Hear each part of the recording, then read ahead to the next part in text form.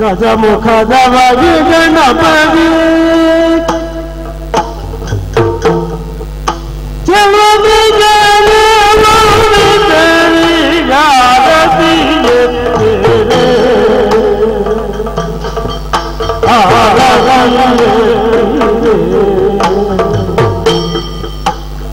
ಗಜಮುಖದವಾಗಿ ಗಣಪತಿ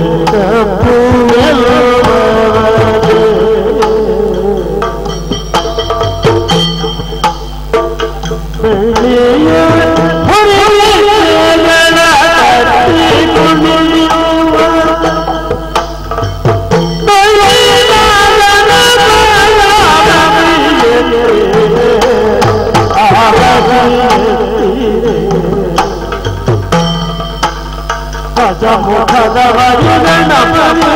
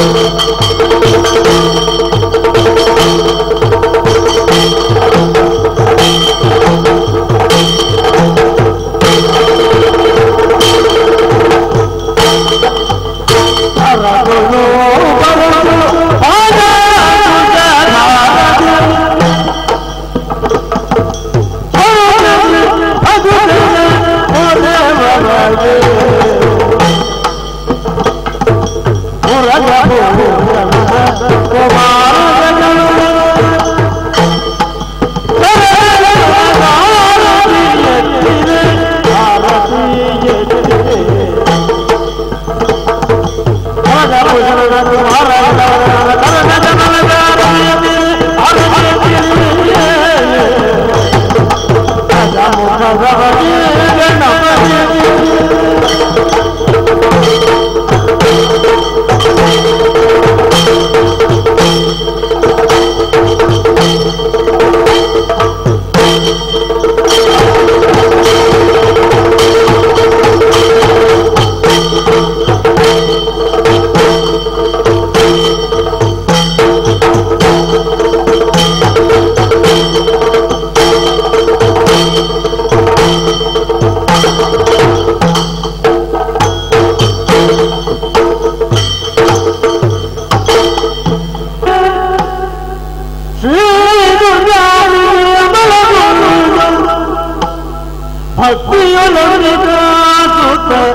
ವಿಘ್ನರಾಜನ ಪಿಡಿದು ಸಂತುತಿಸಿಯೇ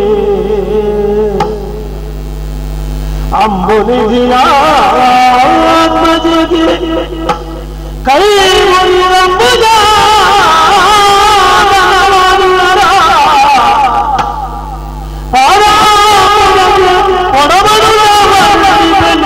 ಕಥಾ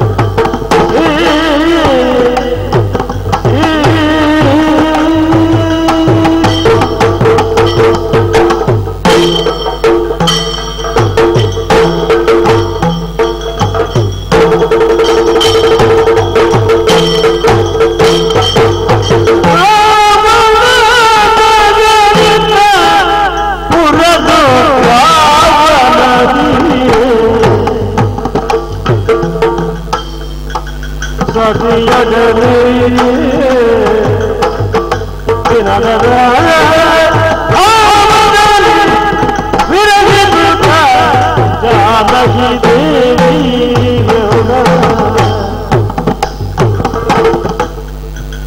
ನಾದದ ಭಾವದಲ್ಲಿ ವಿಹರಿಸುತ್ತ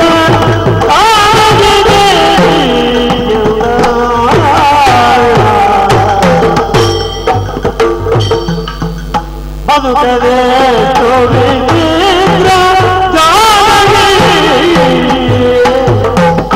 ಜಾನಕಿ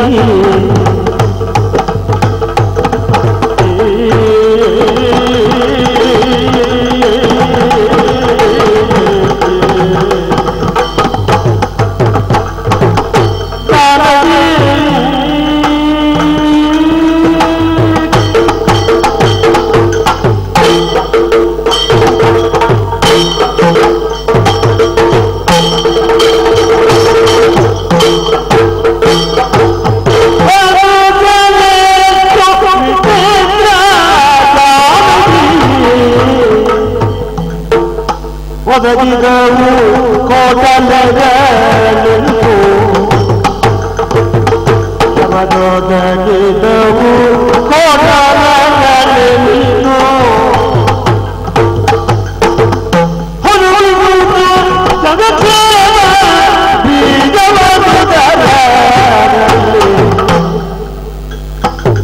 ಹುಡುಗಿಸುತ್ತ ಜಗತ್ತೇವ ಬೀಜವದುದರಲ್ಲಿ ಎಷ್ಟು ವಿಚಿತ್ರ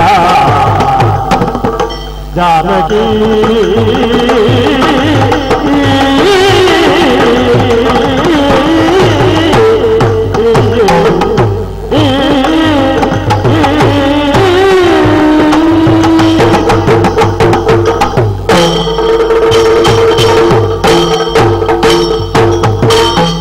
ಜಾನಕಿ ಪ್ರಭು, ಬದುಕೆನ್ನುವುದು ಎಷ್ಟು ವಿಚಿತ್ರ ನೋಡು.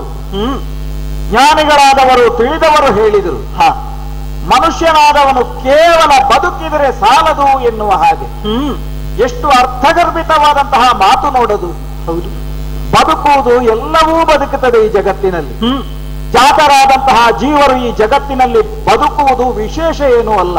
ಹೌದು, ಪ್ರಾಣಿಗಳೂ ಬದುಕುತ್ತದೆ, ಸಸ್ಯಗಳೂ ಬದುಕುತ್ತದೆ, ಸೂಕ್ಷ್ಮಾಣು ಜೀವಿಗಳು ಈ ಪ್ರಪಂಚದಲ್ಲಿ ಬದುಕುತ್ತದೆ. ಹೌದು, ಆದರೆ ಕೇವಲ ಬದುಕುವುದು ಮಾತ್ರ ನಮ್ಮ ಮನುಷ್ಯರದ್ದಾದಂತಹ ಒಂದು ಜೀವನ ಕ್ರಮ ಅಲ್ಲವಲ್ಲ. ಮನುಷ್ಯರಾದ ಮೇಲೆ ನಾವು ಬಾಳಬೇಕು. ಹೌದು, ಹಾಗಾದರೆ ಈ ಬಾಳುವೆ ಎನ್ನುವುದು ಒಂದು ವಿಶಿಷ್ಟವಾದಂತಹ ಸಂಸ್ಕಾರ ಪೂರಿತವಾದಾಗ ಮಾತ್ರ ಸಾಧ್ಯವಾಗುತ್ತದೆ. ಹೌದು ಸ್ವಾಮಿ, ಹಾಗೆ ಬದುಕಿದಾಗ ಮಾತ್ರ ಅದು ಬಾಳು ಎಂದೆನಿಸಲ್ಪಡುತ್ತದೆ. ಹಾಗಾಗಿ ನನಗನ್ನಿಸುವುದು ಏನು, ಬದುಕು ಎಷ್ಟು ವಿಚಿತ್ರ. ನಾವು ಬದುಕಿನಲ್ಲಿ ಅನುಭವಿಸಿದ್ದೆಲ್ಲ ಸತ್ಯವಾಗಿರುವುದಿಲ್ಲ ನೋಡು. ಅನುಭವ ಎನ್ನುವುದು ಮಾಗಿದಾಗ ಅದನ್ನು ಅನುಭಾವ ಅಂತ ಕರೆದರು.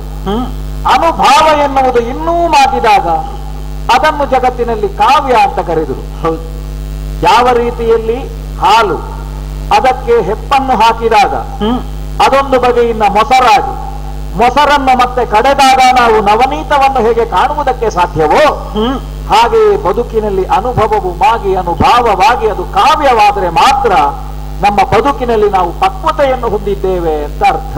ಹೌದು, ಅಯೋಧ್ಯೆಯಲ್ಲಿ ದಶರಥ ಚಕ್ರವರ್ತಿಗಳಿಗೆ ಮಗನಾಗಿ ಸಂಸಾರ ಜೀವನದ ಎಲ್ಲ ಸುಖವನ್ನೂ ಅನುಭವಿಸಿದಂತಹ ನನಗೆ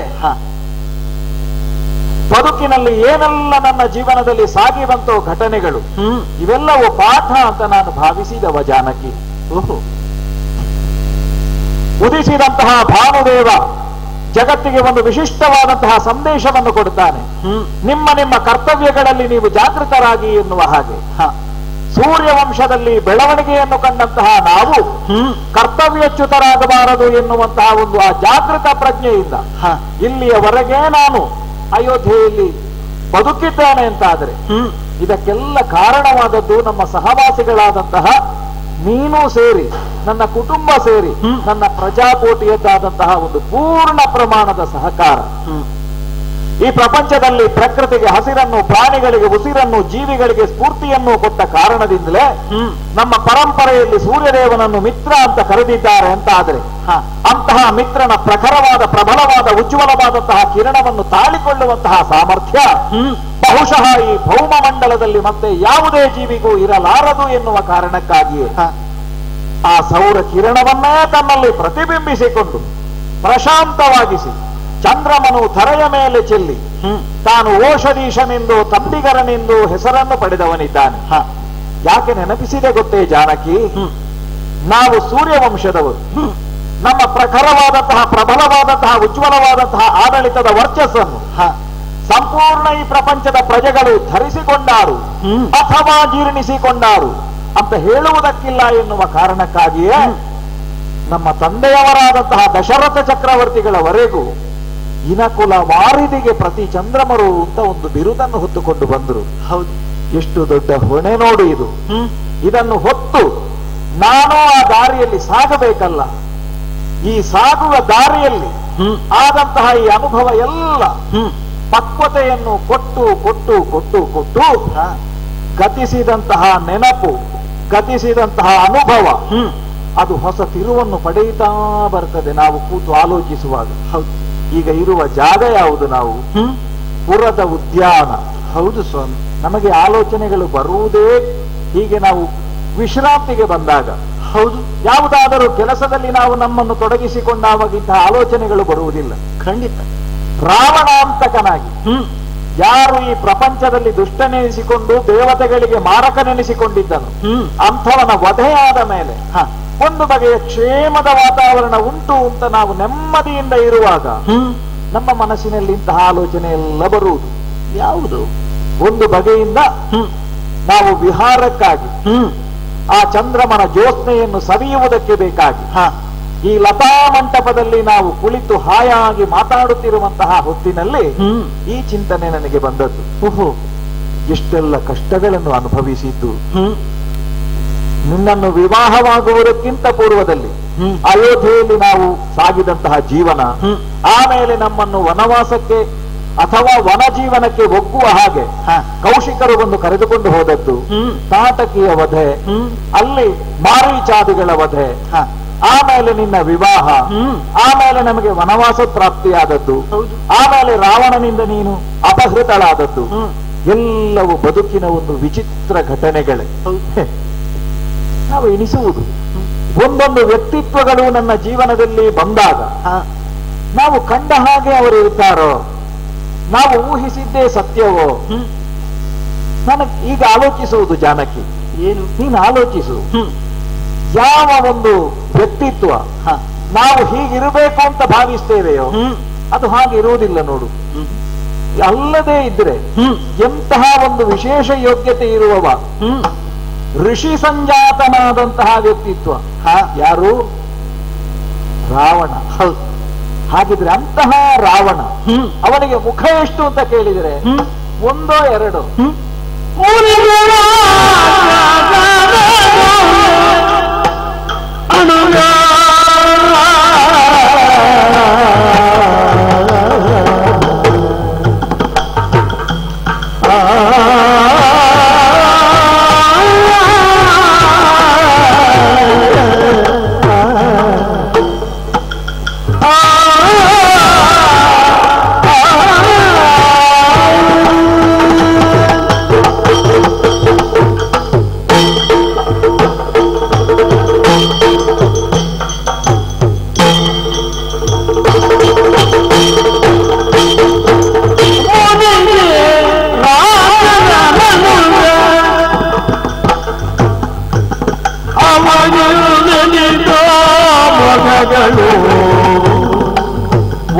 ಎರಡಲ್ಲ ಎನಿತೋ ಮಗಗಳು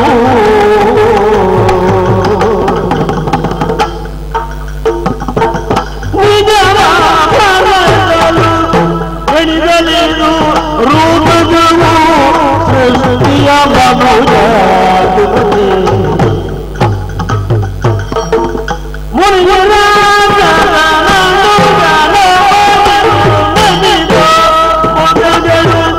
ನಿಜ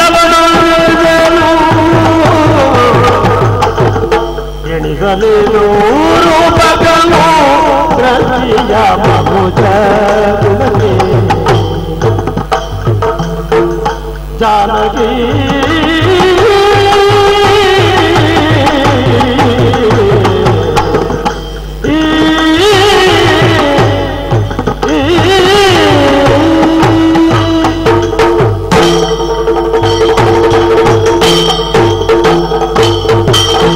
ಜಾನಕಿ ವಲ್ಲಭ ಬೆಲ್ಲದ ಕಟ್ಟೆಯನ್ನು ಕಟ್ಟಿ ಬೇವಿನ ಬೀಜವನ್ನು ಬಿತ್ತಿ ಅದಕ್ಕೆ ಜೇನನ್ನೇ ನಾವು ನೀರನ್ನಾಗಿ ಸುರಿದರೂ ಕೂಡ ಅದರ ಕಹಿ ಎನ್ನುವುದು ಹೋಗ್ತದೆ ಹೇಳು.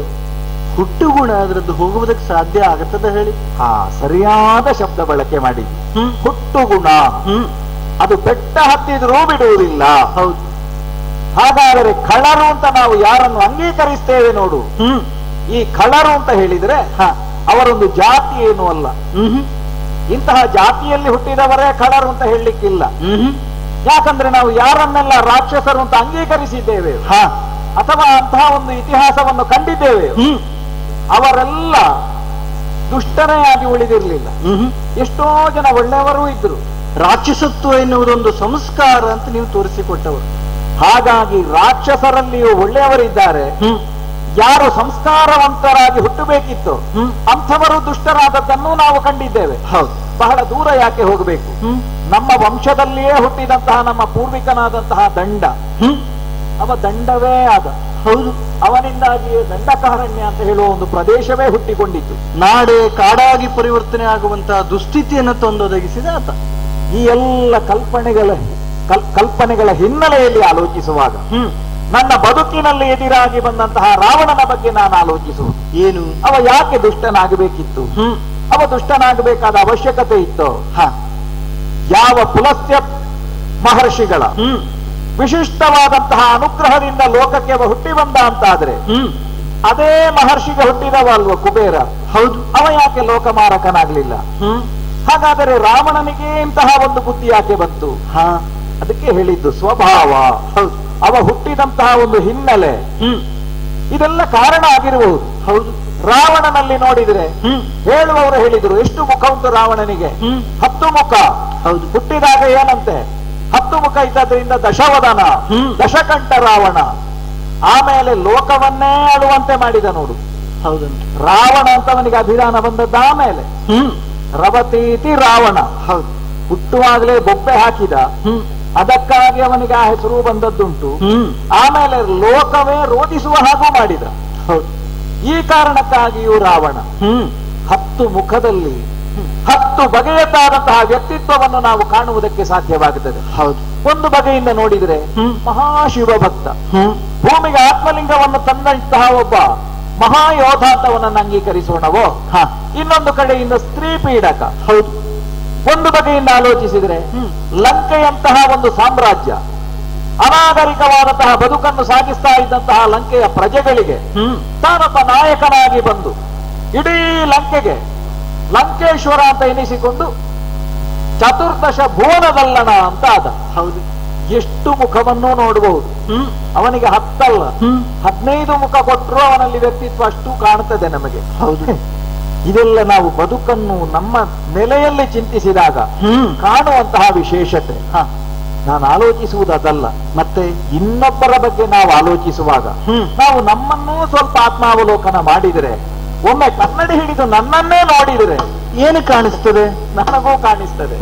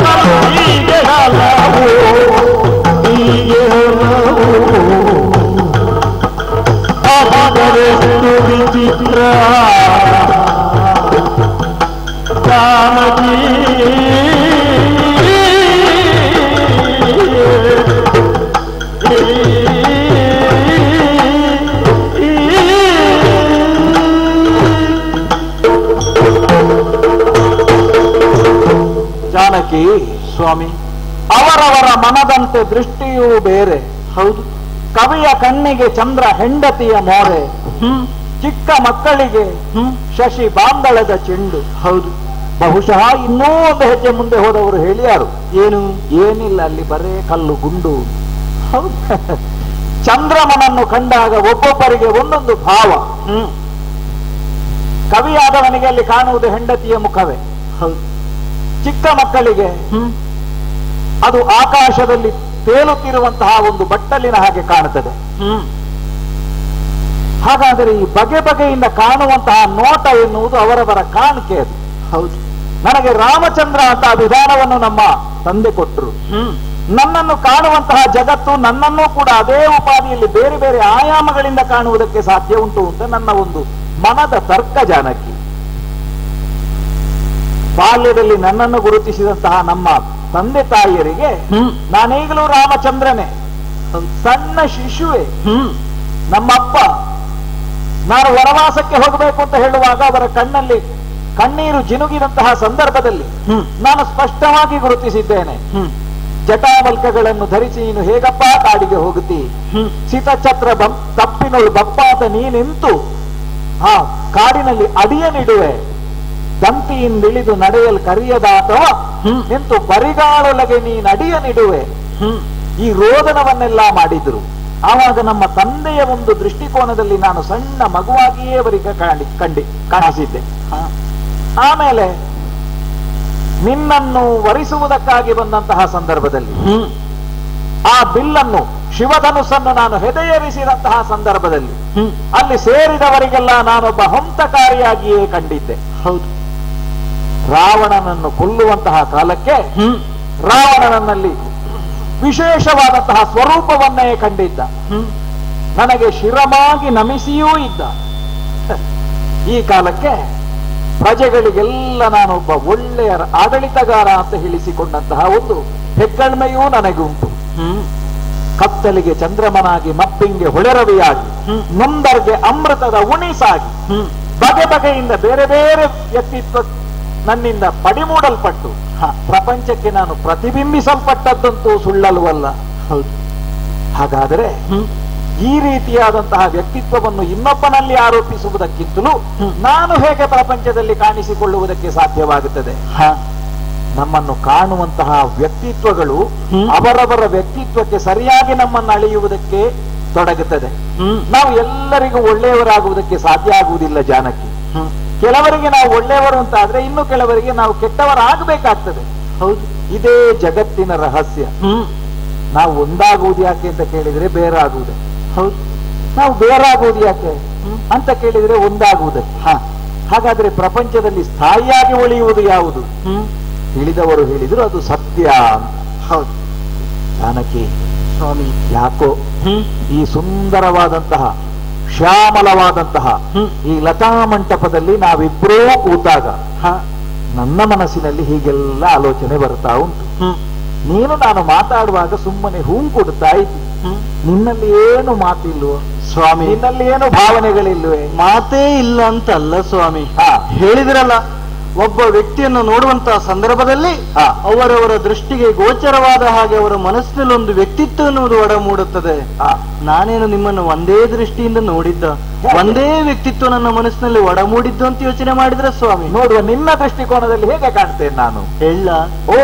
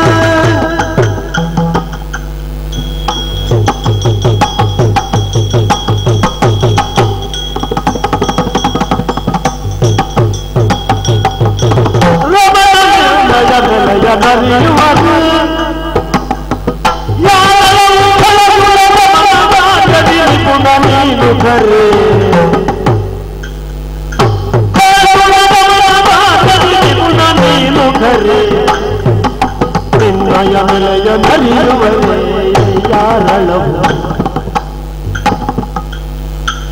ಅವಭೂಷಣ ಕರಪಿದಾದಲ ಯಮನ ಪುರವೇಸಿ ಲಂಕಾವನವನ್ನು ನಿಗ್ರಹಿಸಿ ಪಟ್ಟವ ಕ್ರಮವಿಸರ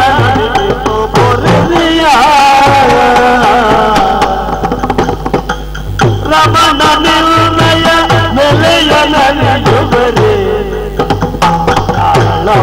ಗಳಗಳ ಕಮಲಗಾನದಿ ನಿಪುಣ ನೀನು ಹರೇ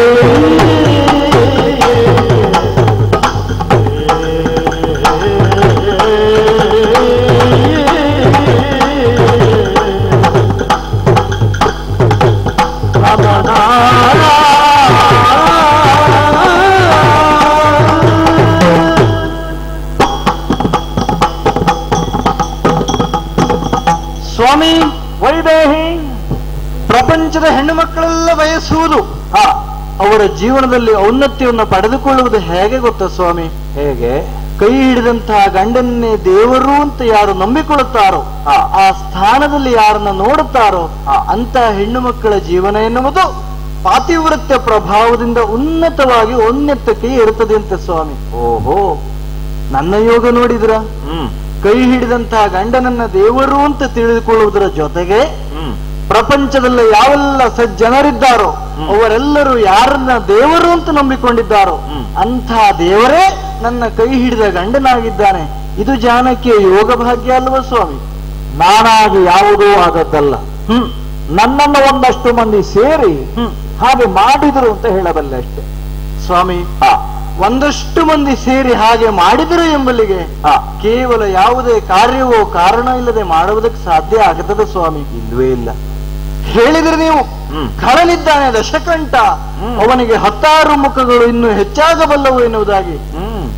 ಆದರೆ ಎಲ್ಲಿ ದೌಷ್ಟ್ಯತನ ಎನ್ನುವುದುಂಟು ಅಲ್ಲಿ ಯಾವುದೇ ಒಂದು ಹೆಚ್ಚು ಉಂಟು ಅಂತಾದರೂ ಅದರಿಂದ ಪ್ರಪಂಚಕ್ಕೆ ಯಾವುದೇ ಪ್ರಯೋಜನ ಇಲ್ಲ ಎನ್ನುವುದು ರಾವಣನ ಜೀವನವೇ ಸಾಕ್ಷಿ ಅಲ್ವ ಸ್ವಾಮಿ? ಓಹೋ, ಒಂದು ಮುಖ ಇದ್ದವರು ಎಷ್ಟೆಲ್ಲ ಸಾಧಿಸಬಹುದು ಅದೆಲ್ಲವನ್ನ ಬಿಟ್ಟು 10 ಮುಖದಿಂದ 10 ಬಗೆಯಾದಂತಹ ಹೊಸತನ್ನ ಸಜ್ಜನಿಕೆಯನ್ನು ಯೋಚನೆ ಮಾಡುವುದನ್ನ ಬಿಟ್ಟು ತನ್ನ ದೌಷ್ಟ್ಯವನ್ನ ಮರೆಯುತ್ತಾ ಬಂದ. ಒಂದು ತಲೆಯಲ್ಲಿ ಹೇಗೆ ದುಷ್ಟತನವನ್ನು ಯೋಚಿಸಬಹುದು ಅದಕ್ಕಿಂತಲೂ 10 ಪಟ್ಟು ಹೆಚ್ಚು ದೌಷ್ಟ್ಯವನ್ನ ಮೆರೆದಾತ ಆತ. ಯೋಚನೆ ಮಾಡಿ ನೋಡಿ, ಅವನ ಗತಿ ಎನ್ನುವುದು ಅಧೋಗತಿಯಾಗಿ ಹೋಯಿತು. ತಲೆ ಎಷ್ಟುಂಟು ಅಂತ ಲೆಕ್ಕ ಅಲ್ಲ ಜಾನಕಿ, ತಲೆಯ ಒಳಗೇನುಂಟು ಅಂತ ಅರ್ಥ. ಅದೇ ರಾವಣನಿಗೆ 10 ತಲೆ ಇದ್ರು ಒಂದು ತಲೆಯಲ್ಲಿರಬೇಕಾದಷ್ಟು ಇಲ್ಲವಲ್ಲ ಅಂತ ಖೇದ ಆಗುವುದು ಸ್ವಾಮಿ. ತಾಯೇತಾ ಶೀರ್ಷನ್ ಶ್ರಿಯ ಶ್ರೀತಾಚಕ್ಷು ಮನೋವಾಕ್ ಪ್ರಾಣ. ಹೌದು, ಅದನ್ನು ಶಿರ ಅಂತ ಕರೆದದ್ದೇ ಅದಕ್ಕಲ್ವ. ತಲೆಯಲ್ಲಿ ಏನುಂಟು? ತಲೆಯಲ್ಲಿ ಕಣ್ಣುಂಟು, ತಲೆಯಲ್ಲಿ ಕಿವಿ ಉಂಟು, ತಲೆಯಲ್ಲಿ ಮೂಗುಂಟು, ತಲೆಯಲ್ಲಿ ಬಾಯಿ ಉಂಟು, ತಲೆಯಲ್ಲಿ ಮನಸ್ಸುಂಟು. ಈ 5 ಶ್ರೀ, ಈ ಸಂಪತ್ತು ಇರುವುದರಿಂದ ಅದನ್ನು ಶಿರಸ್ಸು ಅಂತ ಕರೆದದ್ದು. ಹೌದು, ರಾವಣನಿಗೆ ಅದು ಸಂಪತ್ತಾಗಿರ್ಲಿಲ್ಲ, ಬದಲಾಗಿ ಅದು ದೌಷ್ಟ್ಯದ ಭಂಡಾರ ಆಗಿತ್ತು. ಹೌದು, ಹಾಗಾಗಿ ಲೋಕ ವಿಪರೀತ ಆಯಿತು ಸ್ವಾಮಿ. ವಿಪ್ರಾಣಾಂ ಜ್ಞಾನತೋ ಶ್ರೇಷ್ಠ ಅಂತ ಹೇಳಿದ್ರು. ಹೌದಲ್ಲ? ಅಂಥ ರಾವಣ ಹುಟ್ಟಿದ್ದು ವಿಪ್ರರ ಕುಲದಲ್ಲಿ ಅಲ್ವೋ, ಬ್ರಾಹ್ಮಣರ ಕುಲದಲ್ಲಿ ಅಲ್ವೋ?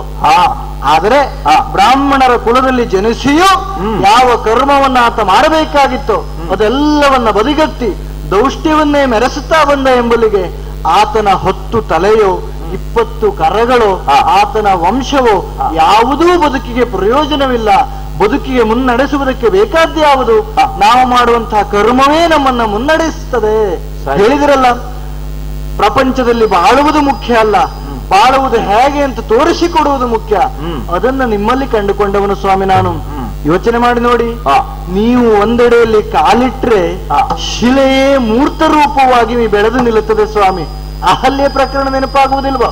ಆ ಶಿಲಾ ತಪಸ್ವಿನಿ ನಿಜ ಸ್ವರೂಪವನ್ನು ಪಡೆದದ್ದು ನಾನು ಕಾಲನಿಟ್ಟಂತಹ ಕಾರಣಕ್ಕಾಗಿ. ಹೌದು, ನಿಮಿತ್ತನಾದೆ ಅಂತ ನಾನು ಭಾವಿಸಿದ್ದೆ. ಯಾಕೆ ಈ ಮಾತನ್ನ ಹೇಳುತ್ತಾ ಇದ್ದೇನೆ? ಒಂದು ತಲೆಯನ್ನ ಹೊಂದಿದಂತಹ ನೀವು ಕಾಲಿಟ್ರಿ ಅಂತಾದ್ರೆ ಶಿಲೆ ಎನ್ನುವುದು ಮೂರ್ತ ರೂಪವಾಗಿ ಬೆಳೆದು ನಿಲ್ಲುತ್ತದೆ. ಅಷ್ಟು ದೌಷ್ಟ್ಯತನವನ್ನ ಮೆರೆದಂತಹ ಆತ ಕೈಲಾಸಕ್ಕೆ ಹೋದನಂತೆ. ಕೈಲಾಸ ಪರ್ವತವೇ ಕಲ್ಲಾಗಿ ಆತನಿಗೆ ಪರಿಣಮಿಸುವುದಕ್ಕೆ ಮುಂದಾಗುತ್ತದೆ. ಕಾರಣ ಏನು? ಯಾವುದು ಮಾನವನಲ್ಲಿ ಹೆಚ್ಚುಂಟು ಎನ್ನುವುದು ಮುಖ್ಯ ಅಲ್ಲ. ಲೋಕದಲ್ಲೊಂದು ಮಾತುಂಟು, ಅಂಗ ಎನ್ನುವುದು ಹೆಚ್ಚಿದ್ದರೂ ಅಂಗವಿಕಲತೆಯೇ ಆಗುತ್ತದೆ, ಅಂಗ ಕಡಿಮೆ ಇದ್ರೂ ಅದು ಅಂಗವಿಕಲತೆಯೇ ಆಗುತ್ತದೆ. ಸಾಮಾನ್ಯರ ದೃಷ್ಟಿಯಲ್ಲಿ ಹೋದ್ರೆ ವಿಕಲಾಂಗನಾದಂತಹ ರಾವಣ ಬುದ್ಧಿಮಾಂದ್ಯನೂ ಆಗಿದ್ದಾನೆ ಅನ್ನೋದು ಸ್ಪಷ್ಟವಾಗಿ ಲೋಕಕ್ಕೆ ತೋರಿಸಿಕೊಟ್ಟಾಗಲಿಲ್ಲ. ಹೌದು ಸ್ವಾಮಿ, ನಿಮ್ಮ ಕುರಿತಾಗಿ ವಿಚಾರವನ್ನ ಕೇಳಿ ಜನಕ ಮಹಾರಾಜನ ಮನೆಯಲ್ಲಿ ಸುಖದಿಂದ ಬೆಳೆಯುತ್ತಾ ಇದ್ದ ನನ್ನ ಪಾಲಿಗೆ ಆಗಾಗ ಎಲ್ಲವರು ಆಡುವುದುಂಟು.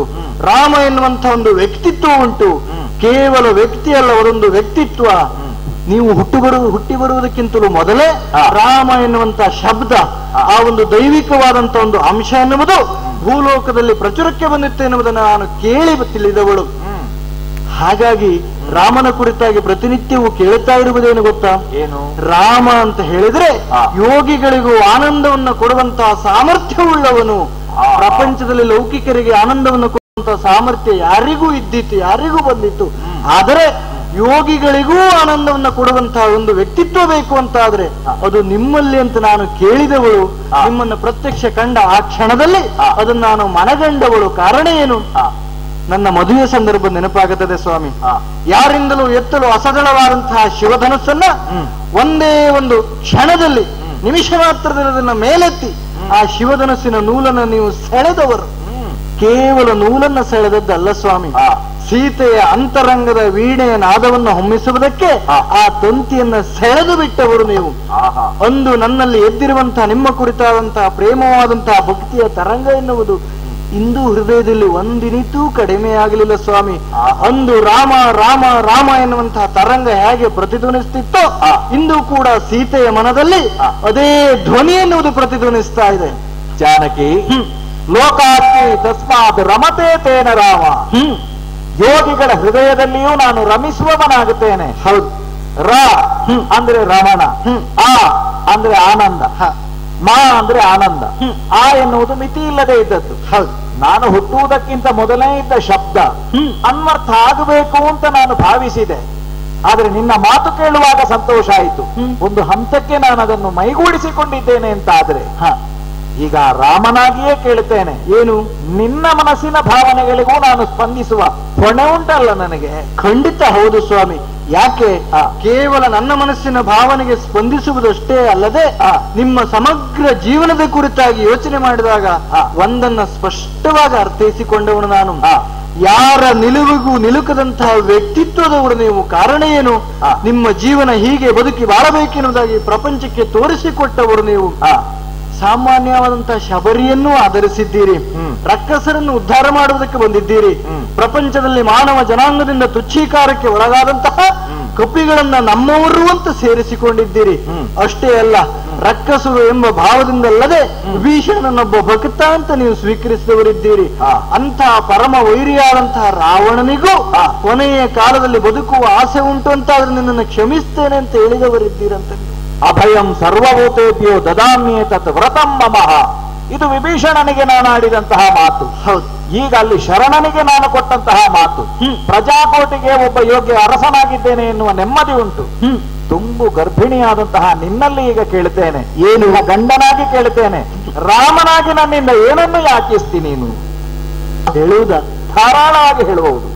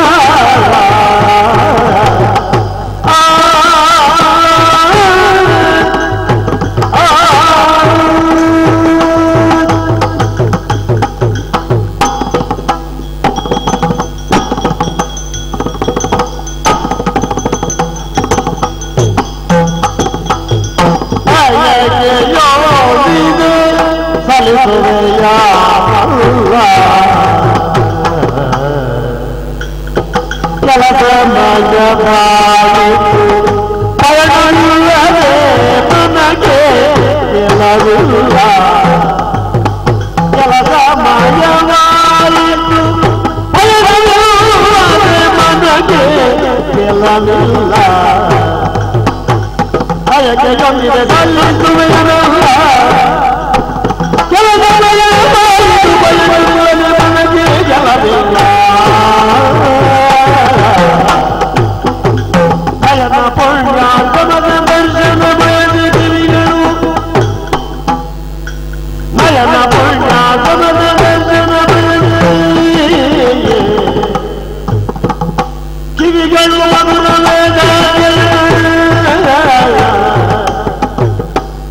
ನಾಸಿಕ ಹರಿಯ ಕಂಪನು ಬಯಸುತ್ತಿಗಳು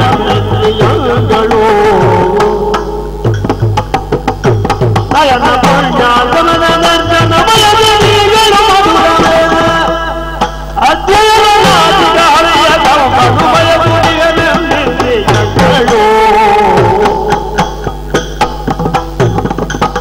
ಬಯಕೆಯೋಡಿಗೆ ಸಲ್ಲಿಸುವೆಯನಲ್ಲ ಪಯಣವಿಲ್ಲದೆ ಮನಕ್ಕೆ ಗೆಲವಿಲ್ಲ ರಮಣ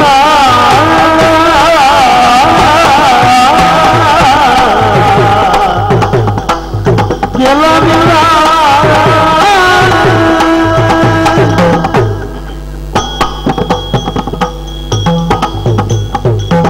ಸ್ವಾಮಿ ಸೀತಾ ಜೀವನ ಅಂತ ಹೇಳಿದ್ರು ಹರಿಯುವ ನದಿಗೂ ಜೀವನ ಅಂತ ಹೇಳುತ್ತಾರೆ. ಹೌದು, ನಾವು ನಡೆಯುತ್ತಿರುವಂತಹ ಪ್ರತಿನಿತ್ಯದ ಕ್ಷಣಕ್ಕೂ ಜೀವನ ಅಂತ ಹೇಳುತ್ತಾರೆ.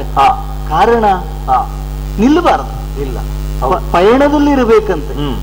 ಹಾಗಾಗಿಯೇ ನದಿಗೊಂದು ಜೀವನ ಅಂತ ಹೇಳಿದ್ರು. ಮಾನವನ ಬದುಕೂ ನದಿಯ ಹಾಗೆ, ಪ್ರವಾಹದ ಹಾಗೆ. ಹೌದು. ಆದ್ರೆ ಇಷ್ಟೆಲ್ಲ ಯೋಚನೆ ಮಾಡುವಾಗ ನನಗನಿಸುವುದೇನು ಗೊತ್ತಾ ಸ್ವಾಮಿ? ಏನು?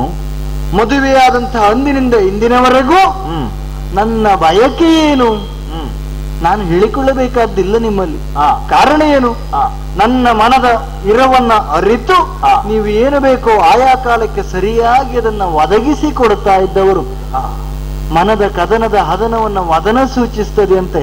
ಹೆಂಡತಿಯ ವದನವನ್ನ ನೋಡಿಕೊಂಡೇ ಗಂಡನಾದವನೊಬ್ಬ ಅವಳ ಬಯಕೆಯನ್ನ ಸಲ್ಲಿಸ್ತಾನೆ ಅಂತಾದ್ರೆ ಹೆಂಡತಿಗೆ ಬಯಕೆಯನ್ನ ಹೇಳಿಕೊಳ್ಳುವಂತ ಸ್ಥಿತಿಯೇ ಒದಗುವುದಿಲ್ಲ. ಸೀತಾ, ನನ್ನ ಬದುಕಿನ ಸಹಧರ್ಮಿಣಿಯಾಗಿ ಬಂದಂತಹ ನೀನು ಪತಿಯೇನನ್ನು ಬಯಸ್ತಾರೆ ಎನ್ನುವುದನ್ನೇ ಸದಾಕಾಲ ಬಯಸಿದವಳು. ಹೌದು. ನನಗೆ ವನವಾಸ ಪ್ರಾಪ್ತವಾಯಿತು ಅಂತ ಆಗುವಾಗ ನೀನು ಕಂಗಿಡ್ಲಿಲ್ಲ. ನನಗಿಂತ ಒಂದು ಹೆಜ್ಜೆ ನೀನೇ ಮುಂದೆ ಹೋಗುವುದಕ್ಕೆ ಬಂದೆ. ಪತ್ನಿ ಹೇಳುವುದಕ್ಕೆ ಅರ್ಥವೇ ಅದಲ್ವ ಸ್ವಾಮಿ? ಯಜ್ಞಕ್ಕೆ ಸಹಕರಿಸುವವಳು ಅಂತ ಅರ್ಥ. ಗಂಡ ಮಾಡುವಂತ ಯಾವೆಲ್ಲ ಸತ್ಕಾರ್ಯಗಳುಂಟೋ ಪತ್ನಿಯಾದವಳಿಗೆ ಅದು ಯಜ್ಞಕ್ಕೆ ಸಮಾನ. ಹಾಗಾದ್ರೆ ಇಂತಹ ಸಂದರ್ಭದಲ್ಲಿ ನೀನು ಮುಂದಾಗಿ ಹೋದಾಗ ನಿನ್ನ ಬಯಕೆ ಕೇಳಲಿಕ್ಕೆ ನನಗೆ ಅವಕಾಶ ಇಲ್ಲ. ಯಾಕಂದ್ರೆ ಯಾವತ್ತು ನನ್ನ ಬಯಕೆ ಏನು ಅಂತ ನೀನು ಕೇಳ್ತಾ ಇದ್ದವಳು. ಹೌದು. ನನ್ನ ಬಯಕೆಯನ್ನೇ ಲಕ್ಷಿಸಿಕೊಂಡು ನನಗೆ ಪೂರಕವಾಗಿ ಒದಗಿದವಳು. ಭರ್ತ ಎನ್ನುವಂತಹ ಶಬ್ದಕ್ಕೆ ಅರ್ಥ ನಿನಗೆ ನಾನು ವಿವರಿಸಿ ಹೇಳಬೇಕಾಗಿಲ್ಲವಲ್ಲ. ಹಾಗಿದ್ರೆ ಹೆಂಡತಿಯ ಆ ಒಂದು ಜೀವನಕ್ಕೆ ಗಟ್ಟಿಯಾಗಿ ನಿಲ್ಲುವವನು, ಅವನಿಗೆ ಭದ್ರತೆಯನ್ನು ಕೊಡುವವನು ಗಂಡ. ಈಗ ನಿನಗೆ ನಾನು ವಿವರಿಸಿ ಹೇಳಿದೆ ಬಗೆ ಬಗೆಯ ರಾಮನ ರೂಪ. ಹೌದು. ಆದ್ರೆ ಒಬ್ಬ ಹೆಂಡತಿಗೆ ಗಂಡನಾಗಿಯೂ ರಾಮ ಹೌದಲ್ವಲ್ಲ? ಸೀತಾರಾಮ. ಹಾಗಿದ್ರೆ ಸೀತಾರಾಮನಾಗಿ ನನ್ನ ಕರ್ತವ್ಯನ ಮಾಡಬೇಕಾದ ಅವಶ್ಯಕತೆ ಇದ್ದದ್ರಿಂದ ನಿನ್ನಲ್ಲಿ ಕೇಳಿದ್ದು. ಅಥವಾ ಈ ಒಂದು ಸಂಭಾಷಣೆ ಸರಸವಾಗಿ ನಮ್ಮಲ್ಲಿ ನಡೆಯುವಾಗ ಈ ತುಂಬು ಗರ್ಭಿಣಿಯಾದಂತಹ ನಿನ್ನಲ್ಲಿ ನಾನು ಸಹಜವಾಗಿ ಅದನ್ನು ಅಪೇಕ್ಷಿಸಿದ್ದು ನನ್ನ ಬಗ್ಗೆ ಆಲೋಚಿಸುವುದಲ್ಲ. ಸ್ವಲ್ಪ ನೀನು ಆಲೋಚಿಸು, ಏನು ಬೇಕು ಸ್ವಾಮಿ? ಕೆಲವು ಕಾಲದ ಹಿಂದೆ ವನವಾಸಕ್ಕೆ ಹೊರಡುವ ಸಂದರ್ಭದಲ್ಲಿ ನಾನು ನಿಮ್ಮಲ್ಲೊಂದು ಬಯಕೆ ಹೇಳಿದ್ದುಂಟು. ಯಾವುದು? ನೀವೊಬ್ಬರೇ ವನವಾಸಕ್ಕೆ ಹೊರಡುತ್ತೇನೆ ಅಂತ ಸಿದ್ಧರಾಗಿ ನಿಂತವರು.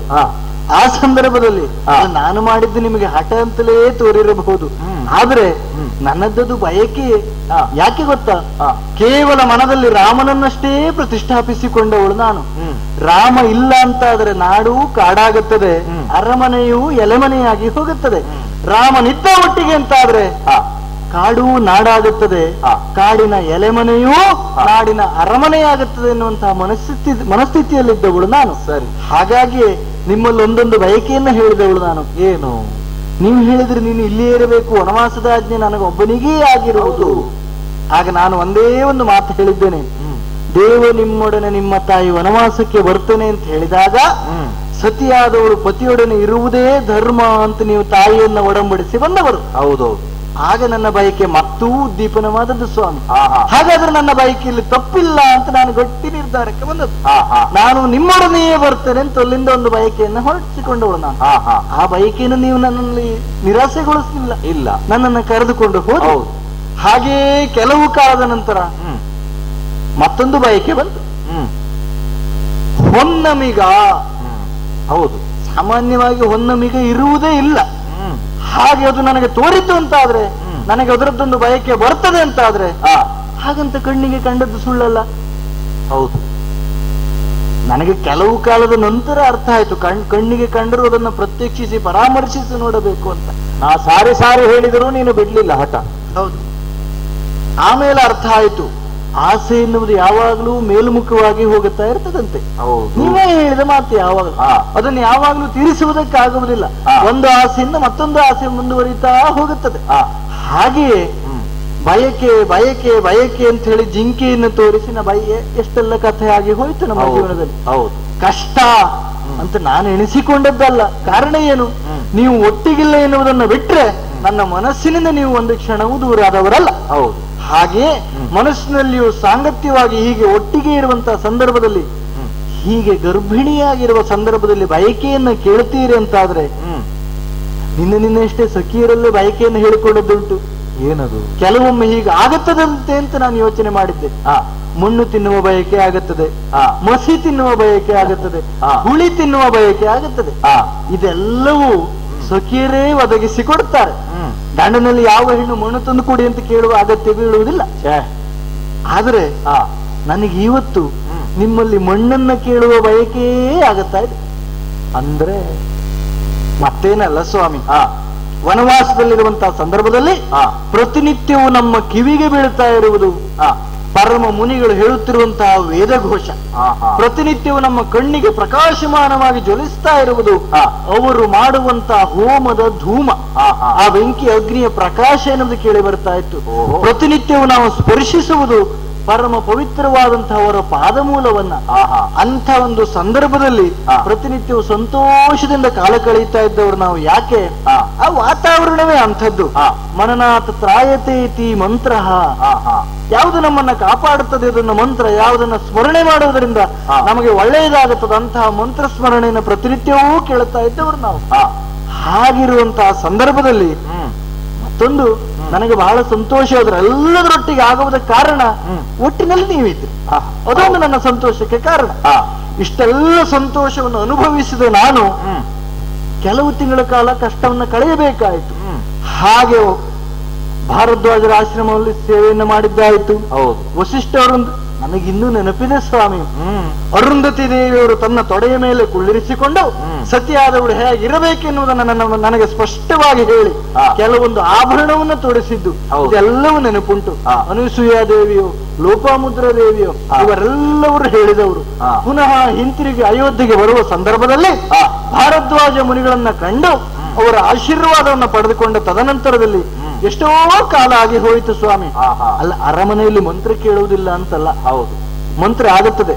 ನೀವು ಆಡುವಂತಹ ಪ್ರತಿಯೊಂದು ಮಾತನ್ನು ನಾನು ಮಂತ್ರ ಅಂತ ಕೇಳುವವಳು. ಅರಮನೆಯಲ್ಲಿ ಪುಣ್ಯ ಪಾದ ದರ್ಶನ ಇಲ್ಲ ಅಂತಲ್ಲ, ನಿಮ್ಮ ಪಾದಕ್ಕಿಂತಲೂ ಪುಣ್ಯವಾದ ದರ್ಶನ ನನಗೆ ಮತ್ತೆ ಯಾವುದೂ ಇಲ್ಲ. ಆದರೆ ಒಂದು ಸ್ವಾಮಿ ಹೇಳಿದನಲ್ಲ, ಮಣ್ಣಿನ ಆಸೆ ಎನ್ನುವುದಾಗಿ.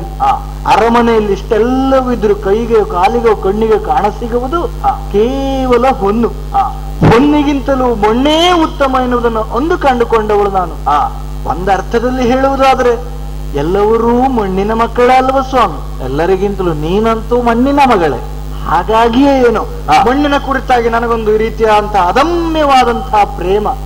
ಹಾಗಾಗಿ ನನಗೊಂದು ಹೆಣ್ಣಾದವಳು ಗರ್ಭಿಣಿಯಾದಂತಹ ಸಂದರ್ಭದಲ್ಲಿ ತವರು ಮನೆಯಲ್ಲಿ ಕೆಲವು ಕಾಲವನ್ನ ಕಳೆಯಬೇಕಂತೆ. ಹೌದು, ಹಾಗೆ ನನಗೊಂದು ಆಸೆ ಆಗುವುದು. ಮಣ್ಣಿನ ಮಗಳಾದಂತಹ ನನ್ನ ಪಾಲಿಗೆ ಎಲ್ಲಿ ಪುಣ್ಯಾಶ್ರಮಗಳುಂಟು ಅದೆಲ್ಲವೂ ತವರು ಮನೆಯಾಗುತ್ತದೆ. ಸರಿ, ಎಲ್ಲಿ ಆಶ್ರಮ ವಾಸಿಗಳು ವಿಶೇಷವಾದಂತಹ ಋಷಿ ಮುನಿಗಳಿದ್ದಾರೋ ಅವರೆಲ್ಲರೂ ಪಿತೃ ಸಮಾನರಾಗುತ್ತಾರೆ. ಎಲ್ಲಿ ಮುನಿ ವಧುಗಳಿದ್ದಾರೋ ಅವರೆಲ್ಲರೂ ತಾಯಿಯ ಸಮಾನರಾಗುತ್ತಾರೆ. ಮುನಿ ವಟುಗಳೆಲ್ಲ ಸಹೋದರರ ಸಮಾನರಾಗುತ್ತಾರೆ. ಅಂಥ ಗರ್ಭಿಣಿಯಾದಂತಹ ನನ್ನ ಪಾಲಿಗೆ ವೇದ ಘೋಷವನ್ನ ಕೇಳುವಂತಹ, ಹೋಮ ಧೂಮವನ್ನ ಆಘ್ರಾಣಿಸುವಂತಹ, ಜ್ವಾಜ್ವಲ್ಯಮಾನವಂತಹ ಹೋಮದ ಅಗ್ನಿಯನ್ನು ನೋಡುವಂತಹ ಪ್ರತಿನಿತ್ಯವೂ ಆಶ್ರಮ ವಾಸಿಯಾದಂತಹ ಪುಣ್ಯ ಉತ್ತಮವಾದಂತಹ ಮಣ್ಣನ್ನ ಸ್ಪರ್ಶಿಸುವಂತಹ ಕೇವಲ ಮಣ್ಣು ಅಂತಲ್ಲ, ಮಣ್ಣಿನ ಮಗಳಾದಂತ ನನ್ನ ಪಾಲಿಗೆ ಅಮ್ಮನ ಮಡಿಲಲ್ಲಿರುವಷ್ಟೇ ಸಂತಸವನ್ನ ಮಣ್ಣನ್ನು ಮೆಟ್ಟಿದಾಗ ಕೊಡುತ್ತದೆ. ಅಂತಹ ಅಮ್ಮನ ಮಡಿಲಲ್ಲಿರಬೇಕೆನ್ನುವಂತಹ ಆಸೆ ಈ ಜಾನಕಿಗೆ ಆಗತ್ತಾ ಇದೆ. ಹಾಗಾಗಿ ಸೀತಾರಾಮರಾದಂತಹ ನೀವು ನನ್ನನ್ನ ತವರಿಗೆ ಕಳುಹಿಸಿಕೊಡ್ತೀರ ಸ್ವಾಮಿ? ಎಂತಹ ಮಾತನ್ನಾಡಿದೆ ಸೀತಾ, ನಿಜವಾಗಿಯೂ ನನಗೆ ಮೈ ರೋಮಾಂಚನ ಆಯಿತು. ವಿದೇಹ ನಗರದಲ್ಲಿ ಹುಟ್ಟಿ ಬೆಳೆದಂತಹ ನಿನ್ನ ಸಂಸ್ಕಾರ ನಿನ್ನ ಬಾಯಿಯಿಂದ ಇಂತಹ ಮಾತನ್ನಾಡಿಸಿದ್ದು. ಅದಲ್ಲದೆ ಇದ್ರೆ ಯಾವ ಹೆಣ್ಣು ಮಕ್ಕಳಾದರೂ ನಮಗೊಂದಷ್ಟು ಚಿನ್ನ ಕೊಡಿ, ನಮಗೊಂದಿಷ್ಟು ಆಭರಣಗಳನ್ನು ಮಾಡಿಕೊಡಿ, ನನ್ನ ಬಯಕೆ ಹೀಗುಂಟು, ಒಂದಿಷ್ಟು ಪ್ರವಾಸ ಮಾಡಿ ಬರುವ, ಒಳ್ಳೊಳ್ಳೆ ಜಾಗಕ್ಕೆ ಹೋಗಿ ಬರುವ, ಹೀಗೆಲ್ಲ ಹೇಳಬಹುದಿತ್ತು. ಅದಲ್ಲ, ನಯನ ಪುಣ್ಯಾಶ್ರಮಗಳಿಗೆ ನಾನು ಭೇಟಿ ಕೊಡಬೇಕು. ಅಲ್ಲ, ನನ್ನದ್ದು ಪ್ರವಾಸದ ಚಿಂತನೆ, ಮನಸ್ಸಿಗೆ ಸಂತೋಷ ಬೇಕು ಅಂತಾದ್ರೆ ಬದಲಾವಣೆ ಬೇಕಾಗುತ್ತದೆ. ಹಾಗಂತ ಕೇಳಿದ ಜಾಗ ಯಾವುದು ಅಲ್ಲಿ ನಾವು ಆಲೋಚಿಸಬೇಕಾದದ್ದು. ಆ ಕ್ಷೇತ್ರ ಪಾವಿತ್ರ್ಯತೆಯನ್ನು ಗುರುತಿಸಿದಾಗ ಕೇವಲ ವಿಲಾಸಕ್ಕಾಗಿ ಅಲ್ಲ, ನಿಜವಾದಂತಹ ಜೀವನದ ಆತ್ಯಂತಿಕವಾದಂತಹ ಕರ್ತವ್ಯ ಎನ್ನುವುದೇನುಂಟು, ಇಲ್ಲಿ ಪ್ರತಿಯೊಬ್ಬರೂ ಕೂಡ ಋಷಿ ಪ್ರಣೀತವಾದಂತಹ ವಾಕ್ಯವೆನ್ನುವುದೇನುಂಟು, ಇದನ್ನು ಕೇಳಿ ಪುನೀತವಾಗಬೇಕು. ಅದೆಲ್ಲ ಸಿಗುವುದಿದ್ರೆ ಆಶ್ರಮದಲ್ಲಿ ತಾನೆ. ಮತ್ತೊಂದು ಉಂಟು ಸ್ವಾಮಿ, ಗರ್ಭವತಿಯಾದಂತಹ ಹೆಣ್ಣೊಬ್ಬಳು ಕೇವಲ ಅವಳ ಕುರಿತಾಗಿ ಅಷ್ಟೇ ಯೋಚನೆ ಮಾಡುವುದಲ್ಲ ಅಲ್ವಲ್ಲ, ಮುಂದುದಿಸುವಂತಹ ಮಕ್ಕಳ ಕುರಿತಾಗಿಯೂ ಯೋಚನೆ ಮಾಡಿಕೊಳ್ಳಬೇಕು. ಯಾಕೆ? ಮಕ್ಕಳು ಕೇವಲ ಮಕ್ಕಳಾಗಿದ್ರೆ ಸಾಕಾಗುವುದಿಲ್ಲ. ನಮ್ಮ ವಂಶಕ್ಕೆ ಅವರು ಕುಲ ದೀಪಕರಾಗಬೇಕು. ಇನ್ನು ವಂಶಕ್ಕೆ ರಾಮಚಂದ್ರನೆನಿಸಿಕೊಂಡವರು ನೀವು. ನಿಮ್ಮ ಪುತ್ರರನ್ನ, ನಿಮ್ಮ ಅಂಶವನ್ನ ನನ್ನ ಗರ್ಭದಲ್ಲಿ ಧರಿಸಿಕೊಂಡಂತಹ ನನಗೂ ಒಂದು ಹೊಣೆ ಎನ್ನುವುದು ಉಂಟಲ್ಲ ಸ್ವಾಮಿ. ಕಾರಣ ಹಿಂದೊಮ್ಮೆ ಕತೆ ಕೇಳಿದ್ದುಂಟು ನಾವು. ಕಯಾರು ದೇವಿಯ ಹೊಟ್ಟೆಯಲ್ಲಿ ಅಂತ ಒಂದು ಪುಣ್ಯತಮವಂತ ಬಾಲಕ ಉದಿಸುವುದಕ್ಕೆ ಕಾರಣ ನಾರದರು ಹೇಳಿದಂತಹ ಹರಿಯ ಕುರಿತಾದಂತ ಸಂದೇಶವಂತ. ಆ ಸಂದೇಶದ ಪರಿಣಾಮವಾಗಿ ಲೋಕಕ್ಕೆ ಉತ್ತಮವಾದಂತಹ ಒಂದು ಕೊಡುಗೆಯನ್ನ ಕೊಡಬಲ್ಲಂತಹ ಬಾಲಕ ಉದಿಸಿದ. ಪ್ರತಿಯೊಂದು ಹೆಣ್ಣಿನ ಆಸೆಯು ಅದೇ ಅಲ್ವ ಹೇಳಿ, ಉತ್ತಮವಾದಂತಹ ಪುತ್ರ ಉದಿಸಿದ ಅಂತ ಆದ್ರೆ ತಂದೆ ತಾಯಿಗಳನ್ನ ಪುನ್ನಾಮಕ ಎನ್ನುವಂತಹ ನರಕದಿಂದ ಪಾರು ಮಾಡುವಲ್ಲಿ ಆತ ಸಫಲನಾಗುತ್ತಾನಂತೆ. ಹೌದು, ಈ ಕಾಲಕ್ಕೆ ಗರ್ಭಿಣಿಯಾದವಳು, ಗರ್ಭವತಿಯಾದಂತಹ ಯಾವುದೇ ಸ್ತ್ರೀಯರು ಕೇಳಬೇಕಾದದ್ದೇ ಇದು. ಒಳ್ಳೊಳ್ಳೆಯ ಮಂತ್ರ, ಅಥವಾ ಋಷಿ ಪ್ರಣೀತವಾದಂತಹ ಉಪದೇಶ, ಸಜ್ಜನರ ಜೀವನ ಕಥೆಗಳು, ಮುಂದೆ ಉದಿಸಿ ಬರುವಂತಹ ಸಂತಾನಕ್ಕೆ ಇದು ಸತ್ಫಲವನ್ನು ಕೊಡುತ್ತದೆ ಅಂತಾದ್ರೆ ನಿನ್ನ ಬಯಕೆಯನ್ನು ನಾನು ಅಂಗೀಕರಿಸಿದ್ದೇನೆ. ಅದಕ್ಕೆ ಖಂಡಿತ ಹುಸಿಯಾಗದ ಹಾಗೆ ನಾನು ನಡ್ಕೊಳ್ಳುತ್ತೇನೆ. ಆದರೆ ಈಗ ಇರುವ ಈ ಜಾಗ, ಇಲ್ಲಿಗೆ ನಾವು ಬಂದ ಉದ್ದೇಶ ಈ ಚಂದ್ರಮನ ಜ್ಯೋತ್ಸ್ನೆಯನ್ನು ಸವಿಯುವುದಕ್ಕೆ ಬೇಕಾಗಿ. ಈ ಲತಾ ಮಂಟಪ ಅತ್ಯಂತ ಶುಭ್ರವಾಗಿದೆ. ನಮ್ಮ ಬದುಕಿನಲ್ಲಿ ಬಹುಶಃ ಇಂತಹ ಒಂದು ಏಕಾಂತ, ಈ ಒಂದು ಆನಂದ, ಇದನ್ನು ಸವಿಯದೇ ಇದ್ರೆ ನಮ್ಮಲ್ಲಿ ಬದುಕಿನ ವಿಶೇಷತೆ ಎನ್ನುವುದನ್ನೇ ನಾವು ಕಳ್ಕೊಳ್ತೇವೆ. ಜಾನಕಿ ಸ್ವಾಮಿ, ಅಂತಹ ವಿಶೇಷತೆಯನ್ನು ಅನುಭವಿಸ್ತಾ ಇರುವಂತಹ ನನ್ನ ಪಾಲಿಗೆ ತವರು ಮನೆಯನ್ನ ಸೇರುವಂತಹ ಹೊಂಗನಸನ್ನ ಕಾಣುತ್ತಾ ಗಂಡನ ಮನೆಯಲ್ಲಿ, ಗಂಡನ ಜಂಗೆಯಲ್ಲಿ ಶಿರವನ್ನ ಚಾಚಿ ಮಲಗಬಹುದ ಸ್ವಾಮಿ? ಧಾರಾಳವಾಗಿ ಧಾರಾಳವಾಗಿ ಹೀಗೆ ಬಾ. ಸಂತೋಷ ಸ್ವಾಮಿ.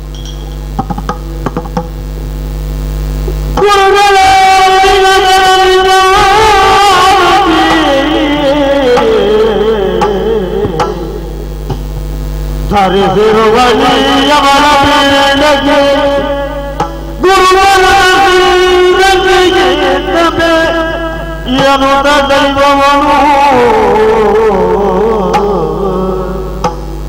ಸ್ಮರಿಸಿ ವಿಶ್ವಾಮಿತ್ರ ನಿಧಿಯ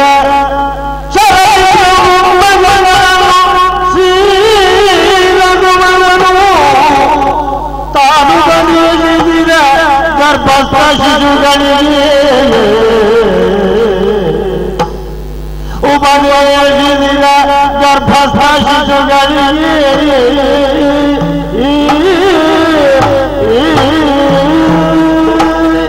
ನಿರ್ಮಲವಾದಂತಹ ಭಾವದಿಂದ ಸೀತೆ ನನ್ನ ಜಂಗೆಯ ಮೇಲೆ ಮಲಗಿದ್ದಾಳೆ. ಈ ಹೊತ್ತು ಚಂದ್ರವದನ, ಆ ಕಾಂತಿಯಿಂದ ಒಪ್ಪುವಂತಹ ಅವಳ ಮುಖ ಈ ಕಾಲಕ್ಕೆ ಎಷ್ಟು ಶುಭ್ರವಾಗಿ ಕಾಣಿಸ್ತಾ ಇದೆ. ಭವಿತವ್ಯವನ್ನು ಆಲೋಚಿಸುತ್ತಿರುವಂತಹ ನಾನು ಇವಳ ಮುಖದಲ್ಲಿ ನಮ್ಮ ಅಯೋಧ್ಯೆಯ ಮುಂದಿನದ್ದಾದಂತಹ ಉತ್ತರಾಧಿಕಾರಿಗಳ ನಿರೀಕ್ಷೆಯಲ್ಲಿದ್ದೇನೆ. ಆ ಭವ್ಯವಾದಂತಹ ಕನಸನ್ನೂ ಕಾಣುತ್ತಾ ಇದ್ದೇನೆ. ಹೌದು, ಈ ಕಾಲಕ್ಕೆ ಗರ್ಭಸ್ಥವಾಗಿರುವಂತಹ ಶಿಶುಗಳಿಗೆ ಬೇಕಾದಂತಹ ಅವಶ್ಯಕತೆಯನ್ನು ಪೂರೈಸುವಂತಹ ಅವಕಾಶ ಇಲ್ಲಿ ಉಂಟು ಅಂತ ನಾನು ಭಾವಿಸ್ತೇನೆ. ಹೌದು, ನನಗೆ ದತ್ತವಾದಂತಹ ವಿಶೇಷವಾದ ಅನುಗ್ರಹ ವಿಶ್ವಾಮಿತ್ರರಿಂದ. ಅದು ವಿಜೃಂಭಕಾಸ್ತ್ರ. ಸಜೀವ ಶರಗಳನ್ನು ನನಗೆ ಉಪದೇಶ ಮಾಡಿದ್ದಾರೆ. ವಿಶ್ವಾಮಿತ್ರರಾದರೂ ಕೌಶಿಕರಾಗಿರುವಾಗ ಅವರ ಪೂರ್ವಾಶ್ರಮದಲ್ಲಿ ಪ್ರಶಾಶ್ವರಿಂದ ದತ್ತವಾದ ವಿಶಿಷ್ಟವಾದಂತಹ ಒಂದು ಅಸ್ತ್ರಗಳಿವೆ. ಜಯ ಮತ್ತು ಸುಪ್ರಭೆ ಎನ್ನುವಂತಹ ಬ್ರಹ್ಮದೇವನ ಮಕ್ಕಳಿಂದ ಪಡೆದಂತಹ ಸಂತಾನದಲ್ಲಿ 50 ಮಂದಿಯನ್ನು ಸಜೀವ ಅಸ್ತ್ರವನ್ನಾಗಿಸಿ ಈ ಮೂಲಕವಾಗಿ ಅನುಗ್ರಹ ರೂಪವಾಗಿ ಪಡ್ಕೊಂಡವರು ಆ ನಂತರದಲ್ಲಿ ಅದನ್ನು ನನಗೆ ಉಪದೇಶ ಮಾಡಿದ್ದಾರೆ. ಅವರ ಉದ್ದೇಶ ಏನು? ಲೋಕದಲ್ಲಿ ಏನಾದರೂ ಒಳ್ಳೆಯ ಕೆಲಸಕ್ಕಾಗಿ ವಿನಿಯೋಗ ಆಗಲಿ ಎನ್ನುವ ಹಾಗೆ. ನನ್ನ ಬದುಕಿನಲ್ಲಿ ನಾನು ಅದನ್ನು ವಿನಿಯೋಗಿಸಿದ್ದೇನೆ. ಮುಂದಕ್ಕೆ ನನ್ನ ಮಕ್ಕಳಿಗೆ ಇದರ ಅವಶ್ಯಕತೆ ಖಂಡಿತವಾಗಿಯೂ ಉಂಟು. ಆ ಕಾರಣಕ್ಕಾಗಿ ಗರ್ಭಸ್ಥವಾದಂತಹ ಈ ಯಮಳ ಶಿಶುಗಳಿಗೆ ಈ ಕಾಲಕ್ಕೆ ವಿಶ್ವಾಮಿತ್ರರಿಂದ ದತ್ತವಾದಂತಹ ಈ ಶರವಿಜೃಂಭಕ ಅಥವಾ ವಿಜೃಂಭಕಾಸ್ತ್ರ ಅದರ ಉಪದೇಶವನ್ನು ಮಾಡುತ್ತೇನೆ. ಕಿವಿಗೆ ಉರುಹಿದ್ದೇನೆ. ಗರ್ಭಸ್ಥವಾದ ಶಿಶುಗಳಿಗೆ ಅದು ಪ್ರವಹಿಸಲಿ ಪ್ರವಹಿಸಲಿ ಪ್ರವಹಿಸಲಿ. ಹುಡುಕೋತರಿಗೆ ಬಂದ ಭದ್ರರಾಮನ ನೋಡಿ ಕೊಡಲಿ ಪತಿಯಂಗುಗಳಿಗೆ ಕಡದು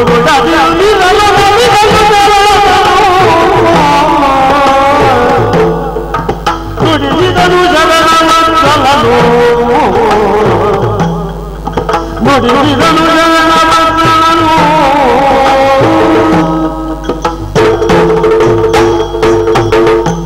ಶರಣು ಶರಣು ದೊರೆಯೇ, ಶರಣು ಶರಣು ದೊರೆಯೇ. ಯಾರು ಯಾರು ಯಾರು?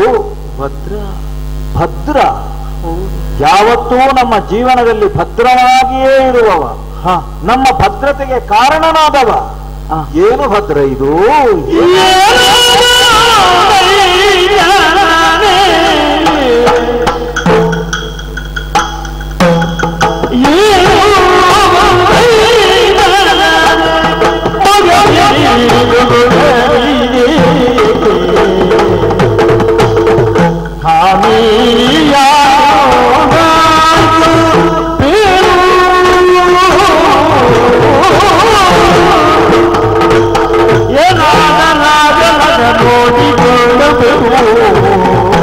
ಹೌದು, ಏನಾದರಾದಳನ ನೋಡಿಕೊಳ್ಳಬೇಕು.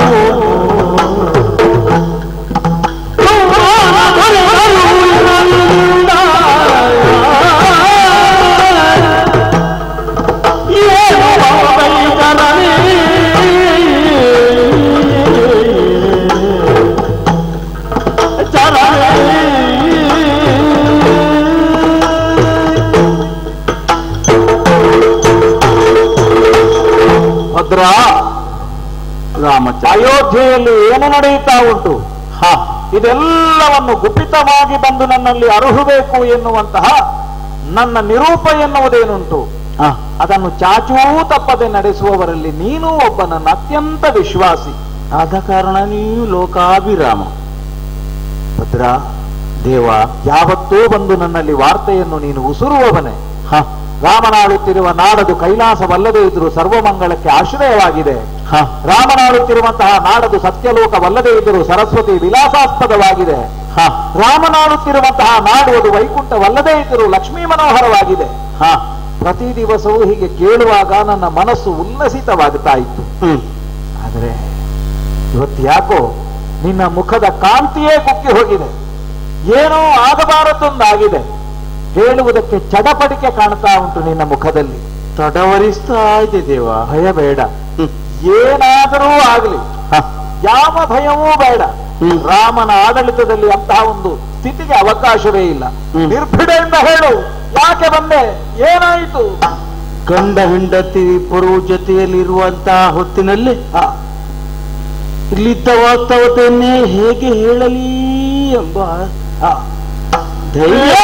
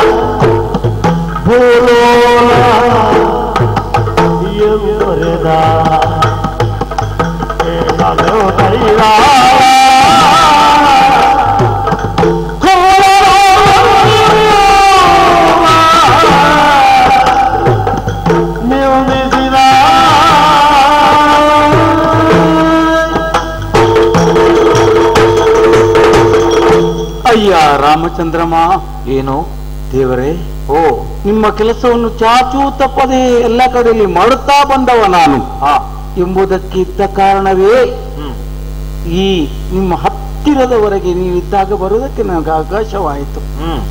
ಹಾಗೆ ಅಂತಿರುವಾಗ ಅತಿ ಹತ್ತಿರವಾದಂತಹ ವಿಚಾರ ಮುಂದಕ್ಕೇನಾಗುತ್ತದೋ ಎಂಬ ಈ ಸಂಶಯದಲ್ಲಿ ನಾನಿದ್ದಾಗ ಯಾವ ರೀತಿಯಲ್ಲಿ ನನ್ನ ನಾಲಿಗೆಯಲ್ಲಿ ಹೇಳಿ ಎಂಬುದಾಗಿ ತಡವರಿಸುತ್ತಿರುವುದು ಆಗಲೇ ಭಯ ಬೇಡ ಭದ್ರ, ಧೈರ್ಯ ಬಂದಿದ್ದು ಹೇಳುವ ಎಂಬುದಾಗಿ.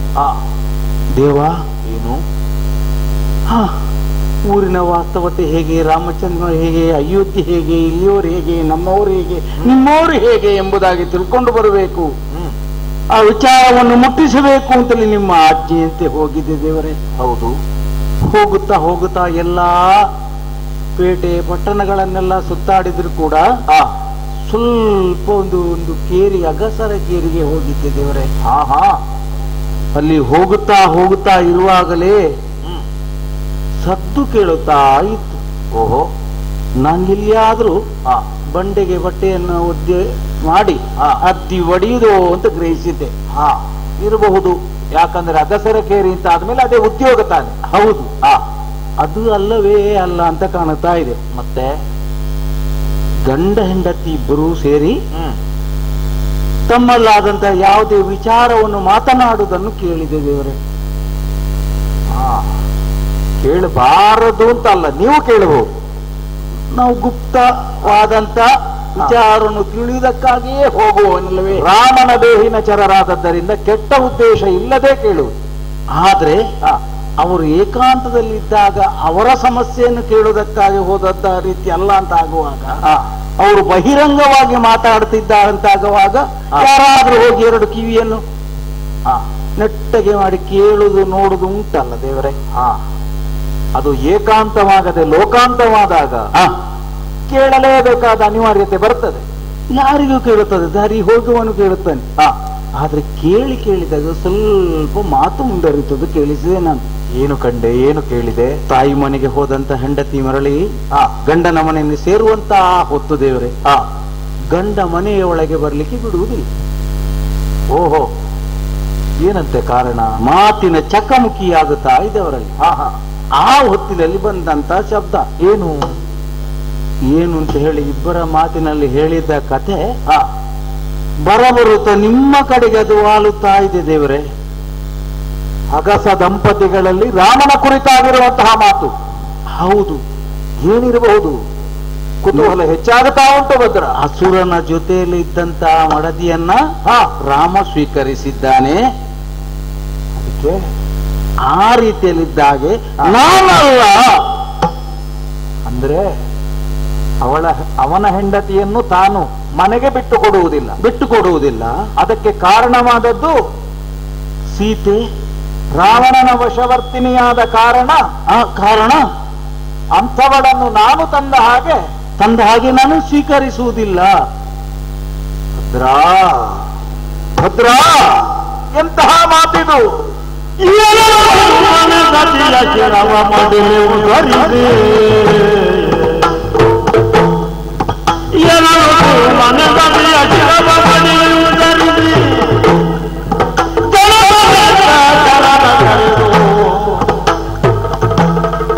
ಮುನಿಯರು ರಜಕರಿಗೆ ಓ ಭದ್ರ ದೇವರು ರಜಕರಿಗೆ ಮುದುಗಿ ನಡೆದರ ಮುದುಗಿ ನಡೆದರ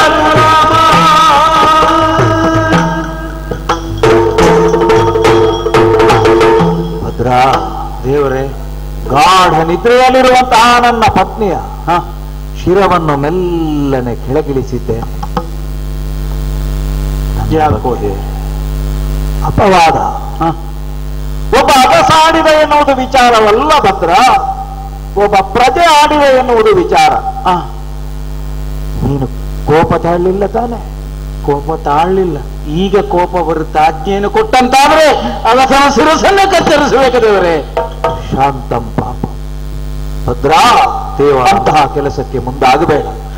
ಅವನ ಮೇಲೆ ಕೈ ಆಡಿಸದೇ ಇದ್ದದ್ದು ನನ್ನ ಆಡಳಿತದಲ್ಲಿ ನೀವೆಲ್ಲ ಎಷ್ಟು ನನ್ನನ್ನು ಅರ್ಥ ಮಾಡಿಕೊಂಡಿದ್ದೀರಿ ಎನ್ನುವುದಕ್ಕೆ ಸಾಕ್ಷಿಯಾಯಿತು ಭದ್ರ. ಮುನಿಯದಿರು ರಜಕನಿಗೆ. ಹೌದೇ? ಕಟ್ಟಾಜ್ಞೆ ನಿನಗೆ. ಆಗಲಿ. ಯಾವ ಕಾರಣಕ್ಕೂ ಅವನ ಕೂದಲು ಸೋಕಬಾರದು. ಅವ ಆಡಿದ್ದರಲ್ಲಿ ಅರ್ಥ ಉಂಟು. ರಾಮನಾಗಲಿ, ರಾಮನಾಡುತ್ತಿರುವಂತಹ ನಾಡಾಗಲಿ ಅಶುದ್ಧದ ಸೋಂಕಿನಿಂದ ಒಂದು ಕ್ಷಣವೂ ಉಳಿಯಬಾರದು. ಹಾಗದು ಉಳಿಯುತ್ತದೆ ಅಂತಾದರೆ ರಾಮನೋ ಇರಕೂಡುದು. ಭದ್ರ, ಸಾವರಿಸು. ರಾಜಾರಾಮನಾಗಿ ಮಾತನಾಡ್ತಾ ಇದ್ದೀರಲ್ಲ ದೇವರೇ ನೀವು. ಹೌದು ಹೌದು, ರಾಜಾರಾಮನಾಗಿ ಮಾತಾಡುವುದು ಮಾತ್ರವಲ್ಲ, ರಾಜಾರಾಮನಾಗಿ ನಾವು ತೀರ್ಮಾನವನ್ನೂ ತೆಗೆದುಕೊಳ್ಳುತ್ತೇನೆ. ಸದ್ಯಕ್ಕೆ ವಿಶ್ರಮಿಸು. ಅವನತ್ತ ಸುಳಿಬೇಡ, ಇದು ಎಚ್ಚರಿಕೆ. ಆಗಲಿ. ಆಜ್ಞೆ ಆಜ್ಞೆ. ಹೌದು, ಅರಮನೆಗೆ ಬಂದದ್ದಾಯಿತು. ಮನಸ್ಸಿನಲ್ಲಿರುವುದು ಒಂದೇ ಆಲೋಚನೆ, ಹೇಗೆ ನನಗೆ ಪರಿಮಾರ್ಜನೆ, ಹೇಗೆ ಪರಿಮಾರ್ಜನೆ. ಹೌದು, ತೀರ್ಮಾನ ಮಾಡಿ ಆಗಿದೆ. ಸಭೆಯನ್ನು ನಿರ್ವಹಿದ್ದೇನಲ್ಲ, ಹೇಳಬೇಕು.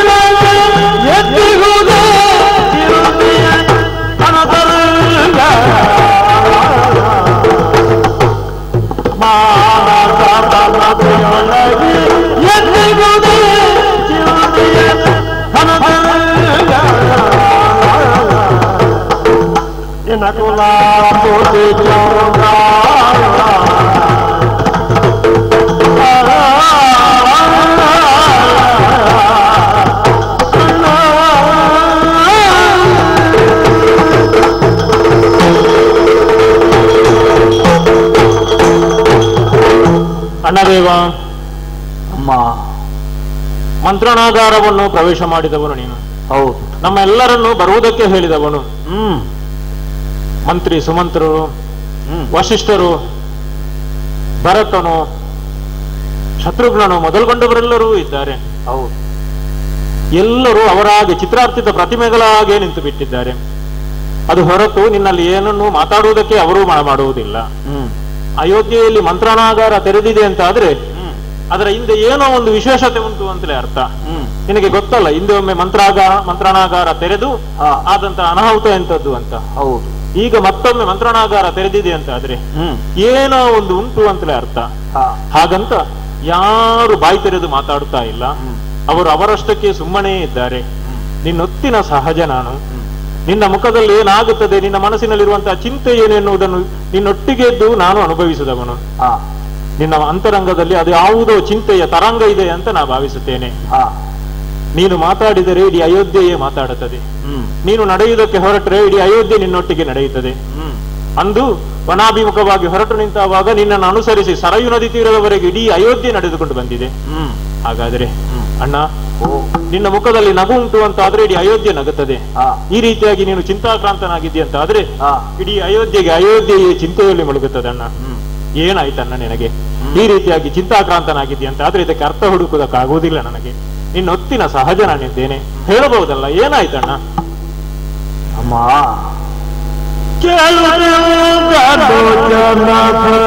ಸರ್ವರು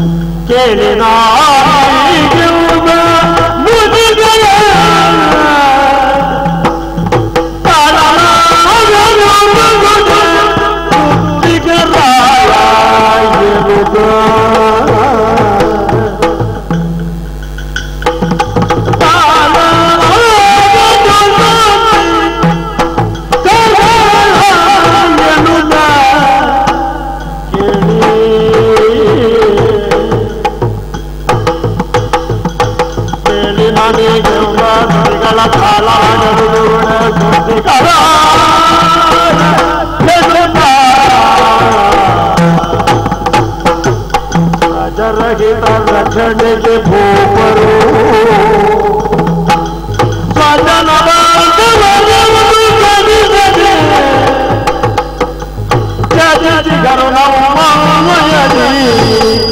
ನುಡಿ ಕವಿದೈ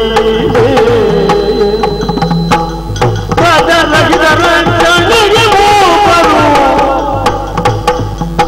ತ್ಯಾಜಿಸಿದರು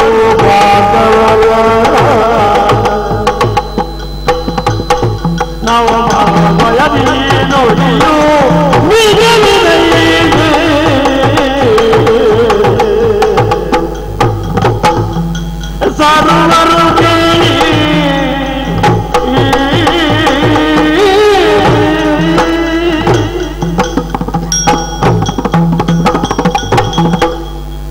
ತಮ್ಮ ಅಣ್ಣ, ನೀನು ಸೇರಿದಂತೆ ಸರ್ವರಿಗೂ ಕೂಡ ವೇದ್ಯವಾಗುವ ಹಾಗೆ ನಾನು ಮಾತಾಡ್ತಾ ಇದ್ದೆ. ಅಯೋಧ್ಯೆಯ ಉತ್ತರಾಧಿಕಾರಿಯಾಗಿ, ಅಯೋಧ್ಯೆಯ ಭದ್ರವಾದಂತಹ ಆಡಳಿತದ ಹೊಣೆಯನ್ನು ಹೊತ್ತಂತಹ ಒಬ್ಬ ಹೊಣೆಗಾರನಾಗಿ, ಗುರುತರವಾದಂತಹ ಒಂದು ಹೊಣೆ ಹೊತ್ತಂತಹ ಆ ಭಾರ ಈ ಕಾಲಕ್ಕೆ ನನ್ನನ್ನು ಮೌನವಾಗಿಸಿತು. ಹೌದೇ? ಯಾವ ವಿಧವಾದಂತಹ ಅಪವಾದವಾಗಲಿ, ಯಾವುದೇ ಕಲೆಯಾಗಲಿ ನಮ್ಮ ಪೂರ್ವಜರು ತಮ್ಮ ಚರಿತ್ರೆಯಲ್ಲಿ ಉಳಿಸಿಕೊಂಡವರಲ್ಲ. ಹಾಗಾದರೆ ಶುದ್ಧ ಚಾರಿತ್ರ್ಯವನ್ನು ಹೊಂದಿದಂತಹ ನಮ್ಮ ಪೂರ್ವಿಕರ ಪರಂಪರೆ ಎನ್ನುವುದೇನುಂಟು, ಇದನ್ನು ಯಥಾವತ್ತಾಗಿ ನಮ್ಮ ಮುಂದಿನ ಪರಂಪರೆಗೆ ನಾವು ಒಯ್ದು ಕೊಡುವುದು ನಮ್ಮ ಅತ್ಯಂತ ದೊಡ್ಡದಾದಂತಹ ಒಂದು ಕರ್ತವ್ಯವಾಗುತ್ತದೆ. ನಮ್ಮ ವಂಶದ ಪದ್ಧತಿ ಹೇಗೆ ಅಂತ ಕೇಳಿದರೆ, ಯಾರೇ ಆಗಲಿ ಮಾಡಿದಂತಹ ಶಾಸನಕ್ಕೆ ಅವರು ಬದ್ಧರಾಗಿರಬೇಕು. ಮಾಡಿದಂತಹ ಶಾಸನವನ್ನು ಶಾಸಿಸುವಲ್ಲಿ ಶಾಸಕರಾದವರೂ ಕೂಡ ಆದ ಬಾಧ್ಯತೆಗೆ ಒಳಪಟ್ಟವರೇ. ಸಗರನ ಸಮಂಜಸನ ತೊರೆದನು, ನಾವು ಕತೆ ಕೇಳಿದ್ದೇವೆ. ಹೌದು. ಆ ಮಗ ಸರಿ ಇರಲಿಲ್ಲ, ವ್ಯಾಮೋಹ ಇಲ್ಲದೆ ತೊರೆದು ಬಿಟ್ಟ. ಅಥವಾ ನಮ್ಮ ಪೂರ್ವದ ಪರಂಪರೆಯಲ್ಲಿ ಬಹಳ ಹಿಂದೆ ನೋಡಿದರೆ ನಮ್ಮ ವಂಶದ ಹಿರಿಯ ಇಕ್ಷ್ವಾಕು ಮಹಾರಾಜನಿಂದ ಅನ್ವಯಾಗತವಾಗಿ ಬಂದಿರುವ ವಂಶ ಅಂತ ನಾವು ಹೇಳಿಕೊಳ್ಳುತ್ತೇವಲ್ಲ, ಇಕ್ಷ್ವಾಕು ದಂಡಕನ ತೊರೆದನು. ಹೌದು.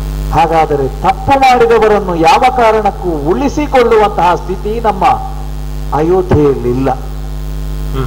ಬಂತು ನನಗೊಂದು ಸಂಕಷ್ಟ, ಈ ಕಾಲಕ್ಕೆ ಆಯ್ತಲ್ಲ ಒಂದು. ತಪ್ಪು ಮಾಡಿದವರು ಹೌದು ಅಯೋಧ್ಯೆಯಲ್ಲಿ ಯಾರಣ್ಣ? ಬೇರೆ ಯಾರೂ ಅಲ್ಲ, ಮನುಜುಲೇ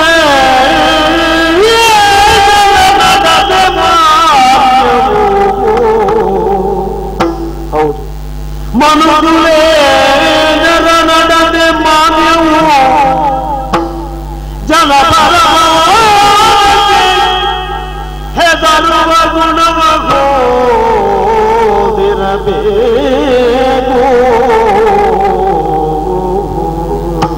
ಹೊಂದಿರಬೇಕು. ಜನರ ಅಪವಾದಕ್ಕೆ ಹೆದರುವ ಗುಣವ ಹೊಂದಿರಬೇಕು. ನಮಗಾದರ್ಶ ಇದು ಜಗರಿ ಜನ ಜನೋಗನೆಯಿಂದಲೆಂಬಯ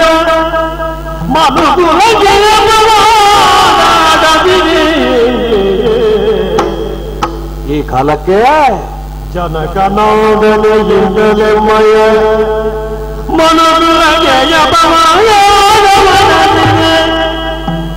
ವನಿತೆಯನು ತ್ಯಜಿಸುವನೆ ಮನಗೈದಿಗೆನು ತಾನೆ ನಾನು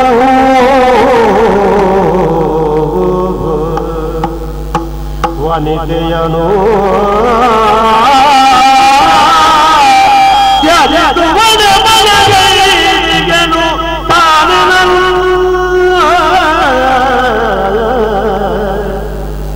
ಮನುಲೇ ನಡದೆ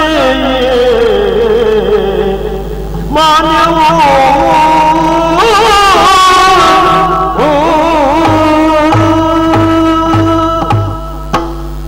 ಮನೋ ನಮ್ಮ ವಂಶದ ಮೂಲ ಪುರುಷ. ಮನು ಧರ್ಮಶಾಸ್ತ್ರವನ್ನು ಈ ಪ್ರಪಂಚಕ್ಕೆ ಕೊಟ್ಟವ. ಹಾಗಿದ್ದರೆ ಅಂತಹ ಮನು ದಾರಿಯನ್ನು ಮಾಡಿಕೊಟ್ಟಿದ್ದಾನೆ ಬದುಕುವುದಕ್ಕೆ ಅಂತಾದರೆ ಅವನ ನಿರ್ದೇಶವನ್ನು ಪಾಲಿಸಿ ಬದುಕಬೇಕಾದದ್ದು ಮನುಕುಲೇಶರಾದಂತಹ ನಮಗೆ. ಅದು ಧರ್ಮ. ಈ ಕಾಲಕ್ಕೆ ನಮ್ಮ ಪೂರ್ವಿಕರು ನಡೆದುಕೊಂಡು ಬಂದಂತಹ ದಾರಿಯನ್ನು ಅಷ್ಟಲ್ಲದೇ ಇದ್ದರೂ ಅದನ್ನು ಆದರ್ಶವಾಗಿಸಿಕೊಂಡು ಪಾಲಿಸಿಕೊಂಡು ಮುಂದುವರಿಯಬೇಕಾದಂತಹ ಹೊಣೆ ಉಂಟು ಅಂತಾದರೆ ಕಪ್ಪು ಕಲೆಯನ್ನು ಹೊಂದಿ ಧರ್ಮಚ್ಯುತರಾಗಿ ನಾವು ಬದುಕುವುದಕ್ಕಿಲ್ಲವಲ್ಲ. ಧರ್ಮ ಸಂಕಟವೊಂದು ನನಗೆ ಬಂದದ್ದು ಈ ಕಾಲಕ್ಕೆ ಬೇರಾರಿಂದಲೂ ಅಲ್ಲ. ಈ ಸಂದರ್ಭದಲ್ಲಿ ಅವರ ಕಥೆಯನ್ನು ನೀನು ನನ್ನ ಮುಂದೆ ಯಾಕೆ ಹೇಳುತ್ತಿ ಅಂತಲೇ ಅರ್ಥ ಆಗುವುದಿಲ್ಲ. ಏನನ್ನ ಒಗಟು? ಅಮ್ಮ ಹೇಗೆ ಹೇಳಿ? ಯಾರಿಂದ ಏನಾಯಿತು? ಜನಕಾತ್ಮಜೆಗೆ ಈ ಕಾಲಕ್ಕೆ ಅಪವಾದವೆನ್ನುವುದು ಬಂತು. ಅತ್ತಿಗೆಗೆ ಅಪವಾದ? ಅಪವಾದವೇ? ಹೇಳುವುದಕ್ಕೆ ಒಬ್ಬ ಸಾಮಾನ್ಯನಾದಂತಹ ಒಬ್ಬ ರಜಕ ಎನ್ನುವ ಹಾಗೆ ನಾವು ತಿಳುಕೊಂಡ್ರು ಅವನ ಮಾತಿನ ಮರ್ಮ ಮಾತ್ರ ಅಷ್ಟು ಸೂಕ್ಷ್ಮವಾದದ್ದು.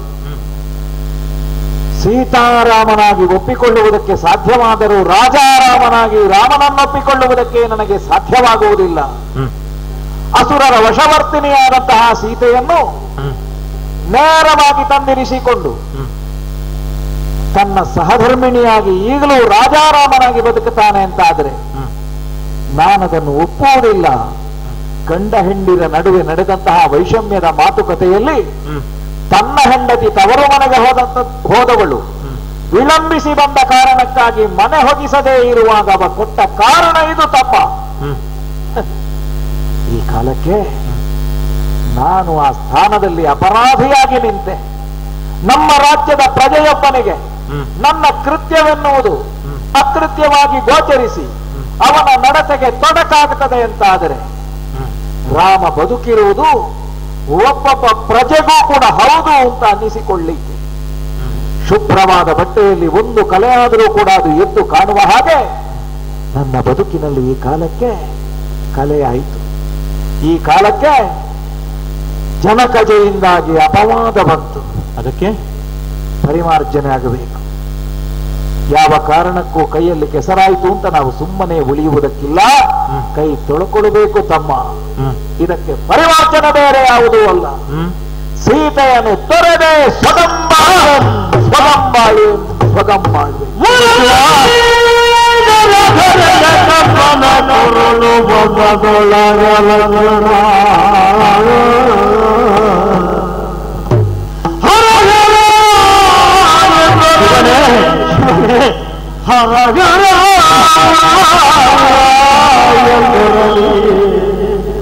ಕೆಡೆದು ಒಳಿದಿಗಳು ಮನರಿ ಕೆಡೆದು ಒಳಿದಿಗಳು ಮನರಿ ಹರಗರ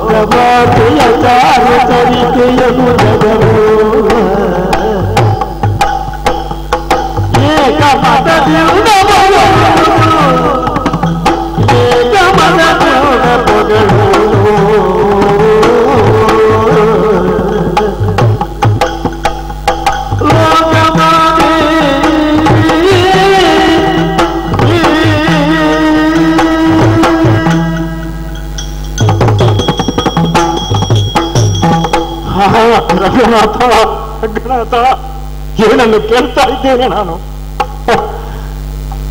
ಲೋಕಮಾತೆಯಾದಂತ ಅಭಯ ಪ್ರಧಾನಿಯಾದಂತ ಅನುಗ್ರಹದಾತೆಯಾದಂತಹ ಸೀತೆಯನ್ನು ತ್ಯಜಿಸುತ್ತೇನೆ ನಾನು. ಎಷ್ಟು ಸುಲಭದಲ್ಲಿ ಹೇಳಿ ಮುಗಿಸಿದ ನಮ್ಮಣ್ಣ, ಎಷ್ಟು ಸುಲಭದಲ್ಲಿ ಹೇಳಿ ಮುಗಿಸಿದ. ಕೇಳುವುದಕ್ಕೆ ಲಕ್ಷ್ಮಣನ ಕಿವಿ ಉಂಟಲ್ಲ, ಇದನ್ನು ಕೇಳುವುದಕ್ಕಿಂತ ನನ್ನ ಕಿವಿ ಕಿವಿಡಾಗುತ್ತಾ ಇದ್ರೆ. ಸೀತೆ ಯಾರು? ಆಕೆ ಲೋಕಮಾತೆ, ಸರ್ವಗುಣ ಸಂಪನ್ನೆ. ಅಂದು ಇಂಥದ್ದೇ ಒಂದು ಅಪವಾದ ತನಗೆ ಬಂದೀತು ಎನ್ನುವುದನ್ನಲ್ಲೇ ಮನಗಂಡು ರಾವಣನ ವಶವರ್ತಿಯಾಗಿದ್ದಂತಹ ಸೀತೆಯನ್ನು ಅಗ್ನಿ ಪ್ರವೇಶಗೊಡ್ಡುವುದಕ್ಕೆ ಮನಸ್ಸು ಮಾಡಿದ್ದು. ಆಕೆ ಚಾರುಚರಿತೆ ಇದ್ದಾಳೆ, ಗುಣಸಂಪನ್ನೆ ಇದ್ದಾಳೆ ಎನ್ನುವ ಹಾಗೆ ನಾಲ್ಕವಾಸಿಗಳು ಎದ್ದು ಬಂದು ಇಳಿದು ಬಂದು ಹೇಳಿಲ್ವೇ? ಹಾಗಾದರೆ ಮತ್ತೆ ಯಾವನೊಬ್ಬ ಏನೋ ಹೇಳಿದೆ ಎನ್ನುವ ಕಾರಣಕ್ಕೆ ಬೇಕಾಗಿ ಆ ಮಾತೆಯನ್ನು ಪುನಃ ತ್ಯಜಿಸುವುದಕ್ಕೆ ಹೊರಟಿದ್ದಾನಲ್ಲ.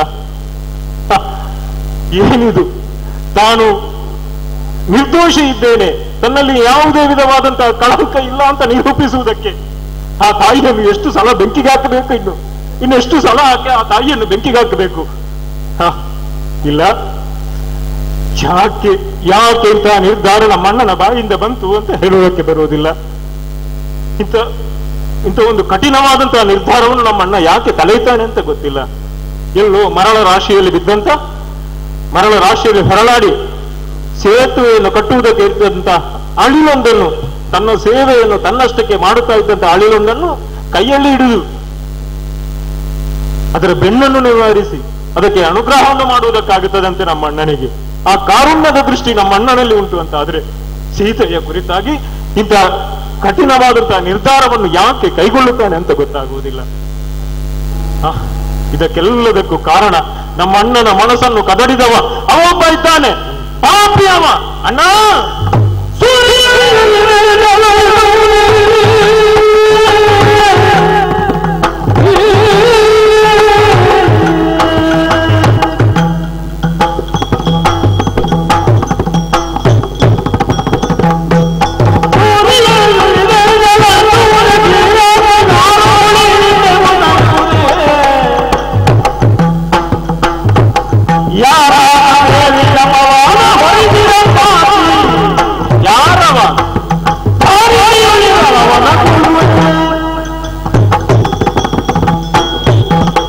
ಅಣ್ಣ, ಅಮ್ಮ, ಸೀತಾರಾಮರ ದಾಂಪತ್ಯ ಅಂದ್ರೆ ಅದು ಸುಮಧುರವಾದಂತದ್ದು, ಲೋಕ ಮೆಚ್ಚಿದಂತದ್ದು. ಮಾತಾಪಿತೃಗಳ ಸ್ಥಾನದಲ್ಲಿ ಪ್ರಜೆಗಳು ನಿನ್ನನ್ನು ಗುರುತಿಸಿಕೊಂಡವರು. ಅಂತ ಸುಖವಾದಂತಹ ದಾಂಪತ್ಯಕ್ಕೆ ಹುಳಿ ಹಿಂಡುವಂತಹ ಒಂದು ಪ್ರಯತ್ನವನ್ನು ಯಾವನೊಬ್ಬ ಅಗಸರ ಕೇರಿಯಲ್ಲಿ ಯಾವನೊಬ್ಬ ಮಾತಾಡಿದ ಎನ್ನುವ ಕಾರಣಕ್ಕೆ ಬೇಕಾಗಿ ಸೀತೆಯನ್ನು ತ್ಯಜಿಸಬೇಕು ಎನ್ನುವಂತಹ ಮನಸ್ಸು ಮಾಡಿದ್ಯಲ್ಲಣ್ಣ. ಒಬ್ಬಾತ ಎತ್ತರವಾದಂತಹ ಪರ್ವತವನ್ನೇರಿ ಸೂರ್ಯ ಕಿರಣಗಳಿಂದ ನನ್ನ ಮೈಯಲ್ಲಿ ಬೆವರು ಕಾಣಿಸಿಕೊಂಡಿದೆ, ಇದಕ್ಕೆ ಕಾರಣ ಸೂರ್ಯ ಅಂತ ಹೇಳಿ ಮೇಲೆ ನೋಡಿ ಉಗುಳಿದರೆ ಸೂರ್ಯನಿಗೆ ಆ ಎಂಜಲು ತಾಗುವುದೇ ಹೇಳು? ಇಲ್ಲ. ಕ್ಷೀರ ಸಮುದ್ರಕ್ಕೆ ಯಾರಾದ್ರೂ ಹುಳಿ ಹಿಂಡಿ ಅದನ್ನು ಮೊಸರು ಮಾಡುವುದಕ್ಕೆ ಪ್ರಯತ್ನ ಪಟ್ಟರೆ, ಕೆಡಿಸುವುದಕ್ಕೆ ಪ್ರಯತ್ನ ಪಟ್ಟರೆ ಆ ಕ್ಷೀರ ಸಮುದ್ರ ಹಾಳಾಗುತ್ತದೆ ಹೇಳು?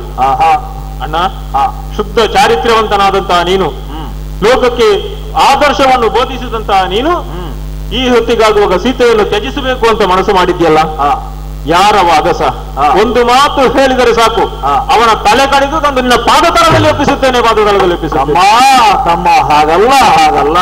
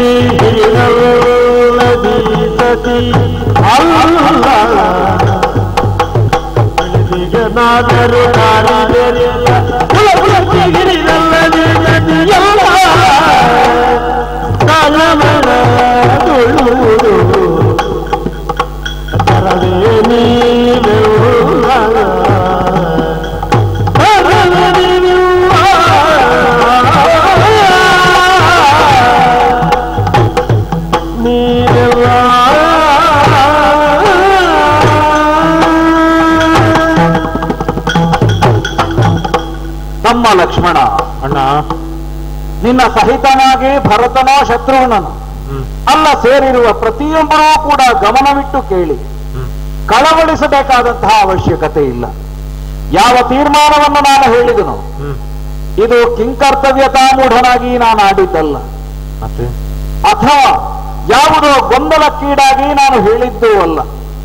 ಅತ್ಯಂತ ದೃಢಚಿತ್ತನಾಗಿಯೇ ಈ ತೀರ್ಮಾನಕ್ಕೆ ನಾನು ಬಂದವ. ಯಾಕೆ ಬಲ್ಲಿರೆ, ಈ ಕಾಲಕ್ಕೆ ಅಗಸನಲ್ಲಿ ತಪ್ಪನ್ನು ಕಾಣುವುದು ಮತ್ತು ಸೀತೆಯಲ್ಲಿ ಕಳೆಯನ್ನು ಕಾಣುವುದು ಈ ಎರಡರ ಮಧ್ಯೆ ಬಂದು ನಿಲ್ಲುವ ಯಾರು? ನಾನು. ಹೌದು. ಇದನ್ನು ಗಮನಿಸಬೇಕು. ಅವ ಆಡಿದುದರಲ್ಲಿ ತಪ್ಪಿಲ್ಲ.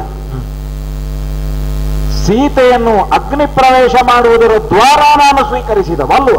ಹೌದು. ಮುಡಿದ ಹೂ ಬಾಣದ ಹಾಗೆ ಅಗ್ನಿಯಿಂದ ಎದ್ದು ಬರಲಿಲ್ವೇ ತಾಯಿ? ಹಾಗಾದರೆ ಅಂತಹ ಸೀತೆಯಲ್ಲಿ ಮತ್ತೆ ಕಳೆಯನ್ನು ಕಾಣುವುದಕ್ಕೆ ಸಾಧ್ಯವ? ಹಾಗಾದ್ರೆ ಈ ನಿರ್ಧಾರ ಯಾಕೆ? ಕಳೆಯೋ ಕೊಳೆಯೋ ಇವೆರಡಲ್ಲ, ಸಂಸರ್ಗ ಇಲ್ಲದೆ ಇರುವಂತಹ ಪಂಚಭೂತಗಳಲ್ಲಿ ಒಂದಾದಂತಹ ಅಗ್ನಿ ಯಾವಾಗ ಸೀತೆ ಪರಿಶುದ್ಧ ಎನ್ನುವ ಹಾಗೆ ಒಂದು ಬಗೆಯ ಅಷ್ಟುಮುದ್ರೆಯನ್ನು ಒತ್ತಿ ನನಗೆ ಕೊಟ್ಟೆನು, ಆ ಕಾಲಕ್ಕೆ ಸೀತೆಯಲ್ಲಿ ಕಲೆಯನ್ನು ಕಾಣುವುದಕ್ಕೆ ಸಾಧ್ಯವಾಗುವುದಿಲ್ಲ. ಇದನ್ನು ನಾನು ಒಪ್ಪಿದ್ದೇನೆ. ಆದರೆ ವಿಚಾರ ಅದಲ್ಲ. ಸೀತೆಯನ್ನು ಶ್ರೀರಾಮ ತಂದುಕೊಳ್ಳುವಲ್ಲಿ ಅಗ್ನಿ ಪರೀಕ್ಷೆಯನ್ನು ಮಾಡಿದ. ಈ ಮೂಲಕವಾಗಿ ಸೀತೆಯನ್ನು ಪಡಕೊಳ್ಳುವುದಕ್ಕೆ ಅವನಿಗೆ ಸಾಧ್ಯವಾಯಿತು. ಅವನ ಹೆಂಡತಿಯನ್ನು ಹಾಗೆ ಮಾಡ್ಲಿಕ್ಕಾಗ್ತದ? ಸೀತೆಯನ್ನು ಬಿಟ್ಟರೆ ಲೋಕದಲ್ಲಿ ಬೇರೆ ಯಾರಿಂದಲೂ ಸಾಧ್ಯ ಇಲ್ಲ. ಅದು ತೊಡಕಾದದ್ದು. ನನ್ನ ಹೆಂಡತಿಯನ್ನು ನಾನು ಅಗ್ನಿ ಪ್ರವೇಶ ಮಾಡಿಸುವುದು ಹೇಗೆ? ಈ ಕಾಲಕ್ಕೆ ರಾಮ ಒಪ್ಪಿದ ಹಾಗೆ ನಾನು ಒಪ್ಪುವುದಿಲ್ಲ ಅಂದ್ರೆ ಅವನ ಹೆಂಡತಿಯನ್ನು ಅವನ ಅಗ್ನಿಗೆ ಹಾರ್ಲಿಕ್ಕೆ ಹೇಳಲಿಕ್ಕಾಗ್ತದ? ಹಾರಿದ್ರೆ ಅವಳು ಮತ್ತೆ ಬದುಕಿ ಬರುವುದಕ್ಕೆ ಸಾಧ್ಯ ಉಂಟು? ಅಂದರೆ ನನ್ನ ಕಾರಣದಿಂದಾಗಿ ರಾಮನನ್ನು ಆದರ್ಶವಾಗಿ ಆ ಹೆಣ್ಣು ಮಗಳು ಹೇಳಿದ್ದಕ್ಕೆ ರಾಮನೇ ತೊಡಕಾದ ಅಂತ ಹೇಳುವಂತಹ ಮಾತು, ಇದು ಸಾಕಾಗ್ತದೆ ನಮಗೆ ಅಪವಾದಕ್ಕೆ. ನಾನು ಇದನ್ನೂ ಇಲ್ಲಿ ಲಕ್ಷಿಸಿ ಹೇಳ್ತಾ ಇದ್ದೇನೆ. ಅಣ್ಣ, ಹಾಗಂತ ಈ ನಿರ್ಧಾರ ಯಾಕೋ ಕಠಿಣವಾದದ್ದು ಅಂತ ನನಗೆ ಅನಿಸುತ್ತಾ ಉಂಟು. ಮನುಕುಲೇಶ್ವರ ನಡತೆ ಮಾನ್ಯ, ಹೌದು, ನಾವು ಅದನ್ನು ಒಪ್ಪಿಕೊಳ್ಳೋಣ. ನೀನು ಕತೆ ಹೇಳಿದ್ಯಲ್ಲ, ಸಗರನದ್ದು, ಅಸಮಂಜಸನದ್ದು ಅಥವಾ ದಂಡಕನದ್ದು. ಸಗರ ಅಸಮಂಜಸನನ್ನು ತೊರೆಯುವುದಕ್ಕೆ ಒಂದು ಬಲವಾದಂತಹ ಕಾರಣ ಉಂಟು. ದಯವಿಟ್ಟು ಸನ್ನಿಧಾನ ಕ್ಷಮಿಸಬೇಕು. ನಾನು ವಾದಕ್ಕಾಗಿಯೋ ತರ್ಕಕ್ಕಾಗಿಯೋ ಹೇಳುತ್ತಾ ಇಲ್ಲ. ನನ್ನಿಂದ ಅಪರಾಧ ಆಗಿದ್ದರೆ ದಯವಿಟ್ಟು ಕ್ಷಮಿಸಬೇಕು. ನನ್ನ ಮನದ ತುಮುಳವನ್ನು ನಿನ್ನ ಮುಂದೆ ತೋಡಿಕೊಳ್ಳುತ್ತಾ ಇದ್ದೇನೆ ಅಣ್ಣ. ಅವನನ್ನು ತೊರೆಯುವುದಕ್ಕೆ ಒಂದು ಬಲವಾದಂತಹ ಕಾರಣ ಉಂಟು. ಸಿಕ್ಕ ಮಕ್ಕಳನ್ನೆಲ್ಲ ಬಾವಿಗೆಸೆದುಕೊಳ್ಳುತ್ತಾ ಇದ್ದ. ಹಾಗಾದ್ರೆ ಅಂತವನನ್ನು ಪುತ್ರ ವ್ಯಾಮೋಹ ಇಲ್ಲದೆ ಸಗರ ತೊರೆದ. ದಂಡಕನ ಕಥೆಯನ್ನು ತೆಗೆದುಕೊಂಡ್ರೆ ಅವ ಗುರುಶಾಪಕ್ಕೆ ಒಳಗಾದವ. ಅದುದರಿಂದ ರಾಜ್ಯದಲ್ಲಿ ಇರುವುದಕ್ಕೆ ಯೋಗ್ಯನಲ್ಲ. ಇಂಥ ಒಂದು ಹಿನ್ನೆಲೆ ಉಳ್ಳವರನ್ನು ತೊರೆದದ್ದು ಹೌದು. ಆದ್ರೆ ಸೀತೆಯಲ್ಲಿ ನೀನು ತೊರೆಯುವುದಕ್ಕೆ ಯಾವನೊಬ್ಬ ಎಂತದೋ ಹೇಳಿದ ಅಂತ ನೀನು ತೊರೆಯುವುದಕ್ಕೆ ಅರ್ಥ ಉಂಟೆ ಅಣ್ಣ? ನಾ ಹೇಳಿದ್ದು ಅದನ್ನೇ ಸೂಕ್ಷ್ಮವಾಗಿ ಆಲೋಚಿಸುವುದಮ್ಮ. ಸೀತೆಯಲ್ಲಿ ಕಲೆ ಎನ್ನುವುದಿಲ್ಲ, ಆದರೆ ಮಧ್ಯದಲ್ಲಿ ರಾಮ ನಿಲ್ಲುತ್ತಾನೆ ಅಂತ ಆದ್ರೆ ನಮ್ಮ ಪ್ರಕರಣ ಎನ್ನುವುದು ಒಬ್ಬ ಸಾಮಾನ್ಯ ಪ್ರಜೆಗೆ ಬದುಕುವುದಕ್ಕೆ ತೊಡಕಾಗುವ ಹಾಗಾಯಿತಲ್ಲ. ಈಗ ಪ್ರಕರಣ ಸಗರನದ್ದು ಅಸಮಂಜಸನದ್ದು ಸ್ವಲ್ಪ ದೊಡ್ಡ ಪ್ರಮಾಣದಲ್ಲಿರಬಹುದು. ಆದರೆ ಈ ಪ್ರಕರಣದಲ್ಲಿ ಒಬ್ಬ ಸಾಮಾನ್ಯ ಪ್ರಜೆ ರಾಮನಿಂದಾಗಿ ನನಗೆ ಕಷ್ಟ ಆಯಿತು ಅಂತಾದ್ರೆ, ರಾಮನದ್ದಾದಂತಹ ನಡತೆ ಎನ್ನುವುದು ನನಗೆ ತೊಡಕಾಯಿತು ಅಂತಾದ್ರೆ, ಅದಕ್ಕೆ ಕಾರಣವಾಗುವಲ್ಲಿ ಸೀತೆ ಮತ್ತು ರಾಮರದ್ದಾದ ದಾಂಪತ್ಯ ಕಾರಣವಾಗ್ತದೆ ಅಂತಾದ್ರೆ, ಹಾಗೆ ಸೀತೆಯನ್ನು ಹೊಂದಿಕೊಂಡು ರಾಮ ಬದುಕುತ್ತಾನೆ ಅಂತ ಆದ್ರೆ ನಾನು ಬದುಕುವುದಕ್ಕಿಲ್ಲ. ಇದನ್ನು ಆದರ್ಶವಾಗಿಸಿ ನಾನು ಲೋಕಕ್ಕೆ ತೋರಿಸಬೇಕು ಅಂತ ಇದ್ರೆ, ಕಳಾರಹಿತನಾಗಿ ನಾನು ಬದುಕಬೇಕಾದಂತಹ ಅವಶ್ಯಕತೆ ಉಂಟು ಅಂತಾದ್ರೆ ಬೇರೆ ದಾರಿ ಇಲ್ಲದೆ ಹೇಳ್ತಾ ಇದ್ದೇನೆ. ಸೀತೆಯನ್ನು ತೊರೆಯುವುದೇ ಅದಕ್ಕಾಗಿ ಆಜ್ಞೆ ಮಾಡ್ತಾ ಇದ್ದೇನೆ. ಆ ಕಾರ್ಯವು ನಿನ್ನಿಂದಲೇ ಆಗಬೇಕು. ವನವಾಸವನ್ನು ಮಾಡಬೇಕು, ಮುನಿಗಳ ಜೊತೆ ನಾನು ಇರಬೇಕು ಎನ್ನುವ ಹಾಗೆ ಬಯಕೆಯನ್ನು ಹೊಂದಿದವಳು ನನ್ನ ಮಡದಿ ಇದ್ದಾಳೆ. ಅದನ್ನು ನಾನು ತೀರಿಸ್ತೇನೆ ಅಂತ ಅವಳಿಗೆ ಮಾತು ಕೊಟ್ಟವನಿದ್ದೇನೆ. ಇದನ್ನೇ ನೆವನವಾಗಿಸಿ ಸೀತೆಯನ್ನು ಕಾಡಿಗೆ ಬಿಟ್ಟು ಮಾತಮ್ಮ, ಹೋಗು, ಇದು ರಾಜಾಜ್ಞೆ.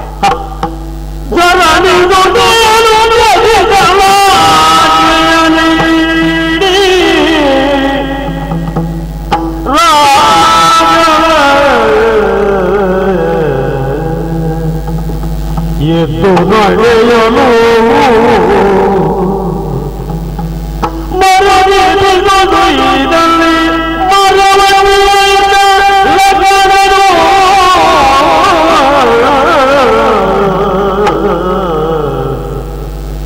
ಧರಣಿ ಜಯ ತೊರೆದಾದರು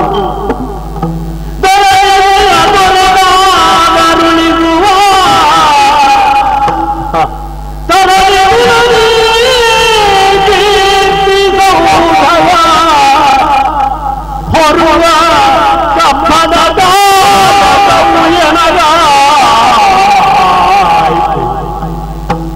ಸರಣಿ ಕುಲದಿ ಕೀರ್ತಿ ಸೌಭವ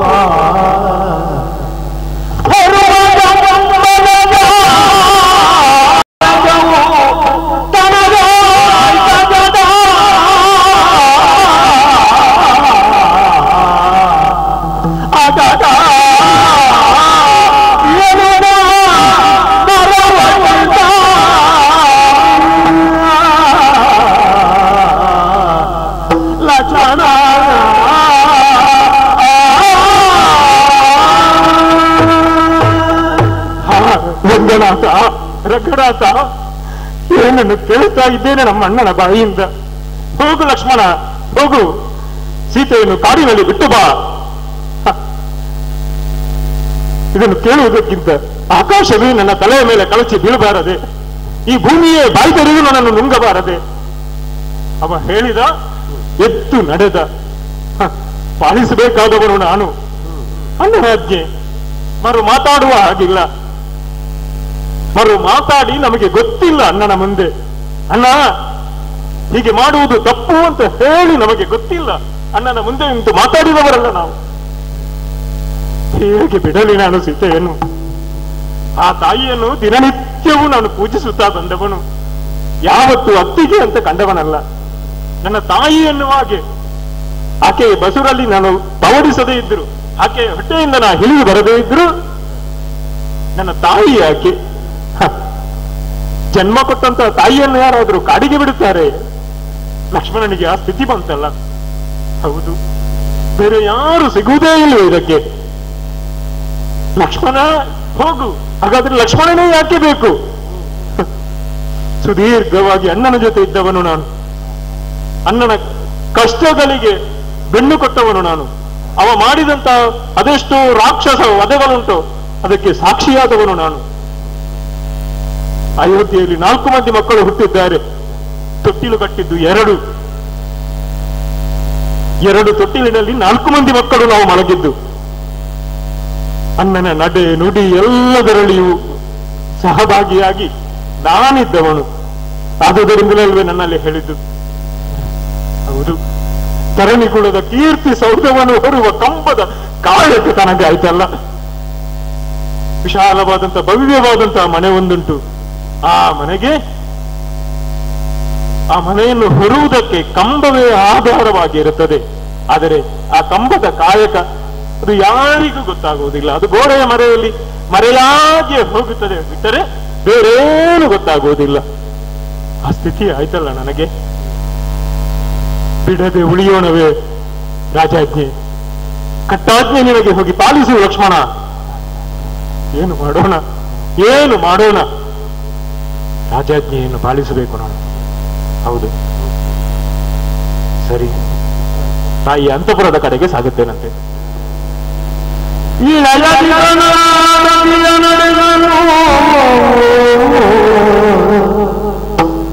ಕಳವಳಿಸಿ ನಡೆಸೋದ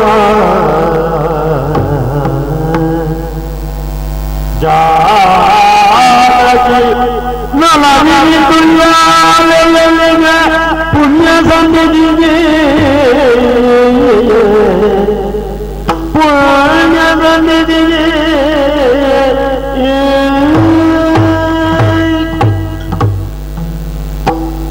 ಅತ್ತಿಗೆ ಯಾರು? ಲಕ್ಷ್ಮಣನ?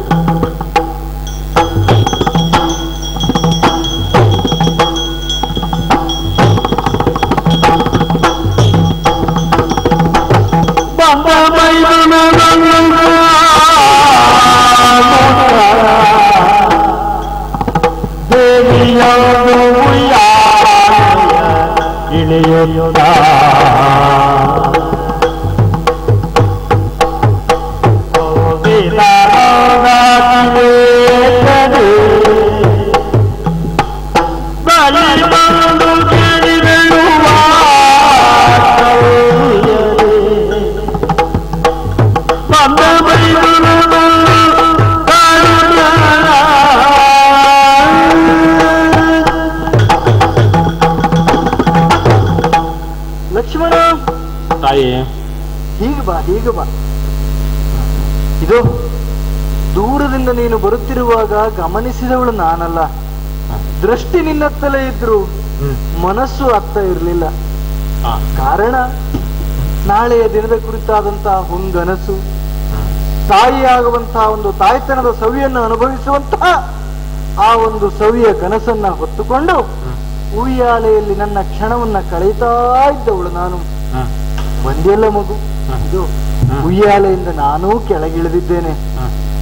ಮಗನೇ ಲಕ್ಷ್ಮಣ, ತಾಯ್ತನ ಹೊಸದಿರಬಹುದು ನನಗೆ, ಆದ್ರೆ ಆ ತಾಯಿಯ ಸವಿಯನ್ನ ಉಂಡದ್ದು ನಾನು ಹೊಸತಲ್ಲ. ಕಾರಣ ಏನು? ನೀನು ನನ್ನನ್ನು ಅಮ್ಮ ಅಂತ ಕರೆಯುವಾಗಲೇ ಸಾಕಾಗುತ್ತದೆ. ಆ ತಾಯ್ತನದ ಸುಖ ಏನಿರಬಹುದು, ಸವಿ ಏನಿರಬಹುದು, ಅದನ್ನ ಸದಾ ಕಾಲ ಅನುಭವಿಸುತ್ತಾ ಇರುವವನು ನಾನು. ಜ್ಯೇಷ್ಠ ಭ್ರಾತೃ ಪಿತೃ ಸಮಾನ ಅಂತ ಹೇಳಿದ್ರು. ಹೌದು. ಅದೇ ರೀತಿಯಾಗಿ ರಾಮಚಂದ್ರನನ್ನು ನೋಡಿಕೊಳ್ಳುತ್ತಾ ಅದಕ್ಕೆ ತತ್ ಸಮಾನವಾಗಿ ನನ್ನನ್ನ ತಾಯಿಯಾಗಿಯೇ ನೋಡಿಕೊಂಡವನು ನೀನು. ನಿನ್ನ ಅಮ್ಮನು ವನವಾಸಕ್ಕೆ ಹೊರಡುವ ಸಂದರ್ಭದಲ್ಲಿ ಅದೇ ಹೇಳಿದ್ದಲ್ವೇ, ರಾಮನಲ್ಲಿ ದಶರಥನನ್ನ ಕಾಣು, ಸೀತೆಯಲ್ಲಿ ನನ್ನನ್ನ ಕಾಣು, ಕಾಡನ್ನ ಅಯೋಧ್ಯೆಯನ್ನಾಗಿ ಕಾಣು. ಹೌದು ತಾಯಿ. ವನವಾಸದ ಸಂದರ್ಭದಲ್ಲಿ ಮಾತ್ರ ನೀನು ಹಾಗೆ ನೋಡಿದ್ದಲ್ಲ ನನ್ನನ್ನ. ಯಾವತ್ತು ನಿನ್ನ ಅಣ್ಣನನ್ನ ನಾನು ಕೈ ಹಿಡಿದನೋ ಆ ಕ್ಷಣದಿಂದಲೂ ಲಕ್ಷ್ಮಣನ ಪಾಯಿಗೆ ನಾನೊಬ್ಬಳು ತಾಯಿ. ರಾಮಚಂದ್ರನನ್ನ ಕೈ ಹಿಡಿದ ಆ ಕ್ಷಣದಲ್ಲಿ ನನಗೊಬ್ಬ ಮಗನಿದ್ದಾನೆ, ಅವನೇ ಲಕ್ಷ್ಮಣ. ಅಂತ ಬಾಂಧವ್ಯ ನಮ್ಮಲ್ಲುಂಟು. ತಾಯಿಯಾದವಳಿಗೆ ಮಗನನ್ನು ನೋಡಿದಾಗ ಸಂತೋಷ ಆಗದೇ ಇರ್ತದ ಹೇಳು? ನಿನ್ನನ್ನು ನೋಡಿ ಬಹಳ ಸಂತೋಷ ಆಯಿತು. ಹಾಗಾಗಿ ಯಾರು ಬಂದರೂ ಕೂಡ ಉಯ್ಯಾಲೆಯಿಂದ ಕೆಳಗಿಳಿಯುವವಳು ನಾನಲ್ಲ, ಕಾರ್ಯಕ್ಕೆ ಸಖಿವೃಂದದವರೆಲ್ಲ ಇದ್ದಾರೆ. ನೀನು ಬಂದಾಗ ಮಾತ್ರ ಸಂತೋಷದಿಂದ ಉಯ್ಯಾಲೆಯಲ್ಲಿ ಕೆಳಗಿಳಿದಿದ್ದೇನೆ. ಸಂತೋಷ ಆಯ್ತು, ಸಂತೋಷ ಆಯ್ತು, ಒಳ್ಳೆಯದಾಯ್ತು ನೀನು ಬಂದದ್ದು.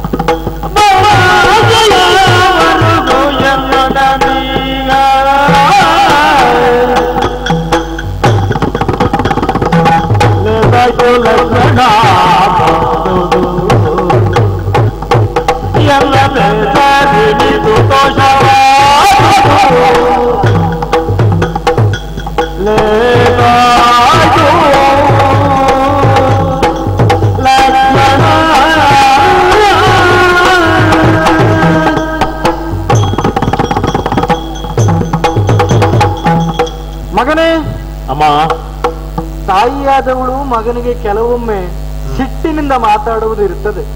ಹೌದು. ಹಾಗಂತ ತಾಯಿಗೆ ಮಗನನ್ನ ಕಂಡ್ರೆ ಪ್ರೀತಿ ಇಲ್ಲ ಅಂತಲ್ಲ. ಮಗ ಯಾವಾಗಲೂ ತಾಯಿಯಲ್ಲಿ ಸಿಟ್ಟಿಗೊಳಗಾಗುವಂತಹ ಕೃತ್ಯವನ್ನೇ ಮಾಡ್ತಾನೆ ಅಂತ ಅಲ್ಲ. ಇನ್ನೊಂದು ಸಂದರ್ಭದಲ್ಲಿ ನಾನೂ ನಿನ್ನ ಪಾಲಿಗೆ ಸಿಟ್ಟಿನಿಂದ ಮಾತಾಡಿದ್ದು ಉಂಟು. ಹೌದು. ಆದ್ರೆ ನಾನು ಸಿಟ್ಟುಗೊಂಡಷ್ಟು ಕ್ಷಣಕಾಲವೂ ಕೂಡ ನನ್ನ ಬಗ್ಗಾಗಿ ನೀನು ಅಂತಹ ಭಾವವನ್ನ ತಳೆದವನಲ್ಲ. ಸಂದರ್ಭ ಆಗಿತ್ತು ಅದು. ತಾಯಿ ಎನ್ನುವಂತಹ ಮಮತೆಯಿಂದಲೇ ನನ್ನನ್ನು ನೋಡಿಕೊಂಡವನು ನೀನು. ಹಾಗಾಗಿಯೇ ನಿನ್ನ ಕುರಿತಾದಂತಹ ವಾತ್ಸಲ್ಯ ಎನ್ನುವುದು ನನ್ನ ಮನಸ್ಸಿನಲ್ಲಿ ಅದಮ್ಯವಾದದ್ದು ಯಾವತ್ತೂ ಇರುತ್ತದೆ. ಹಾಗಾಗಿ ಹೇಳಿದ್ದು, ನೀನು ಬಂದದ್ದು ಲೇಸಾಯಿತು ಮಗನೇ. ಕಾರಣ ಏನು ಗೊತ್ತಾ? ಹೆಣ್ಣಾದವಳಿಗೆ ಗರ್ಭವತಿಯ ಸಂದರ್ಭ ಎನ್ನುವುದು, ಆ ಸಮಯ ಎನ್ನುವುದು ವಿಶೇಷವಾದಂತಹ ಮನಸ್ಥಿತಿಯನ್ನು ಒಳಗೊಂಡಿರುತ್ತದೆ ಅಂತೆ. ಪ್ರಾಜ್ಞರು ಆಡಿದವರಿದ್ದಾರೆ, ತಿಳಿದವರು ಆಡಿದವರಿದ್ದಾರೆ. ವನವಾಸದ ಸಂದರ್ಭದಲ್ಲಿ ಋಷಿ ಪತ್ನಿಯರೆಲ್ಲ ಇಂಥದ್ದರ ಕುರಿತಾಗಿ ಬೋಧಿಸಿದ್ದು ನನ್ನ ಪಾಲಿಗುಂಟು. ಮನಸ್ಸೆನ್ನುವುದು ವಿಕಲ್ಪಗೊಳ್ಳುತ್ತದೆಯಂತೆ, ಮನಸ್ಸಿನಲ್ಲಿ ಕ್ಲೇಶ ತುಂಬಿಕೊಳ್ಳುತ್ತದೆಯಂತೆ, ಮನಸ್ಸಿನಲ್ಲಿ ನಾನಾ ರೀತಿಯಾದಂತಹ ಭಾವಗಳು ಬಂದು ಒದಗುತ್ತದೆ. ಹಾಗಂತ ಅಂತ ಬಂದಂತ ಕ್ಲೇಶವನ್ನ, ನಾನಾ ರೀತಿಯಾದಂತಹ ವಿಕಲ್ಪ ಭಾವಗಳನ್ನ ನಾವು ಹೊಡೆದೋಡಿಸಿಕೊಳ್ಳಲಿಲ್ಲ ಅಂತ ಆದ್ರೆ ಅದರ ಪರಿಣಾಮ ತಾಯಿಯ ಮೇಲೆ ಆಗುವುದಲ್ಲ, ನಾಳೆಯ ದಿನ ಹುಟ್ಟುವಂತಹ ಮಗುವಿನ ಮೇಲೆ ಆಗುತ್ತದಂತೆ ಪರಿಣಾಮ. ಹಾಗಾಗಿ ಅಲ್ವ ಹೇಳು, ಅಂಥದ್ದೊಂದು ಗರ್ಭದ ಪರಿಣಾಮ ಏನಾಗುತ್ತದೆ ಎನ್ನುವುದನ್ನ ನಮ್ಮಲ್ಲಿಯೇ ನಾವು ನೋಡಿಕೊಳ್ಳಬಹುದು. ಹೌದು, ಪಾಯಸ ಎನ್ನುವುದು ಎಲ್ಲವರಿಗೂ ಸಿಹಿಯನ್ನು, ಸವಿಯನ್ನು ಕೊಡ ಮಾಡುತ್ತದೆ. ಹಾಗಾಗಿ ಅಲ್ವ ಊಟದಲ್ಲಿ ಪ್ರಥಮವಾಗಿ ಸಿಹಿಯನ್ನೇ ಉಣ್ಣಬೇಕು, ಪಾಯಸವನ್ನೇ ಉಣ್ಣಬೇಕು ಅಂತ ಶಾಸ್ತ್ರದಲ್ಲೂ ಉಂಟು, ಆರೋಗ್ಯ ಶಾಸ್ತ್ರದಲ್ಲೂ ಉಂಟು. ಹೌದು ತಾಯಿ. ಅಂಥ ಎಲ್ಲವರಿಗೂ ಸಿಹಿಯಾದ ಸವಿಯಾದ ಪಾಯಸದಿಂದಲೇ ಹುಟ್ಟಿದವರು ನೀವು ನಾಲ್ವರು. ಅಂತಾದ ಮೇಲೆ ನೀವು ಬಂದಾಗ ಮತ್ತೊಬ್ಬರ ಮನಸ್ಸಿಗೆ ಸಿಹಿಯಾದ ಆಗದೆ ಇದ್ದೀತ, ಸವಿಯಾಗದೆ ಇದ್ದೀತ ಹೇಳು. ಅಂಥ ಪಾಯಸದ ಸವಿಯನ್ನ ಮಗನಾಗಿ ತಾಯಿಯಾದ ನಾನು ನಿನ್ನಲ್ಲಿ ಕಾಣುತ್ತಾ ಇದ್ದೇನೆ, ಹಾಗಾಗಿ ಲೇಸಾಯಿತು ಅಂತ ಹೇಳಿದ್ದು. ಮಗನೇ, ನಿನ್ನನ್ನ ಕಂಡಾಗ ಮನದಲ್ಲಿರುವಂತಹ ಕ್ಲೇಶ ಭಾವವೆಲ್ಲವೂ ಹೋಯಿತು. ವಿಕಲ್ಪದ ಭಾವನೆಗಳಲ್ಲಿ ಹೊಯ್ದಾಡುತ್ತಿದ್ದಂತಹ ಸೀತೆಯ ಮನ ಎನ್ನುವುದು ಸಂತೋಷ ಆಯಿತು. ನಾಳೆಯ ದಿನ ಮಗ ಹುಟ್ಟುತ್ತಾನೆ ನನ್ನ ಪಾಲಿಗೆ. ಆದರೆ ಹುಟ್ಟುವ ಮಗನ ಪ್ರೀತಿಗಿಂತಲೂ ಇಂದು ಕಣ್ಣೆದುರಿಗಿರುವಂತಹ ಮೈದುನನೆಂಬ ಮಗನ ಪ್ರೀತಿ ಎನ್ನುವುದು ಸೀತೆ ಎದೆಯಲ್ಲಿ ಹೊಯ್ದಾಡುತ್ತಾ ಇದೆ ಅಂತಾದ್ರೆ ಇದಕ್ಕಿಂತಲೂ ಸಂತೋಷ ಬೇಕ ಮಗನೇ? ಆದರೊಂದು ಯಾವುದೇ ಉದ್ದೇಶ ಇಲ್ಲದೆಯೋ ನನ್ನನ್ನ ಕಾಣುವುದಕ್ಕೆ ಬಂದವನಲ್ಲ ನೀನು ಎನ್ನುವುದನ್ನ ನಿನ್ನ ಮುಖ ನೋಡಿಯೇ ನಾನು ಗ್ರಹಿಸಿಕೊಳ್ಳಬಹುದು. ಮನಕ್ಕೆ ಮುಖವೇ ಕನ್ನಡಿಯಂತೆ. ಹೌದು, ಅಂಥ ಕನ್ನಡಿಯಲ್ಲಿ ಸೀತೆಯ ಮನಸ್ಸು ಕಾಣುತ್ತಾ ಇಲ್ಲ. ಕನ್ನಡಿಯನ್ನು ನೋಡಿದಾಗ ನಮ್ಮ ಮುಖ ನಮಗೆ ಕಾಣಬೇಕು, ನಮ್ಮ ಮುಖ ನಮಗೆ ಕಾಣುತ್ತಾ ಇಲ್ಲ ಅಂತಾದ್ರೆ ಯಾವುದೋ ಒಂದು ವಿಚಿತ್ರವಾದಂತಹ ಭಾವನೆಯನ್ನು ನಮ್ಮ ಮನಸ್ಸಿನಲ್ಲಿ ಒಡಮೂಡುತ್ತದೆ. ಹಾಗಾಗಿ ಅಂತಹ ಸವಿಯಾದ ನನ್ನ ಮುಖ ನಿನ್ನ ಮುಖವೆಂಬ ಕನ್ನಡಿಯಲ್ಲಿ ಕಾಣುತ್ತಾ ಇಲ್ಲ ಅಂತಾದ್ರೆ ಅದನ್ನ ಮರೆಮಾಚಿದಂತಹ ಭಾವ ಯಾವುದು? ಕನ್ನಡಿಯನ್ನು ನೋಡಿದಾಗ ನಮ್ಮ ಬಿಂಬವೇ ಕಾಣಬೇಕು ಹೊರತು ಮತ್ತೇನನ್ನು ಮತ್ತುವನ್ನ ಕಾಣುವುದಕ್ಕೆ ಆಗುವುದಿಲ್ಲ. ಅಂಥದ್ದೊಂದು ಕಾಣುತ್ತದೆ ಅಂತಾದ್ರೆ ಬಿಂಬ ಮರೆಮಾಚಿರುವುದು ಯಾಕೆ? ಬಂದ ಉದ್ದೇಶ ಏನು ಹೇಳ್ತೀಯ ಮಗನ? ತಾಯೇ,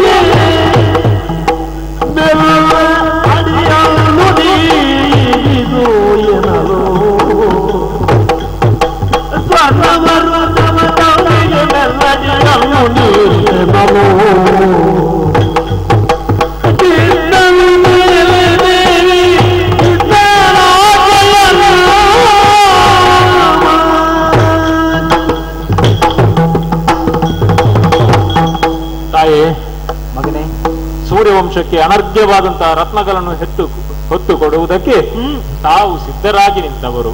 ರಾಮನ ಕೃಪೆ. ಹೌದು, ಈ ವಂಶವನ್ನಾಳುವಂತಹ ಭಾವಿ ಪ್ರಜೆಗಳು ಹುಟ್ಟಿ ಬರುತ್ತಾರೆ ಎನ್ನುವಂತಹ ಕಲ್ಪನೆಯಿಂದ ಅಯೋಧ್ಯೆಯೇ ನಲನಲಿಸುತ್ತಾ ಉಂಟು. ಹೌದು, ಸಂತಸದ ಸಮಯ. ಈ ಸಮಯದಲ್ಲಿ ಹೆಣ್ಣಾದವಳಿಗೆ ನಾನಾ ವಿಧವಾದಂತಹ ಬಯಕೆಗಳು ಮೂಡುವುದು ಸಹಜ ತಾನೆ. ಹೌದು, ದೇಹ ಧರ್ಮಾನುಸಾರವಾಗಿಯೂ ನಾನಾ ವಿಧವಾದಂತಹ ಬದಲಾವಣೆಗಳು ದೇಹದಲ್ಲೂ ಉಂಟಾಗುತ್ತದೆ, ಮಾನಸಿಕವಾಗಿಯೂ ಉಂಟಾಗುತ್ತದೆ. ಆಸೆ ಬೇರೆ, ಬಯಕೆ ಬೇರೆ. ಆಸೆಯನ್ನು ಯಾವಾಗ ಬೇಕಾದ್ರೂ ಪೂರೈಸಬಹುದು, ಆದ್ರೆ ಬಯಕೆ ಎನ್ನುವಂಥದ್ದು ಇದೆಯಲ್ಲ ಹೆಣ್ಣಾದವಳಿಗೆ, ಅದು ಗರ್ಭಿಣಿಯಾದಂತಹ ಸಂದರ್ಭದಲ್ಲಿ ಉಂಟಾಗುವಂತಹ ಬಯಕೆ ಇದೆಯಲ್ಲ, ಅದನ್ನು ಆ ಕ್ಷಣದಲ್ಲೇ ಪೂರೈಸಬೇಕು. ಆದುದರಿಂದಲೇ ಹೆಣ್ಣು ಮಕ್ಕಳಿಗೆ ಬಯಕೆ ಎನ್ನುವಂಥದ್ದನ್ನು ಮಾಡುವುದಂತೆ. ಹೌದು, ಯಾಕೆಂದ್ರೆ ಎಷ್ಟು ಹೊತ್ತಿಗೆ ಆಕೆಯ ಹೆರಿಗೆಯಾಗುತ್ತದೆ, ಯಾವ ಸಂದರ್ಭದಲ್ಲಿ ಮಕ್ಕಳಿಗೆ ಜನ್ಮ ಕೊಡುತ್ತಾಳೆ ಅಂತ ಹೇಳುವುದಕ್ಕೆ ಬರುವುದಿಲ್ಲ. ಆದುದರಿಂದ ಬಯಕೆಯನ್ನು ಆದಷ್ಟು ಬೇಗ ಪೂರೈಸಬೇಕಂತೆ. ಹಾಗಾಗಿ ಅಲ್ಲವೋ ಆಸೆ ಎನ್ನುವುದು ಜೀವನ ಪರ್ಯಂತ ನಮ್ಮ ಬೆನ್ನ ಹಿಂದೆ ಇರುತ್ತದೆ. ಬಯಕೆ ಅಂದ್ರೆ ಹಾಗಲ್ಲ, ತತ್ಕ್ಷಣದಲ್ಲಿ ಒಮ್ಮೆ ನಮಗೆ ಅನಿಸ್ತದೆ, ಅದನ್ನು ನಾವು ಈಡೇರಿಸಿಕೊಂಡೆವು, ಆಮೇಲೆ ಮುಗಿಯುತ್ತದೆ, ಅಲ್ಲಿಗೆ ಅದು ಮುಗಿಯುತ್ತದೆ. ಒಂದು ದಿವಸ ನಾವು ಎಲ್ಲೋ ಚಂದ್ರಿಕಾ ವಿಹಾರಕ್ಕಾಗಿ ಹೊರಟಂತಹ ಸಂದರ್ಭದಲ್ಲಿ ನಿಮ್ಮ ಮನದ ಬಯಕೆಯನ್ನು ನಮ್ಮ ಅಣ್ಣನಾದಂತಹ ರಾಮಚಂದ್ರನಲ್ಲಿ ತಾವು ತೋಡಿಕೊಂಡಿದ್ದೀರಂತೆ. ನಮ್ಮ ಅಣ್ಣ ಹೇಳಿದ ನಯನ ಪುಣ್ಯಾಶ್ರಮದ ದರ್ಶನ, ಕವಿಯ ಕಂಪನ್ನು ಬಯಸುತ್ತಿದೆ ಎನ್ನ ಇಂದ್ರಿಯಗಳು ಇತ್ಯಾದಿಗಳನ್ನೆಲ್ಲವನ್ನು ತಾವು ಹೇಳಿದ್ದೀರಂತೆ. ಹಾಗಾದ್ರೆ ತಮಗೆ ಮತ್ತೊಮ್ಮೆ ಕಾನನದ ಕಡೆಗೆ ಹೋಗಬೇಕು, ಅಲ್ಲಿ ಇರಬೇಕು ಎನ್ನುವ ಹಾಗೆ ಮನಸ್ಸಾಗಿದೆ ಅಂತ ಆದ್ರೆ ನಿನ್ನ ಅತ್ತಿಗೆ ಆಶೆಯನ್ನು ಪೂರೈಸಿ ಆಕೆಯನ್ನು ಕಾಡಿಗೆ ಕರೆದುಕೊಂಡು ಹೋಗು ಲಕ್ಷ್ಮಣ ಅಂತ ಹೇಳಿ ಹೊರಟ ನಮ್ಮ ಅಣ್ಣ ಯಾವುದೋ ಒಂದು ಗಹನವಾದಂತಹ ಕಾರ್ಯಕ್ಕಾಗಿ ಹೊರಟು ನಿಂತಿದ್ದಾನೆ. ತಾಯೇ, ನನಗೆ ರಾಜ ಆಜ್ಞೆ ಆಗಿದೆ, ತಾವು ಬರುತ್ತೀರೋ ಅಥವಾ ಕಾರ್ಯಕ್ರಮ ಇವತ್ತು ಬೇಡ ಇನ್ನೊಂದು ದಿವಸ ಹೋಗುವ ಅಂತ ಹೇಳ್ತೀರೋ? ಅಲ್ಲ, ನಾನು ಬರುವುದು ಒತ್ತಟ್ಟಿಗಿರ್ಲಿ, ನನ್ನ ಬಯಕೆ ರಾಮನ ಮನವನ್ನು ಮುಟ್ಟಿದ್ದ. ಹೌದು, ಹೌದಾ ಇದು? ಹೌದು.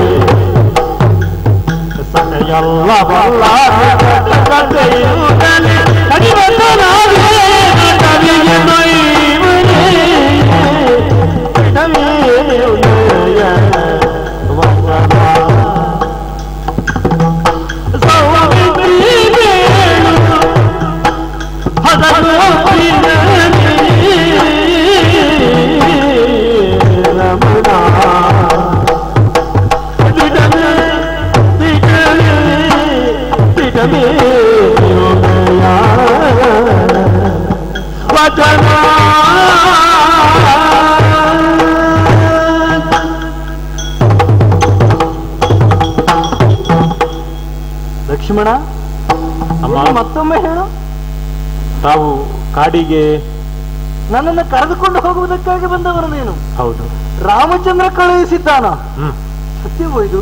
ಹೌದು. ಅಲ್ಲ, ದಿಟವೋ ಇದು? ಸತ್ಯವನ್ನಾದ್ರೆ ಮರೆಮಾಚಬಹುದಂತೆ, ಆದ್ರೆ ದಿಟವನ್ನ ಹಾಗಲ್ಲ. ನಿಚ್ಚಳವಾಗಿ ಸೂರ್ಯ ಚಂದ್ರರು ತೆರೆದಿಟ್ಟ ಪುಸ್ತಕ ಎಷ್ಟು ಸತ್ಯವೋ ಅಷ್ಟೇ ಪ್ರಖರವಾಗಿರ್ತದಂತೆ ದಿಟ ಎನ್ನುವುದು. ದೂರದಿಂದ ನೋಡುವಾಗ ಮರೀಚಿಕೆಯು ಸತ್ಯದ ಹಾಗೆ ತೋರುತ್ತದೆ, ಆದ್ರೆ ಹತ್ತಿರ ಹೋಗಿ ನೋಡಿದಾಗ ಅದು ದಿಟ್ಟವಲ್ಲ, ಸಟೆಯಾಗಿರ್ತದೆ. ಆದ್ರೆ ರಾಮ ಯಾವತ್ತು ಯಾರಿಗೂ ಮರೀಚಿಕೆಯಾದವನಲ್ಲ. ರಾಮನೊಬ್ಬ ಎಲ್ಲರ ಕೈಗೆ ಸಿಗುವಂತಹ ಒಬ್ಬ ಭಗವಂತ ಅಂತ ನಾವು ತಿಳಿದುಕೊಂಡವರು. ಅಂತಹ ರಾಮ ಇಂತಹ ಮಾತನ್ನ, ಇಂತಹ ಕಾರ್ಯವನ್ನ ಮಾಡಿ ಬಾ ಎನ್ನುವುದಾಗಿ ನಿನ್ನಲ್ಲೇ ಹೇಳಿ ಕಳಿಸಿದ್ದಾನ. ಹೌದು ತಾಯಿ. ಸಂತೋಷ ಆಯ್ತು. ಅಂದು ನಾನು ಸ್ವಲ್ಪ ಹಠ ಮಾಡಿದ್ದು ಹೌದು, ಮತ್ತೆ ಕಾನೂನನ್ನು ನೋಡಬೇಕು, ಕಾನೂನನ್ನು ಸೇರಿಕೊಳ್ಳಬೇಕು ಎನ್ನುವುದಾಗಿ. ಅವರು ಈಡೇರಿಸ್ತಾರೆ, ಅವರ ರಾಜಕಾರ್ಯದಲ್ಲಿ ಇಂಥದ್ದು ಒಂದು ನೆನಪಿರುತ್ತದೆ ಅಂತ ನಾನು ಯೋಚಿಸಿದವರಲ್ಲ. ಆದ್ರೆ ನೋಡಿದೀಯ ಎಂಥ ಪರಮ ಭಾಗ್ಯ ನನ್ನ ಪಾಲಿಗೆ. ಸಮಸ್ತ ಅಯೋಧ್ಯೆಯನ್ನು ಆಳುವಂತಹ ರಾಜ ರಾಮನಿಗೆ ಈ ಸೀತೆ ಆಡಿದಂತ ಒಂದು ಅಂತರಂಗದ ಮಾತು ನೆನಪಿರುತ್ತದೆ ಅಂತಾದ್ರೆ ಸೀತೆಯ ಬದುಕು ಎಷ್ಟು ಧನ್ಯ ಹೇಳು. ಅಲ್ಲ, ಪ್ರಜೆಗಳ ಬದುಕು ಎಷ್ಟು ಧನ್ಯ ಹೇಳು. ಕಾರಣ ಏನು? ರಾಜನಾದವನೊಬ್ಬ ತನ್ನ ಮನೆಯವರನ್ನ ಹೇಗೆ ನೋಡಿಕೊಳ್ಳುತ್ತಾನೋ ಅದೇ ರೀತಿಯಾಗಿ ರಾಜ್ಯವನ್ನೇ ತನ್ನ ಮನೆಯಾಗಿಸಿಕೊಂಡು ಪ್ರತಿಯೊಬ್ಬರನ್ನು ಹಾಗೆ ನೋಡಿಕೊಳ್ಳುತ್ತಾನೆ ಎನ್ನುವುದು ಪ್ರತೀತಿ ಅಲ್ವಾ. ಲೋಕದಲ್ಲಿ ಸೀತೆಗೆ ಮಾತ್ರ ಅಲ್ಲ, ಪ್ರತಿಯೊಂದು ನಮ್ಮ ಅಯೋಧ್ಯೆ ಹೆಣ್ಣು ಮಕ್ಕಳಿಗೂ ರಾಮನಂತವರೇ ಸಿಕ್ಕಿದರು ಅಂತಾದ್ರೆ ಹೆಣ್ಣು ಮಕ್ಕಳೆಲ್ಲ ಸೀತೆಯಾಗುವುದು ದೊಡ್ಡದಲ್ಲ, ಗಂಡಂದಿರೆಲ್ಲ ರಾಮನಾಗುವ ವಿಚಾರವೇ ದೊಡ್ಡದಾಗುತ್ತದೆ. ಹಾಗಾಗಿ ಅಂತ ಭಾಗ್ಯ ನನ್ನ ಪಾಲಿಗೆ ಆಯಿತು ಅಂತಾದ್ರೆ ಅದ್ರ ಒಂದು ರಾಮನನ್ನೊಟ್ಟಿಗೆ ಬರುವುದಿಲ್ಲ, ರಾಜಕಾರ್ಯ ಉಂಟು, ಎತ್ತಲೋ ಹೋಗಿದ್ದಾರೆ ಅಂತ ಹೇಳಿದೆಯಲ್ಲ. ಹೌದು, ಬೇಸರ ಹೌದು. ಆದ್ರೆ ಒಂದು ಎಷ್ಟೋ ದೀರ್ಘಕಾಲ ಅಲ್ಲಿರುವುದು ಅಲ್ಲವಲ್ಲ, ಕೆಲವು ಕಾಲ ವನವನ್ನ ಸಂದರ್ಶಿಸುವುದು ಬರುವುದು, ಹಾಗೂ ಹೋಗುವುದೇ ಹೌದು ಅಂತಾದ್ರೆ ನಾನು ಒಬ್ಬಳೇ ಹೋಗ್ಲಿಕ್ಕೆ ಆಗುತ್ತದ? ನಾನು ಒಬ್ಬಳೇ ಹೋಗುವುದಕ್ಕಾಗುತ್ತದ? ಯಾರು ಬರ್ತಾರೆ ಜೊತೆಯಲ್ಲಿ? ಯಾರಿದ್ದಾರೆ? ರಾಮ ಅಂತೂ ಬರುವುದಿಲ್ಲ ತಾಯಿ. ಯಾಕಂದ್ರೆ ಎಲ್ಲಿಗೋ ಗಹನವಾಗಿ ಹೋಗಿದ್ದಾನೆ, ಯಾವಾಗ ಬರುತ್ತಾನೆ ಅಂತ ಗೊತ್ತಿಲ್ಲ. ಲಕ್ಷ್ಮಣ ಸೀತೆಯನ್ನು ಕರೆದುಕೊಂಡು ಹೋಗುವಂತ ಹೊತ್ತಿಗೆ ಕಳೆದ ಮೇಲೆ ಬರ್ತಾನೋ ಅಥವಾ ಲಕ್ಷ್ಮಣ ಹೋಗಲಿ ಅಂತ ಕಾಯ್ತಾ ಕುಳಿತಿದ್ದಾನೋ ಒಂದೂ ನನಗೆ ಅರ್ಥ ಆಗುವುದಿಲ್ಲ. ಅರ್ಥ ಆಯ್ತು ನನಗೆ. ಹಾಗಿದ್ದ ಮೇಲೆ ರಾಮ ರಾಜಕಾರ್ಯದಲ್ಲಿ ಬರುವುದಕ್ಕಾಗುವುದಿಲ್ಲ. ಸೀತೆಯ ಮನವನ್ನ ಈಡೇರಿಸಿದ ರಾಮ ರಾಜಾರಾಮನಾಗಿ ಅಯೋಧ್ಯೆಯಲ್ಲೇ ಇರ್ತಾನೆ ಅಂತಾದ್ರೆ ಸೀತೆಯೊಟ್ಟಿಗೆ ಯಾರು ಬರ್ತಾರೆ ಅಂತ ಗೊತ್ತಾಯ್ತು. ಸದಾಕಾಲ ಬಾಲ್ಯದಿಂದಲೂ ಒಡನಾಡಿಗಳಾಗಿ ಬದುಕಿನಂತವರು ನಾವು. ಯಾರು? ನಿನ್ನ ಹೆಂಡತಿ ಅಲ್ವ ಊರ್ಮಿಳೆ, ಅವಳು ಬರ್ತಾಳ. ಊರ್ಮಿಳೆಯೋ? ನಿಮ್ಮ ಹಾಗೇ ತಾಯೇ, ಅವಳು ಗರ್ಭಿಣಿ. ಅವಳ ಬಯಕೆ ಏನು ಅಂತ ನಾನು ಇದುವರೆಗೂ ಅವಳಲ್ಲಿ ಕೇಳಿದವಳಲ್ಲ. ಕೇಳಬೇಕು ಮಗನೇ. ನಾನು ಕಾಡಿಗೆ ಹೊರಟಾವಾಗ, ನೀವು ಇರುವರು ಹೊರಟು ನಿಂತವಾಗ, ನಾನು ಕಾಡಿಗೆ ಹೋಗುತ್ತೇನೆ, ನೀನು ಬರ್ತೀಯೇನೆ ಅಂತ ನಾನು ಕೇಳಿದವಳಲ್ಲ. ಈಗೀಗ ನನಗೂ ಅನಿಸುತ್ತದೆ, ಏನು ಲಕ್ಷ್ಮಣನಿಗೊಬ್ಬಳು ಹೆಂಡತಿ ಇದ್ದಾಳೆ ಊರ್ಮಿಳೆ ಎನ್ನುವಂತಹದ್ದೇ ಬಹುಶಃ ಎಲ್ಲರಿಗೂ ಮರೆತು ಹೋಗಿದೋ ಏನೋ. ಲಕ್ಷ್ಮಣನಿಗೆ ಮರೆಯಲಿಲ್ವಲ್ಲ? ಇಲ್ಲ, ಅಂತೂ ನಾನಂತೂ ಅವಳ ಬಯಕೆ ಏನು ಅಂತ ಇದುವರೆಗೆ ಕೇಳಿದವಳಲ್ಲ. ಹಾಗಾಗಿ ಅವಳು ನಿಮ್ಮ ಹಾಗೆ ಇರುವವಳು ಮಾತ್ರವಲ್ಲ, ಕಾಡನ್ನು ಹತ್ತಿರದಿಂದ ಕಂಡವಳೇನು ಅಲ್ವಲ್ಲ ಅವಳು. ಹಾಗಾಗಿ ಅವಳು ಬರುವುದಕ್ಕಿಲ್ಲ. ಹಾಗಿದ್ರೆ ಅರ್ಥ ಆಯ್ತು, ಭರತನ ಭಾರ್ಯ ಬರ್ತಾಳ ನನ್ನೊಟ್ಟಿಗೆ? ಇಲ್ಲ ತಾಯಿ, ಅವಳು ಬಹುಶಃ ಇಲ್ಲ, ಬರುವುದಕ್ಕಿಲ್ಲ. ಶತ್ರುಘ್ನನ ಸತಿ?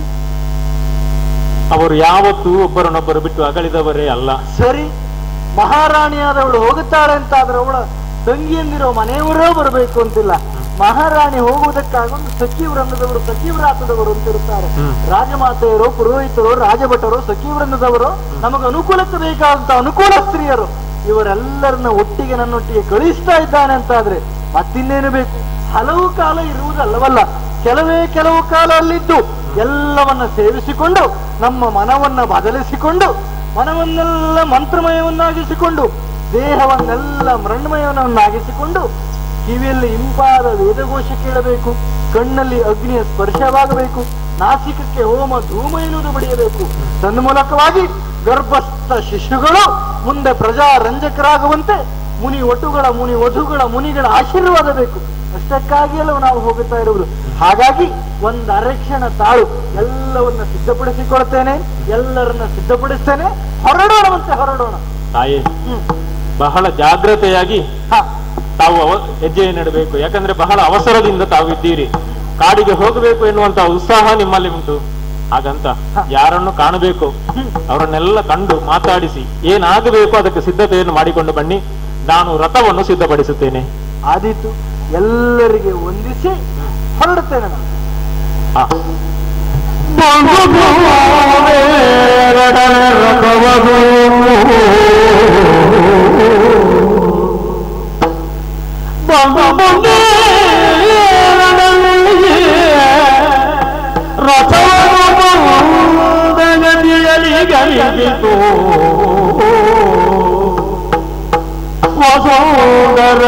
ವಸೋದರಾತ್ಮಜಯು ಮೇಲ್ಬಸಿರ ಭಾರದಲ್ಲಿ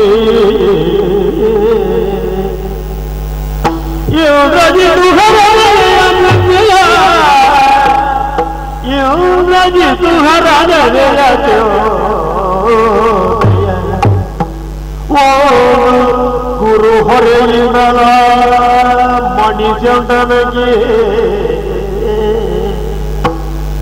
ಗುರು ಹೊರೆಯುಡಲ ಮಣಿಜಂಡನಿಗೆ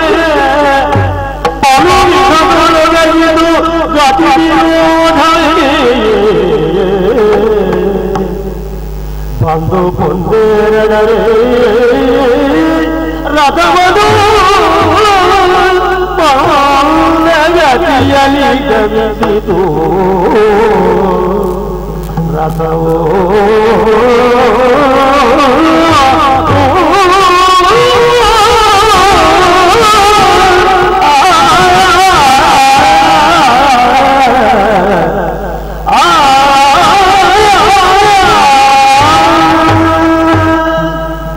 ದುರ್ವಿಧಿಯೇ ಆ ವಿಧಿಯೇ ಏನಿದು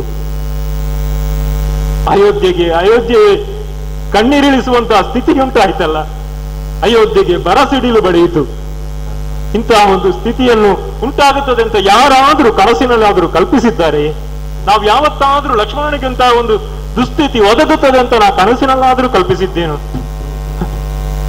ಮಂದ ಗತಿಯಲ್ಲಿ ನಮ್ಮ ರಥ ಸಾಗುತ್ತಾ ಉಂಟು ಯಾಕೆ ಏನಾದರೂ ಒಂದು ಅಪಾಯ ಒದಗಿತು ಅಂತ ಆದ್ರೆ ಏನಾದರೂ ಒಂದು ಅಪಾಯದ ಮುನ್ಸೂಚನೆ ಉಂಟು ಅಂತ ಆದ್ರೆ ಅದರ ಪರಿಣಾಮ ಮೊದಲಾಗಿ ಗೊತ್ತಾಗುವುದು ಪ್ರಾಣಿಗಳಿಗಂತೆ ಲೋಕಮಾತೆಯಾದಂತಹ ಸೀತೆಯನ್ನು ಕಾಡಿಗೆ ಬಿಡುತ್ತಾರೆ ಎಂಬುದರ ಕುರಿತಾಗಿ ಆ ಮೂಕ ಪ್ರಾಣಿಗಳಿಗೂ ಅರ್ಥ ಆಗಿರಬೇಕು ನಮ್ಮ ತಾಯಿಯನ್ನು ಕಾಡಿಗೆ ಬಿಡುತ್ತಾ ಇದ್ದಾರೆ ಅದುದರಿಂದ ನಾವು ಯಾಕೆ ಇಷ್ಟು ವೇಗವಾಗಿ ಸಾಗಬೇಕು ಎನ್ನುವಾಗಿ ಅದಕ್ಕೂ ಭಾವಿಸಿರಬೇಕು ಆದುದರಿಂದಲೇ ಅದು ನಿಧಾನವಾಗಿ ಹೆಜ್ಜೆ ನೀಡುತ್ತಾ ಇತ್ತು ನಾ ಎಷ್ಟೇ ಬಡಿದರೂ ಅದು ಮುಂದೆ ಮುಂದೆ ಸಾಗುತ್ತಾ ಇಲ್ಲ ಅಲ್ಲ ಸೀತೆ ಹೊತ್ತಂತ ಬಸಿರ ಭಾರವೋ ನಮ್ಮದು ಬಂಗಾರದ ರಥ ಬಂಗಾರವೇ ಭಾರ ಹಾಗಾದ್ರೆ ಸೀತೆ ಹೊತ್ತಂತ ಆ ಗರ್ಭದ ಭಾರದಿಂದ ಈ ಬಂಗಾರದ ಭಾರದಿಂದ ಭೂದೇವಿಯೇ ಈ ಭೂಗರ್ಭವೇ ರಥದ ಗಾಳಿಗಳನ್ನು ಗಟ್ಟಿಯಾಗಿ ಚಲಿಸದ ಹಾಗೆ ಹಿಡಿದುಕೊಂಡಿತು ಅಲ್ಲ ಭೂಜಾತೆಯ ಮಗಳು ಸೀತೆ ನನ್ನ ಮಗಳನ್ನು ಕಾಡಿಗೆ ಬಿಡುತ್ತಾರೆ ಎನ್ನುವುದನ್ನು ಕಂಡು ಭೂದೇವಿಯೇ ಕಾಡಿಗೆ ಹೋಗಬಾರದು ನನ್ನ ಮಗಳು ಕಾಡಿನಲ್ಲೇ ಕಷ್ಟವನ್ನು ಅನುಭವಿಸಿದವಳು ಇನ್ನೂ ಕಾಡಿನಲ್ಲಿರುವುದು ತರವಲ್ಲ ಎನ್ನುವ ಹಾಗೆ ಭಾವಿಸಿ ಭೂದೇವಿಯೇ ರಥವನ್ನು ಚಲಿಸದ ಹಾಗೆ ಮಾಡುತ್ತಾ ಇದ್ದಾರೋ ಅರ್ಥ ಆಗುವುದಿಲ್ಲ ನನಗೆ ಇಲ್ಲ ಹಾಗಲ್ಲ ಸೀತೆ ಹೊತ್ತದ್ದು ಗರ್ಭ ಸೂರ್ಯವಂಶದ್ದು ಆ ಯಮಳ ಪಿಂಡಗಳು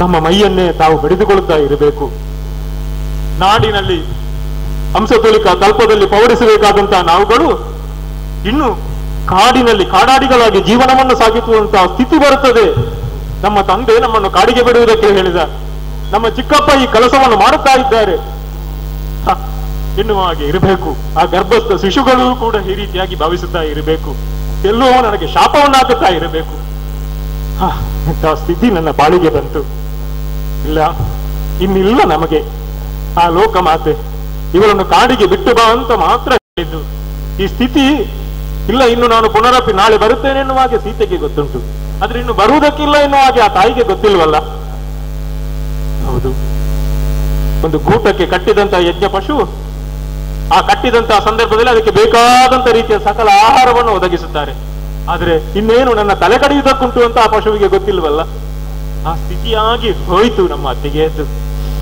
ಏನು ಮಾಡೋಣ ನನ್ನ ತುಮುಳವನ್ನು ನನ್ನ ದುಗುಡವನ್ನು ನಾ ಯಾರಲ್ಲಿ ಹೇಳಿಕೊಳ್ಳಬೇಕು ಹೇಳಿ ಪ್ರಯೋಜನ ಏನು ನನ್ನ ಪಾಲಿಗೆ ಬಂದದ್ದು ನಾನು ಅದನ್ನು ಅನುಭವಿಸಬೇಕು ಅಮ್ಮ ರಥ ನಿಧಾನವಾಗಿ ಚಲಿಸುತ್ತಾ ಉಂಟಲ್ಲ ತಾಯಿ ಅರ್ಥ ಆಗುತ್ತದೆ ನನಗೆ ತುಂಬು ಗರ್ಭಿಣಿಯಾದಂತಹ ಅತ್ತಿಗೆಯನ್ನ ವೇಗವಾಗಿ ಕೊಂಡೊಯ್ದರೆ ಎಲ್ಲಿ ನೋವಾದೀತು ಎಲ್ಲಿ ತೊಡಕಾದೀತು ಎಂಬ ಕಾರಣಕ್ಕಾಗಿ ನಿಧಾನ ಚಲಿಸ್ತಾ ಇದ್ದೀಯೆ ಆದರೂ ಒಂದು ಮಗನೇ ಯಾಕೆ ನಿನ್ನ ಮುಖವನ್ನೇ ನನ್ನತ್ತ ತಿರುಗಿಸ್ತಾ ಇಲ್ಲ ಎನ್ನುವುದೇ ಅರ್ಥ ಆಗುತ್ತಾ ಇಲ್ಲ. ಮುಖಕ್ಕೆ ಮುಖ ಕೊಟ್ಟು ತಾಯಿಯಲ್ಲಿಯೂ ಮಾತಾಡಬಾರ್ದೇನೋ ಮಗನೇ? ಇಲ್ಲ ತಾಯಿ, ಮುಖಕ್ಕೆ ಮುಖ ಕೊಟ್ಟು ಮಾತಾಡಬೇಕು ಅಂತ ಭಾವಿಸಿದರೆ ಯಾವತ್ತೂ ನಿಮ್ಮ ಮುಖವನ್ನು ಕಂಡವನಲ್ಲ. ಒಂದು ಕಾಲದಲ್ಲಿ ನಿಮ್ಮ ಆಭರಣ ಕಿಸ್ಕಿಂದೆಯಲ್ಲಿ ಸಿಕ್ಕಿದ್ದು. ಇದರ ಪರಿಚಯವನ್ನು ನನಗೆ ಕೇಳಿದ ನಮ್ಮಣ್ಣ. ಅದಾವುದರ ಪರಿಚಯವೂ ಇಲ್ಲ. ನಮ್ಮ ಅತ್ತಿಗೆ ಧರಿಸುತ್ತಿದ್ದಂತ ಕಾಳುಂಗುರದ ಪರಿಚಯ ಉಂಟು ಅಂತ ನಾನು ಹೇಳಿದವನು. ನಿಮ್ಮ ಪಾದವನ್ನು ಬಿಟ್ಟರೆ ಬೇರೊಂದೂ ನನಗೆ ನೆನಪಿಲ್ಲ ತಾಯಿ. ಅದುದರಿಂದ ನನಗದು ನೋಡಿ ಅಭ್ಯಾಸ. ದಿನನಿತ್ಯ ನಾ ಬೆಳಗ್ಗೆದ್ದು ನೋಡಿದರೆ ಬೆಳಗ್ಗೆದ್ದು ನಿಮ್ಮ ಕಾಲಿಗೆ ಎರಗುವುದನ್ನು ಬಿಟ್ಟರೆ ಬೇರೆ ಏನುಂಟು ತಾಯಿ ನನ್ನಲ್ಲಿ? ಅದಾದೀತು, ನನ್ನ ಪಾದವನ್ನು ನೋಡ್ತಾ ಇದ್ದೀಯೇನೋ ಸರಿ, ಆದ್ರೆ ಅದೇನದು? ನೋಡ್ತಾ ನೋಡುತ್ತಾ ನನ್ನ ಪಾದ ಎನ್ನುವುದು ನೀರಿನಿಂದ ತೊಯ್ದ ಅನುಭವ ಆಗುತ್ತಾ ಇದೆ. ಯಾಕೀಗೆ? ಇಲ್ಲ ತಾಯಿ, ನಿಮ್ಮನ್ನು ಬಿಟ್ಟಿರ್ಬೇಕಲ್ಲ, ನಿಮ್ಮನ್ನು ಬಿಟ್ಟು ಅಗಲಬೇಕಲ್ಲ ನಾವು. ಎಷ್ಟು ಸಮಯ ಅಂತ ಗೊತ್ತಿಲ್ಲ ತಾಯಿ. ನಿಮ್ಮನ್ನು ಬಿಟ್ಟು ಇರಬೇಕಲ್ಲ ಎನ್ನುವ ಹಾಗೆ ನೋವು ನನಗಾಗುತ್ತದೆ. ನನಗಿಂತಲೂ ಹೆಚ್ಚಾಗಿ ನಮ್ಮ ಅಣ್ಣ ನಿಮ್ಮನ್ನು ಬಿಟ್ಟಿರಬೇಕಲ್ಲ. ಅಣ್ಣ ಅದೇ ಹೇಗೆ ಇರುತ್ತಾನೋ ಅಂತ ಗೊತ್ತಿಲ್ಲ ತಾಯಿ. ಅಣ್ಣನನ್ನು ನೆನೆದು ನೆನೆದು ದುಃಖ ಉಮ್ಮಳಿಸಿ ಬರುತ್ತಾ ಉಂಟು. ಲಕ್ಷ್ಮಣ, ಯೋಚನೆ ಮಾಡಬೇಕಾದಿಲ್ಲ. ನನಗೂ ಕಷ್ಟ ಆದೀತು, ನಮ್ಮವರಿಗೂ ಕಷ್ಟ ಆದೀತು, ನಿನಗೂ ಕಷ್ಟ ಆಗುತ್ತದೆ ಸತ್ಯ. ಆದರೆ ಇದೇನು ಶಾಶ್ವತ ಅಲ್ಲವಲ್ಲ. ಕೆಲವು ಸಮಯ ಮಾತ್ರ ನಾನಿಲ್ಲಿರುತ್ತೇನೆ. ಆ ನಂತರದಲ್ಲಿ ನಿಮ್ಮನ್ನು ನೋಡಬೇಕೆನ್ನುವುದಾಗಿ ಅನಿಸಿದ ಆ ಕ್ಷಣದಲ್ಲಿಯೇ ಆಶ್ರಮ ಬೋಟುಗಳಲ್ಲೋ ಅತ್ತ ಬಂದು ಹೇಳುತ್ತಾರೆ, ಆವಾಗ ನನ್ನನ್ನು ಕರೆದುಕೊಂಡು ಹೋಗ್ಬಹುದಲ್ಲ. ಯೋಚನೆ ಮಾಡಬೇಡ, ನಾನಿಲ್ಲಿ ಸುಖವಾಗಿ ಇರುತ್ತೇನೆ. ಹಾಗಾದರೆ ರಥದ ವೇಗವನ್ನು ಹೆಚ್ಚಿಸುತ್ತೇನೆ. ಆದೀತು ಆದೀತು, ಹೊರಡಲಿ.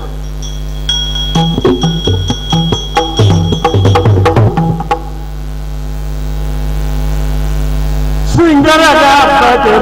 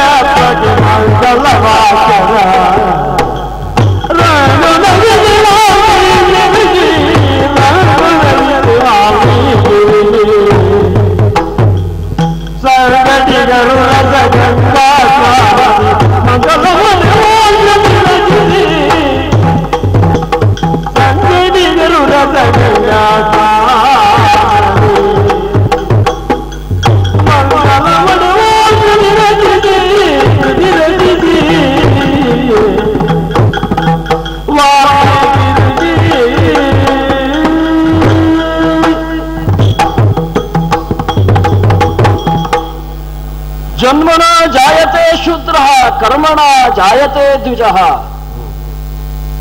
ಎನ್ನುವಂತಹ ಮಾತು ಜಗತ್ತಿನಲ್ಲಿ ಎಷ್ಟು ಸತ್ಯವಾದಂತಹ ವಿಚಾರ. ಹುಟ್ಟುವಾಗ ಪ್ರತಿಯೊಬ್ಬನೂ ಸಹಿತ ಶೂದ್ರನಾಗಿಯೇ ಜನ್ಮವನ್ನು ತಳೆಯುತ್ತಾನಂತೆ. ಆದರೆ ಅವನಿಗೆ ದ್ವಿಜತ್ವ ಎನ್ನುವಂತಹದ್ದು ಪ್ರಾಪ್ತಿ ಆಗುವಂತಹದ್ದು ಅವನಿಗೆ ಆಗುವಂತಹ ಸಂಸ್ಕಾರಗಳ ಮೂಲಕವಾಗಿ, ಅವನಿಗೆ ಆಗುವಂತಹ ಕರ್ಮಗಳ ಮೂಲಕವಾಗಿ. ಪ್ರತಿಯೊಬ್ಬ ಮನುಷ್ಯನೂ ಸಹಿತ ಉತ್ತರಕ್ಕೆ ಎತ್ತರಕ್ಕೆ ಬರುವಂತಹ ಸಂದರ್ಭದಲ್ಲಿ ಸಿಂಹಾವಲೋಕನವನ್ನ ಮಾಡಿಕೊಳ್ಳಲೇಬೇಕಂತೆ. ಹೌದು, ನನ್ನ ಜೀವನವನ್ನ ಸಿಂಹಾವಲೋಕನ ಮಾಡಿಕೊಂಡಂತಹ ಸಂದರ್ಭದಲ್ಲಿ ಎಲ್ಲ ಒಂದು ಕಥೆ ನನಗೆ ನೆನಪಾಗ್ತದೆ. ಒಂದೇ ಉದರದಲ್ಲಿ ಹುಟ್ಟಿರುವಂತಹ ಎರಡು ಗಿಳಿಯ ಮರಿಗಳು ತಾಯಿಯಿಂದ ಅಗಲಿಕೆಯನ್ನ ಹೊಂದಿ, ಒಂದು ಗಿಳಿಯ ಮರಿ ಋಷಿ ಮುನಿಗಳ ಆಶ್ರಮದಲ್ಲಿಯೂ, ಇನ್ನೊಂದು ಗಿಳಿಯ ಮರಿ ಬೇಡರ ಆಶ್ರಯದಲ್ಲಿಯೂ ಬೆಳೆಯುತ್ತದೆ. ಕಾಲಾನಂತರದಲ್ಲಿ ಬೇಟೆಗಾಗಿ ಬಂದಂತಹ ಒಬ್ಬ ರಾಜನಿಗೆ ಬಾಯಾರಿಕೆಯಾದಂತಹ ಸಂದರ್ಭದಲ್ಲಿ ಬೇಡರ ಪಾಳ್ಯಕ್ಕೆ ಹೋಗಿ ನೀರನ್ನು ಕೇಳುವಂತಹ ಮನೋಸ್ಥಿತಿಯಲ್ಲಿ ಅವ ಆ ಬೇಡರ ಪಾಳೆಯದ ಬಾಗಿಲಿನವರೆಗೆ ಹೋಗುವಾಗ ಅಲ್ಲಿರುವಂತಹ ಗಿಳಿ ಹೇಳಿತಂತೆ, ಯಾರೋ ಬಂದಿದ್ದಾನೆ, ಅವನನ್ನು ಕಡಿಯಿರಿ, ಹೊಡೆಯಿರಿ, ಬಡಿಯಿರಿ, ಅವನಲ್ಲಿ ಇರುವಂತಹದ್ದೆಲ್ಲವನ್ನ ಕಿತ್ತುಕೊಳ್ಳಿರಿ ಎನ್ನುವಂತಹ ಮಾತನ್ನ ಆ ಗಿಳಿ ಆಡಿತದೆ.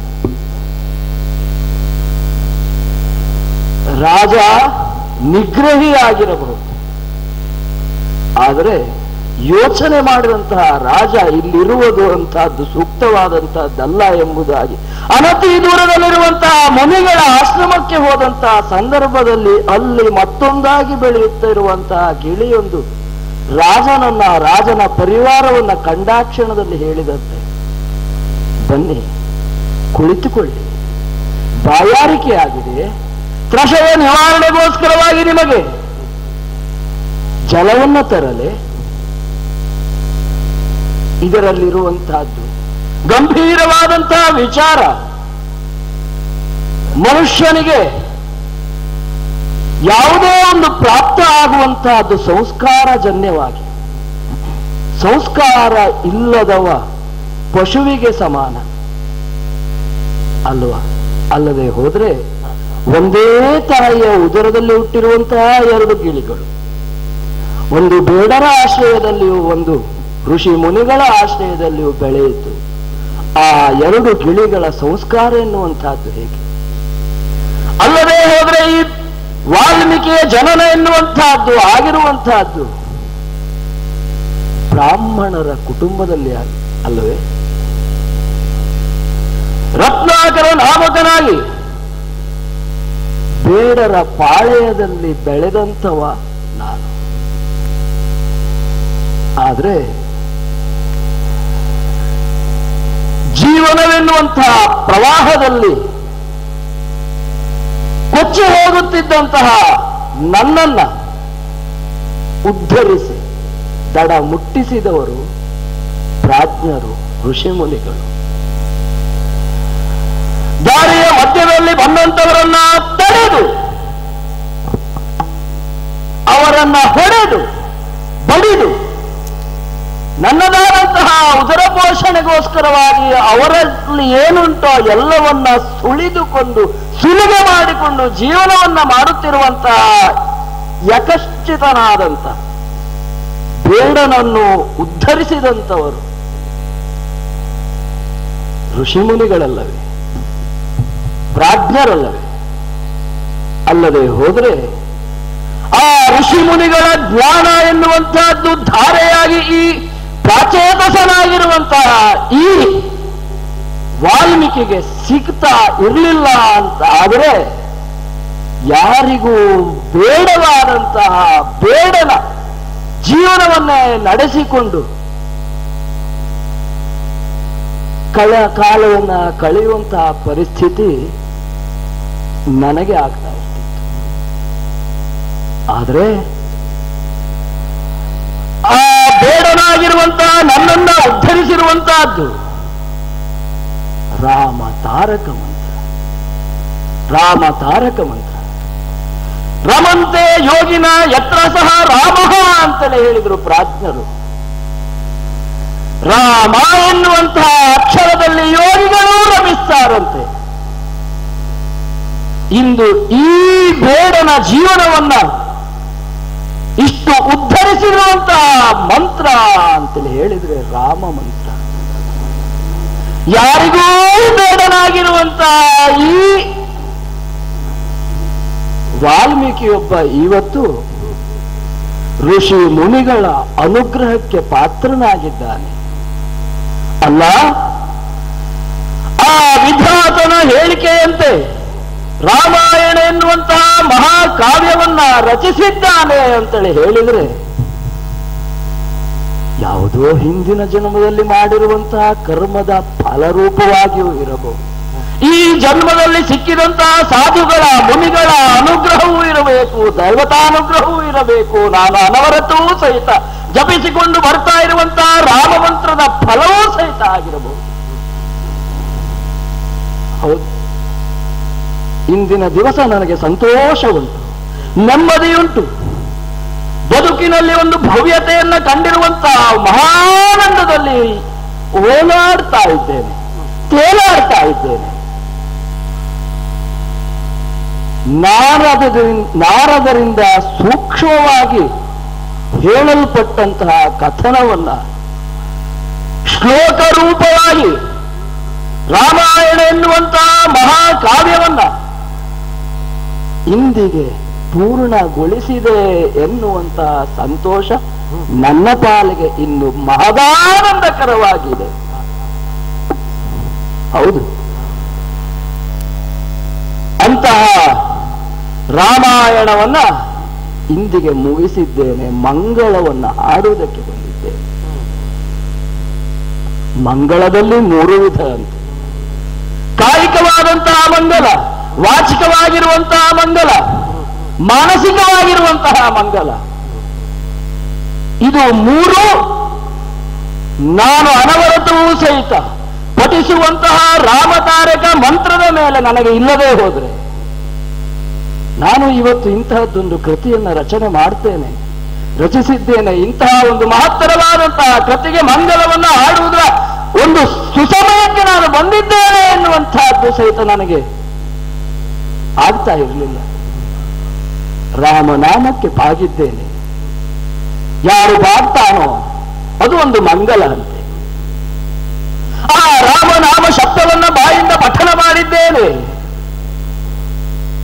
ನಮಶಬ್ದ ರೂಪವಾಗಿ ವಾಚಿಕವಾಗಿ ಮಂಗಲವನ್ನ ಮಾಡಿದ್ದೇನೆ. ಮಾನಸಿಕವಾಗಿ ಆ ರಾಮನನ್ನೇ ತುಂಬಿಕೊಂಡಿದ್ದೇನೆ. ಆ ರಾಮ ಮಂತ್ರವನ್ನೇ ನಾನು ಅನವರತು ಸಹಿತ ಮಾನಸಿಕವಾಗಿ ನೆನೆಸಿ ನೆನೆಸಿ ನೆನೆಸಿ ನೆನೆಸಿ ತೊಯ್ದು ತೊಪ್ಪೆಯಾದಂತಹ ನನ್ನ ಜೀವನವನ್ನ ಇವತ್ತು ಉದ್ಧರಿಸಿಕೊಂಡು ಇಲ್ಲಿಯವರೆಗೆ ಬಂದು ಮುಟ್ಟಿದಂತವ ಈ ವಾಲ್ಮೀಕಿ. ಆದ್ರೆ ರಾಮ ನಾಮ ರಾಮಾಯಣ ಎನ್ನುವಂತಹ ಒಂದು ಗಂಗೆಯ ಉಪಮೆಯಾಗಿರುವಂತಹ ನದಿಯಲ್ಲಿ ಮಿಂದೆದ್ದು ಶುಚಿರ್ಭೂತನಾಗಿ ಬಂದು ಇವತ್ತು ನನಗೆ ಯೋಚನೆ ಆಗ್ತಾ ಉಂಟು. ಏನು ಗೊತ್ತುಂಟೋ,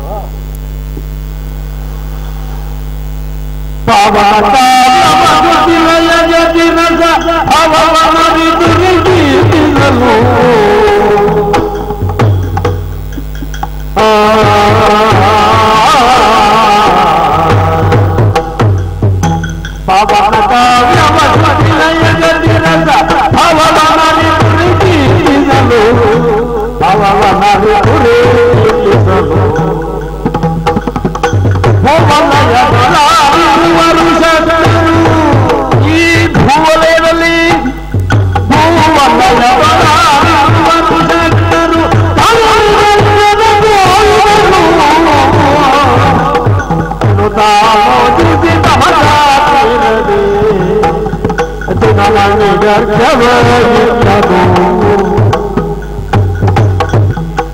ಮನವೇದಿಯಲ್ಲಿ ಶಿಷ್ಯಗಾಮನಕಲ್ಪಿಸಿ ತೊಡಗಿದನು.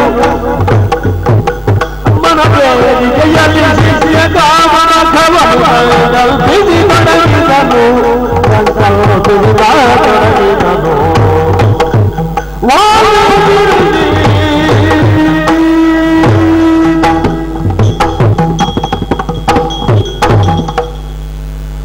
ಮಾನಿಷಾದ ಎನ್ನುವಂತಹ ಶಬ್ದೋತ್ಪತ್ತಿಯಿಂದ ಪ್ರಾರಂಭಗೊಂಡಂತಹ ಈ ರಾಮಾಯಣ ನನಗೇ ಆ ಸಮಯದಲ್ಲಿ ಅನಿಸಿರಲಿಲ್ಲ. ಶೋಕ ರೂಪವಾಗಿರುವಂತಹ ಸಂದರ್ಭದಲ್ಲಿ ಶ್ಲೋಕವಾಗಿ ಹೊರಬಿದ್ದಂತಹ ಆ ಒಂದು ಶಬ್ದ ಇವತ್ತು ಇಷ್ಟು ಮಹತ್ತರವಾದಂತಹ ಕಾವ್ಯವಾಗಿ ಬೆಳೀತದೆ ಎನ್ನುವಂತಹ ಯೋಚನೆಯೂ ಸಹಿತ ನನಗಿರಲಿಲ್ಲ. ಆದರೆ ಅಂದು ಶೋಕದಿಂದ ಶ್ಲೋಕ ರೂಪವಾಗಿ ಹೊರಬಿದ್ದಂತಹ ಈ ರಾಮಾಯಣ ಏನುಂಟು, ಮಂಗಲಾಚರಣೆಯ ಹೊತ್ತಿಗೆ ಮತ್ತೆ ಮನಸ್ಸಿನಲ್ಲಿ ಏನೋ ಒಂದು ಕ್ಲೇಶವೋ ಶೋಕವೋ ಉತ್ಪನ್ನ ಆಗುವಂತ ಪರಿಸ್ಥಿತಿ ನನ್ನದಾಗಿ. ಕಾರಣ, ಯಾವುದೇ ಒಬ್ಬ ಗುರುವಾದವನು ಅಧ್ಯಯನ ಮಾಡಬೇಕಂತೆ, ಅಧ್ಯಾಪನವನ್ನ ಮಾಡಬೇಕಂತೆ. ಅದೇ ರೀತಿಯಾಗಿ ಕವಿಯಾದಂಥವನು ಕವಿತ್ವವನ್ನ ಪ್ರಕಟಿಸಿದಂತಹ ಏನೆಲ್ಲ ಕಾವ್ಯ ಉಂಟು ಅದನ್ನ ಸಾರುವವರು ಒಬ್ಬರು ಬೇಕಂತೆ. ಅಂತಹ ಸಾರುವಿಕೆಯಲ್ಲಿ ಯಾರ್ಯಾರನ್ನೋ ತೆಗೆದುಕೊಂಡ್ರೆ ಆಗ್ತದೋ, ಅದರಲ್ಲೂ ಪುರುಷೋತ್ತಮನ ಕಾವ್ಯ, ಅಂತಹ ಪುರುಷೋತ್ತಮನ ಕಾವ್ಯವನ್ನ ವಾಚನ ಮಾಡಲಿಕ್ಕೆ ಭಗವದ್ಭಕ್ತನು, ಗರ್ವ ವರ್ಜಿತನು, ತತ್ವ ನಿರ್ಣಯಿಯು, ಎಲ್ಲ ಸಕಲ ಗುಣ ಸಂಪನ್ನನು, ವಾಕ್ ಪಟುತ್ವವನ್ನು ಹೊಂದಿದಂಥವನು ಆದ ಒಬ್ಬ ಭಾಗವತ ಬೇಕು ತಾನೆ. ಕಾವ್ಯಕ್ಕೆ ಭಾಗವತಿಗೆ ಸರಿಯಾಗಿ ಇಲ್ಲ ಅಂತೇಳಿ ಹೇಳಿದ್ರೆ ಆ ಕಾವ್ಯ ಪ್ರಚಾರಕ್ಕೆ ಬರುವುದು ಹೇಗೆ ಎನ್ನುವಂತಹ ಯೋಚನೆ ಇವತ್ತು ನನ್ನನ್ನು ಕಾಡ್ತಾ ಉಂಟು. ಏನು ಮಾಡೋಣ? ಯಾರಿದ್ದಾರೆ? ಹಾ ಸರಿ, ಒಂದೊಂದು ಕಾಲದಲ್ಲಿ ದಶರಥ ಮಕ್ಕಳಿಲ್ಲ ಎನ್ನುವಂತಹ ಕಾರಣಕ್ಕೋಸ್ಕರವಾಗಿ ಪುತ್ರಕಾಮೇಷ್ಠಿ ಯಾಗವನ್ನ ಮಾಡಿ ಮಕ್ಕಳನ್ನ ಪಡೆದ. ಹಾಗಾದ್ರೆ ನಾನು ಇವತ್ತಿನ ದಿವಸ ಏನು ಮಾಡುವ? ಶಿಷ್ಯಕಾಮೇಷ್ಠಿ ಎನ್ನುವಂತಹ ಯಾಗವನ್ನ ಸಂಕಲ್ಪ ಮಾಡ್ತೇನೆ. ನೋಡೋಣ.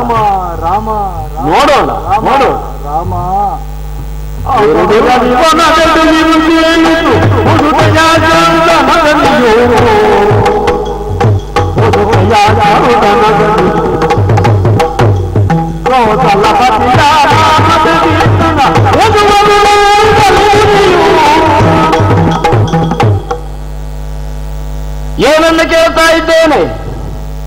ಶಿಷ್ಯ ಕಾಮವನ್ನೇ ಒಂದು ಯಾಗವನ್ನಾಗಿಸುವ ಎನ್ನುವಂತಹ ಯೋಚನೆಯಲ್ಲಿ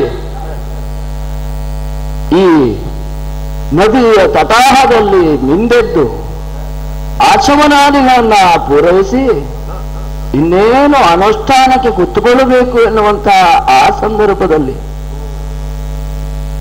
ಏನಿದು? ರಾಮನಾಮ ಸ್ಮರಣ. ಅದು ಈ ಕಾಡಿನಲ್ಲಿ ಯಾರು ಮಾಡ್ತಾ ಇದ್ದಾರೆ? ಕೇಳುಗರಿಗೆ ಆಕ್ರಂದನದ ಹಾಗೆಯೇ ಕೇಳಿದರು ಸಹಿತ ಆ ರಾಮ ನಾಮದ ಅನುಭವವನ್ನ ಅನುಭವಿಸಿದಂತಹ ನನಗೆ ಇವತ್ತಿನ ದಿವಸ ಇದೊಂದು ವಿಶೇಷವಾದಂತಹ ಸ್ವರವಾಗಿ ಕೇಳ್ತಾ ಇದೆಯಲ್ಲ. ಹಾಗಾಗಿ ಆ ರಾಮ ನಾಮ ಸ್ಮರಣೆಯನ್ನ ಹುಡುಕುತ್ತಾ, ಆ ಸ್ಥಳವನ್ನ ಹುಡುಕುತ್ತಾ ನೇರವಾಗಿ ಅತ್ತಗಡೆಗೆ ನನ್ನ ಪಯಣವನ್ನ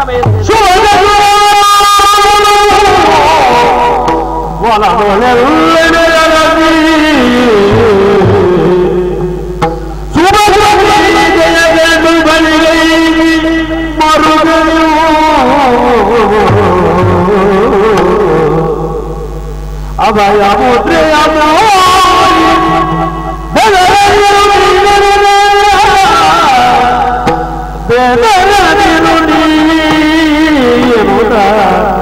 ನುಡಿಸಿದನು ವಿನಯದಿಂದ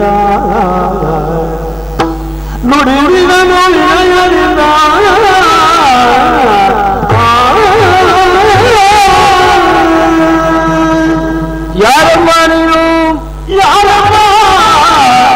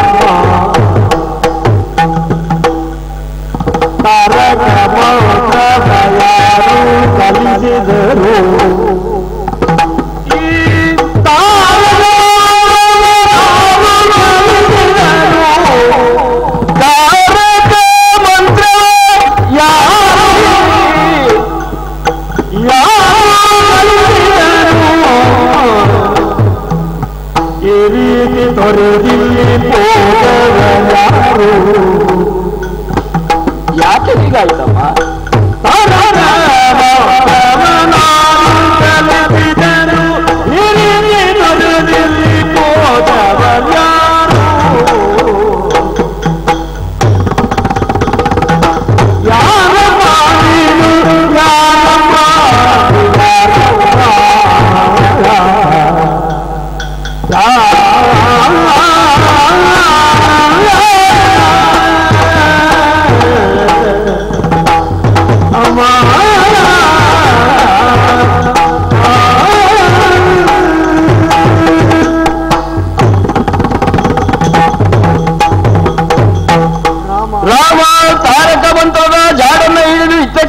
ಬಂದರೆ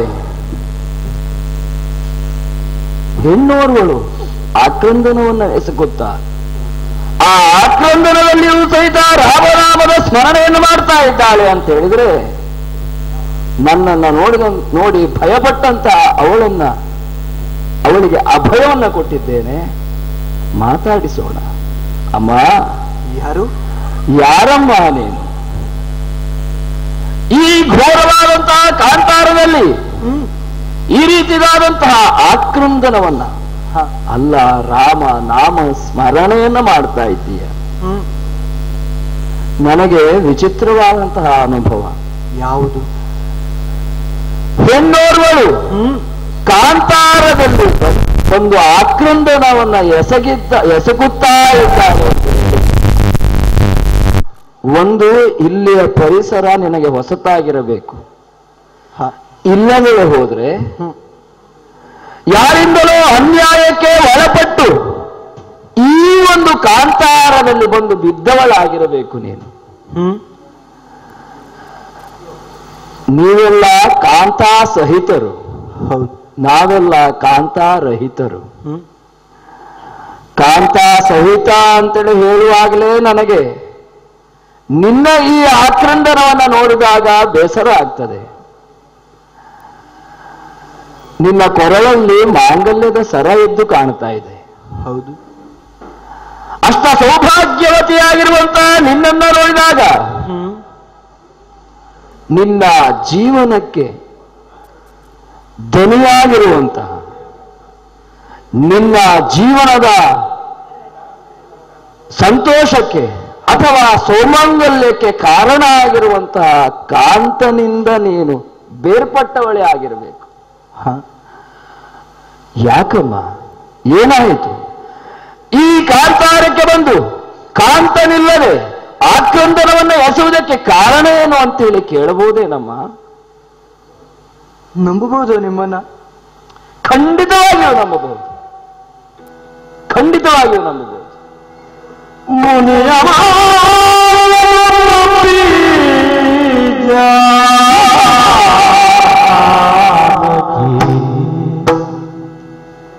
ಮನಸ್ಸಿನ ಗಣಿತ ಶೋಕವೀಗ ಮಣಿಗಳ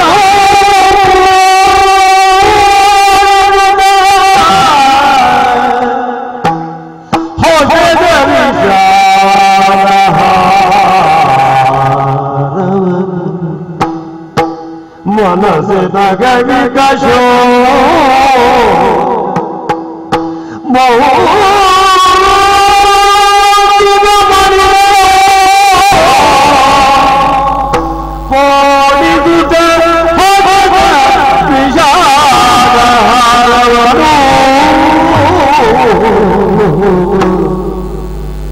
ಮುನಿಯ ಪಾದಕ್ಕೆ ತೊಡಿಸುತ್ತ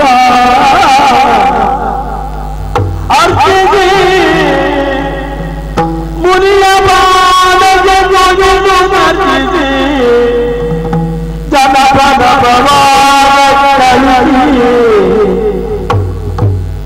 ತಲ್ಲರು ವನದಿ ತೊರೆದ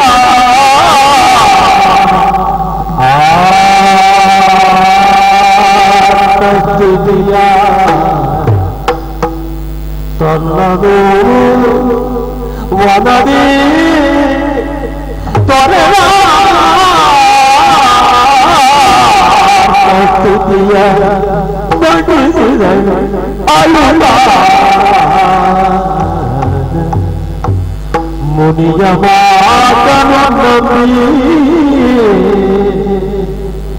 ಜಾಗತಿ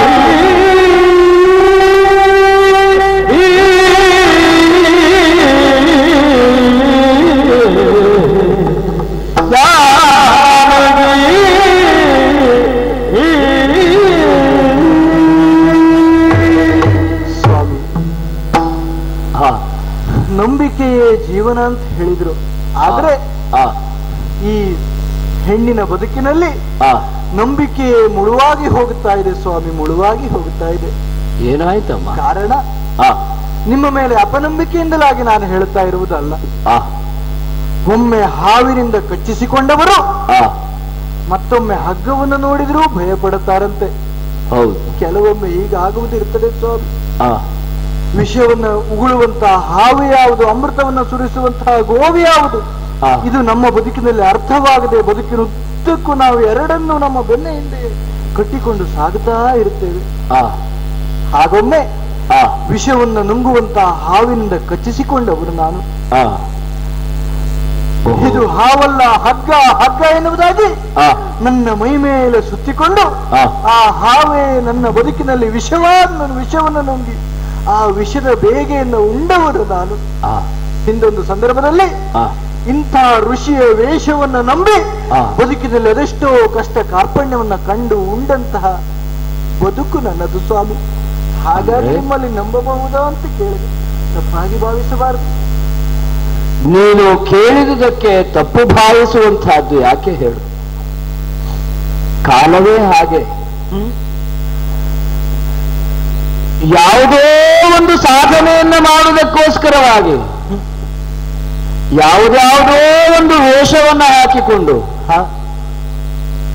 ಆ ವೇಷದ ಒಳಗೆ ಅಂತಸ್ಥವಾಗಿರುವಂತಹ ಭಾವಕ್ಕೆ ಕಪ್ಪನ್ನ ನೋಡುವಂತಹ ಜನರೂ ಸಹಿತ ಈಗ ಆಗಿದ್ದಾರೆ ಸ್ವಾಮಿ. ಹೇಳಿದ್ರೆ ನೀವು ಕೊರಳಲ್ಲಿ ಕರಿಯ ಮಣಿ ಶೋಭಿಸ್ತಾ ಉಂಟು, ಮಾಂಗಲ್ಯ ಉಂಟು, ತಾಳೆ ಉಂಟು. ಹೌದು. ಆದರೆ ಇದನ್ನು ಕಟ್ಟಿದವರು ನನ್ನ ಬದುಕಿನಲ್ಲಿ ಪಕ್ಕದಲ್ಲಿ ಇಲ್ಲ ಸ್ವಾಮಿ. ಏನಾಯ್ತಮ್ಮ ಸ್ವಾಮಿ? ಎಲ್ಲ ಹೆಣ್ಣಿನ ಹಾಗೆ ಅದೆಷ್ಟೋ ಹೊಂಗನಸನ್ನ ಹೊತ್ತು ತವರಿನಿಂದ ಗಂಡನ ಮನೆಯನ್ನೇ ಸೇರಿಕೊಂಡವಳು ನಾನು. ಆದರೆ ಕೆಲವು ಕಾಲಾನಂತರದಲ್ಲಿ ಗಂಡನ ಮನೆಯನ್ನ ತೊರೆದು ಕಾನನವನ್ನ ಸೇರಬೇಕಂತ ಸ್ಥಿತಿ ಒದಗಿ ಬಂತು. ನಾಡನ್ನ ತೊರೆದೆ, ಕಾಡನ್ನ ಸೇರಿದೆ, ಅರಮನೆಯನ್ನು ಬಿಟ್ಟೆ, ಎಲಮನೆಯನ್ನು ಸೇರಿಕೊಂಡೆ.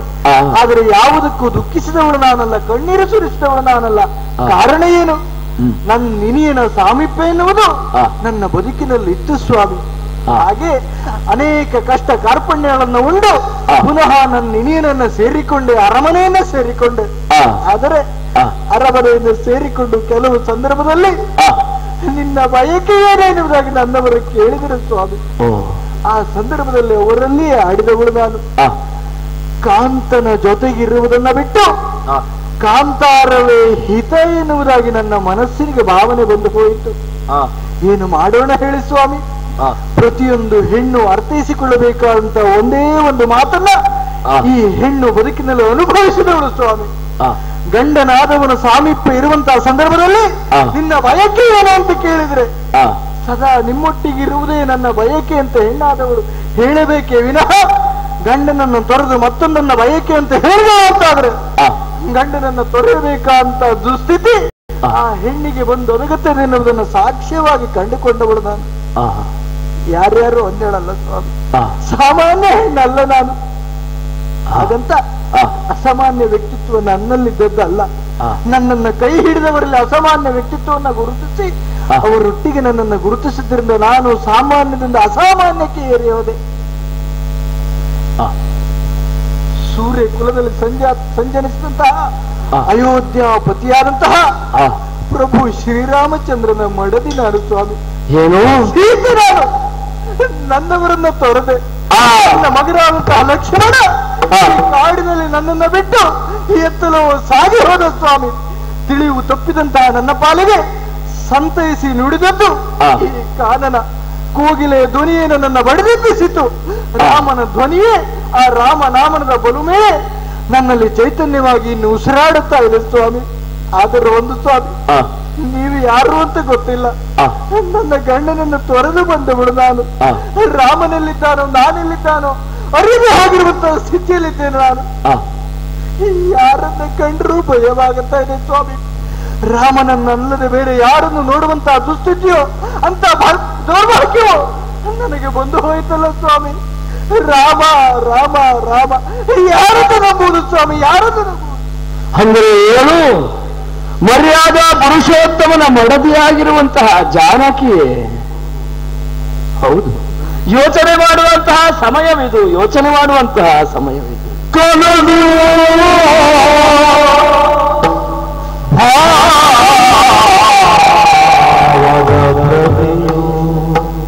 ಕನಸು ಭ್ರಮೆ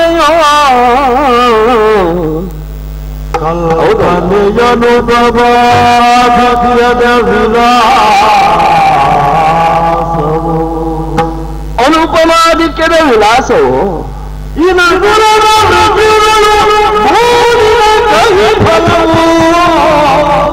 ಆಯಿನ ಕುಲದ ವೃಕ್ಷಗಳು ಮೂಡಿದ ಕಾಶಿ ಫಲ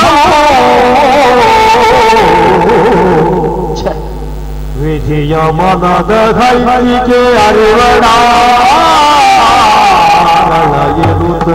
ಆ ವಿಧಿಯ ಮನದ ಹಂಚಿಕೆಯನ್ನ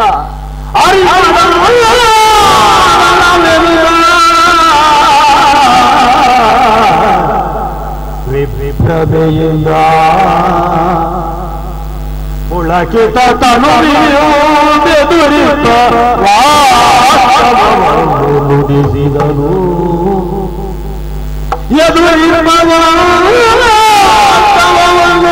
ನುಡಿಸಿದನು ಕನಸ ಭಾವದ ಭ್ರಮೆಯೋ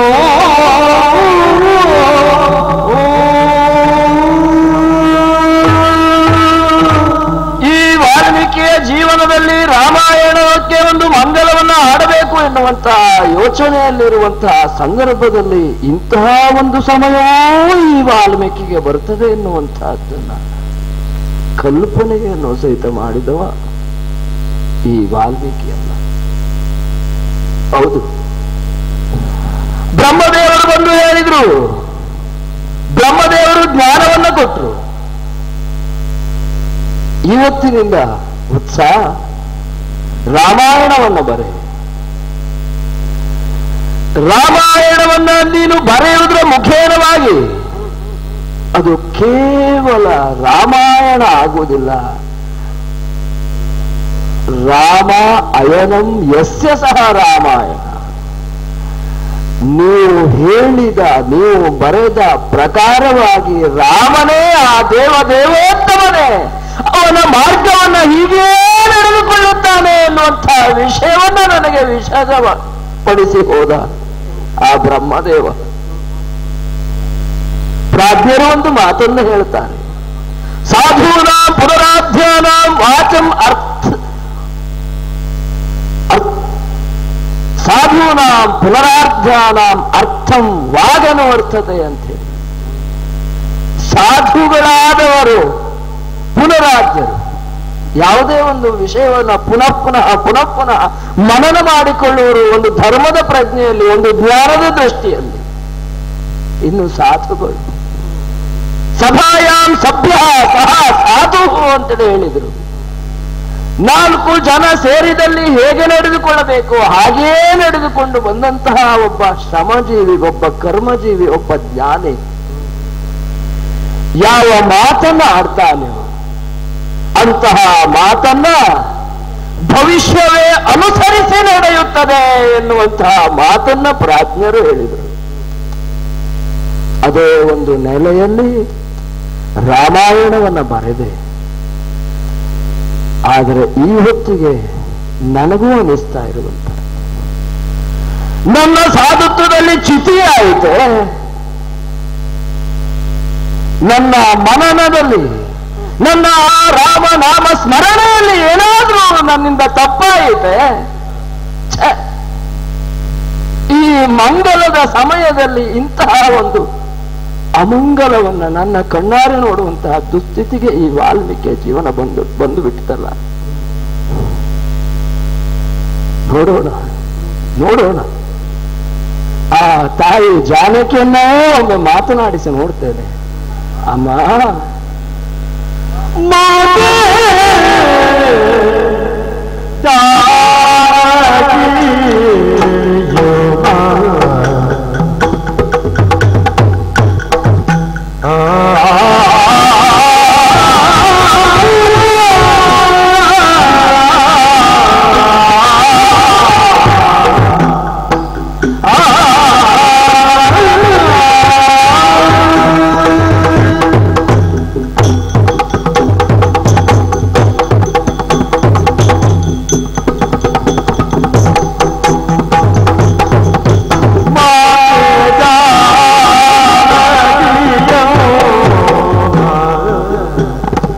ಮಾತೆ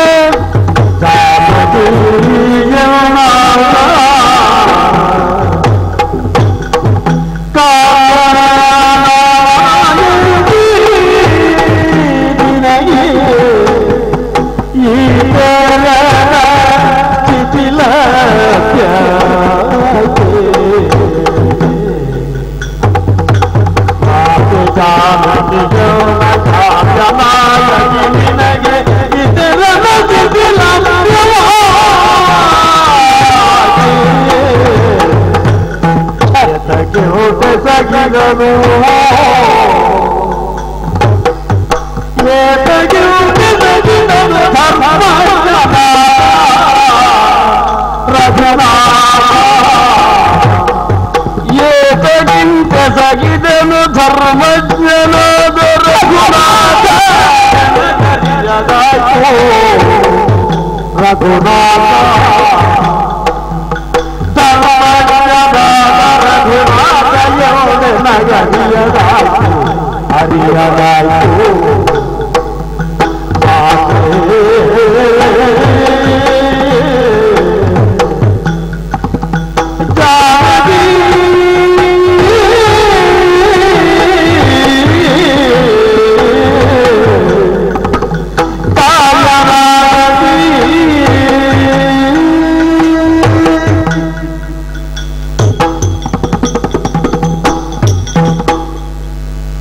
ಅಮ್ಮ ಜಾನಕಿ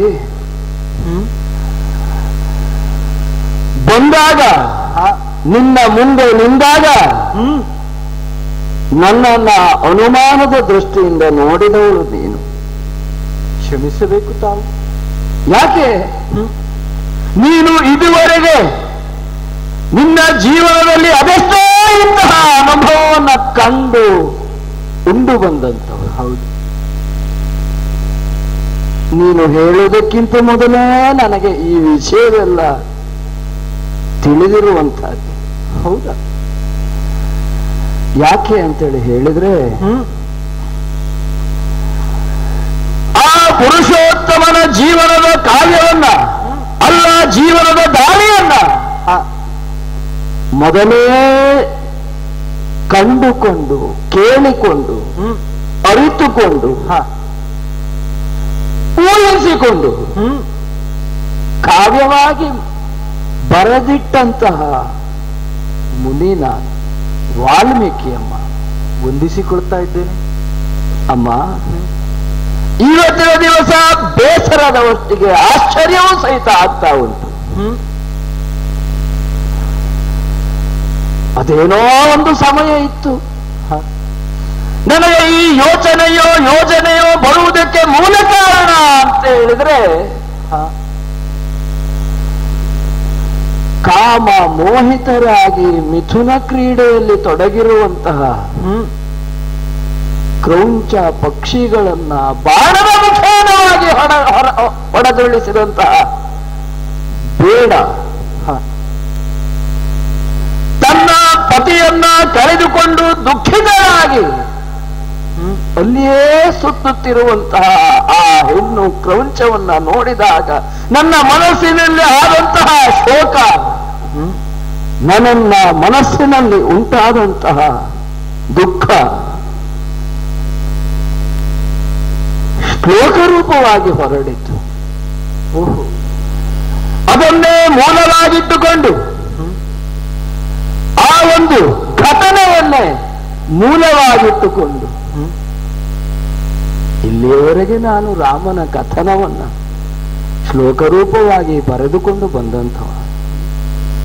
ಆದರೆ ಇಂಥದ್ದೊಂದು ಆಗಬಹುದು ಎನ್ನುವಂತಹ ಯೋಜನೆಯೂ ಸಹಿತ ನನಗೆ ತಿಳಿದಿರಲಿಲ್ಲವಮ್ಮ.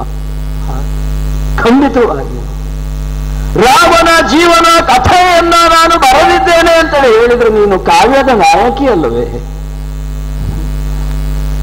ನನ್ನ ರಾಮನ ಕಥನದ ಕಾವ್ಯದ ನಾಯಕಿಗೆ ಇಂತಹದ್ದೊಂದು ದುಸ್ಥಿತಿಯೇ ಅಲ್ಲದೆ ಹೋದ್ರೆ ನಿನ್ನ ಪರಿಸ್ಥಿತಿ ಆದ್ರೂ ಏನು? ಈಗ ತುಂಬು ಗರ್ಭಿಣಿಯಾಗಿದ್ದೀಯೆ, ಕಾಂತನಿಂದ ದೂರಲ್ಪಟ್ಟು ಕಾಂತಾರದಲ್ಲಿ ಆಕ್ರಂದನವನ್ನ ಎಸಗಿ ಗತಿಯಿಲ್ಲದೆ ಹೋದಂತಹ ಸ್ಥಿತಿ ನಿನಗೆ ಉಂಟಾಗಿದೆ ಅಂತ ಹೇಳಿದ್ರೆ ನಂಬಲಿಕ್ಕೆ ಆಗ್ತಾ ಇಲ್ಲಮ್ಮ, ನಂಬಲಿಕ್ಕೆ ಆಗ್ತಾ ಇಲ್ಲ. ಇದೆಲ್ಲ ದೃಶ್ಯವನ್ನ ಕಂಡಾಗ ನನಗೆ ಅನಿಸುವುದು ಏನು ಗೊತ್ತು, ಎಂತೆಸಗಿದನೋ ಧರ್ಮಜ್ಞನಾದ ರಘುನಾಥ. ರಾಮನಲ್ಲಿ 13 ಗುಣಗಳನ್ನ ಕಲ್ಪಿಸಿದ್ದಾರೆ. ಕೇವಲ ಕಲ್ಪನೆ ಒಂದೇ ಅಲ್ಲ, ರಾಮನ ಜೀವನದ ದಾರಿಯಲ್ಲಿ ಪ್ರತಿ ಕ್ಷಣಕ್ಕೂ ಅದನ್ನೇ ಅನುಸರಿಸುತ್ತಾ ಇಡೀ ಜಗತ್ತಿಗೆ ಆದರ್ಶಪ್ರಾಯನಾಗಿರುವಂತಹ ರಾಮ ನಿನ್ನ ವಿಷಯದಲ್ಲಿ ಒಂದು ಯಾಕೆ ಹೀಗೆ ಮಾಡಿದ ಆ ಧರ್ಮಜ್ಞನ ಧರ್ಮದ ಪ್ರಜ್ಞೆ ಇವತ್ತಿಗೆ ಕಳೆದು ಹೋಯಿತೆ. ಸ್ವಾಮಿ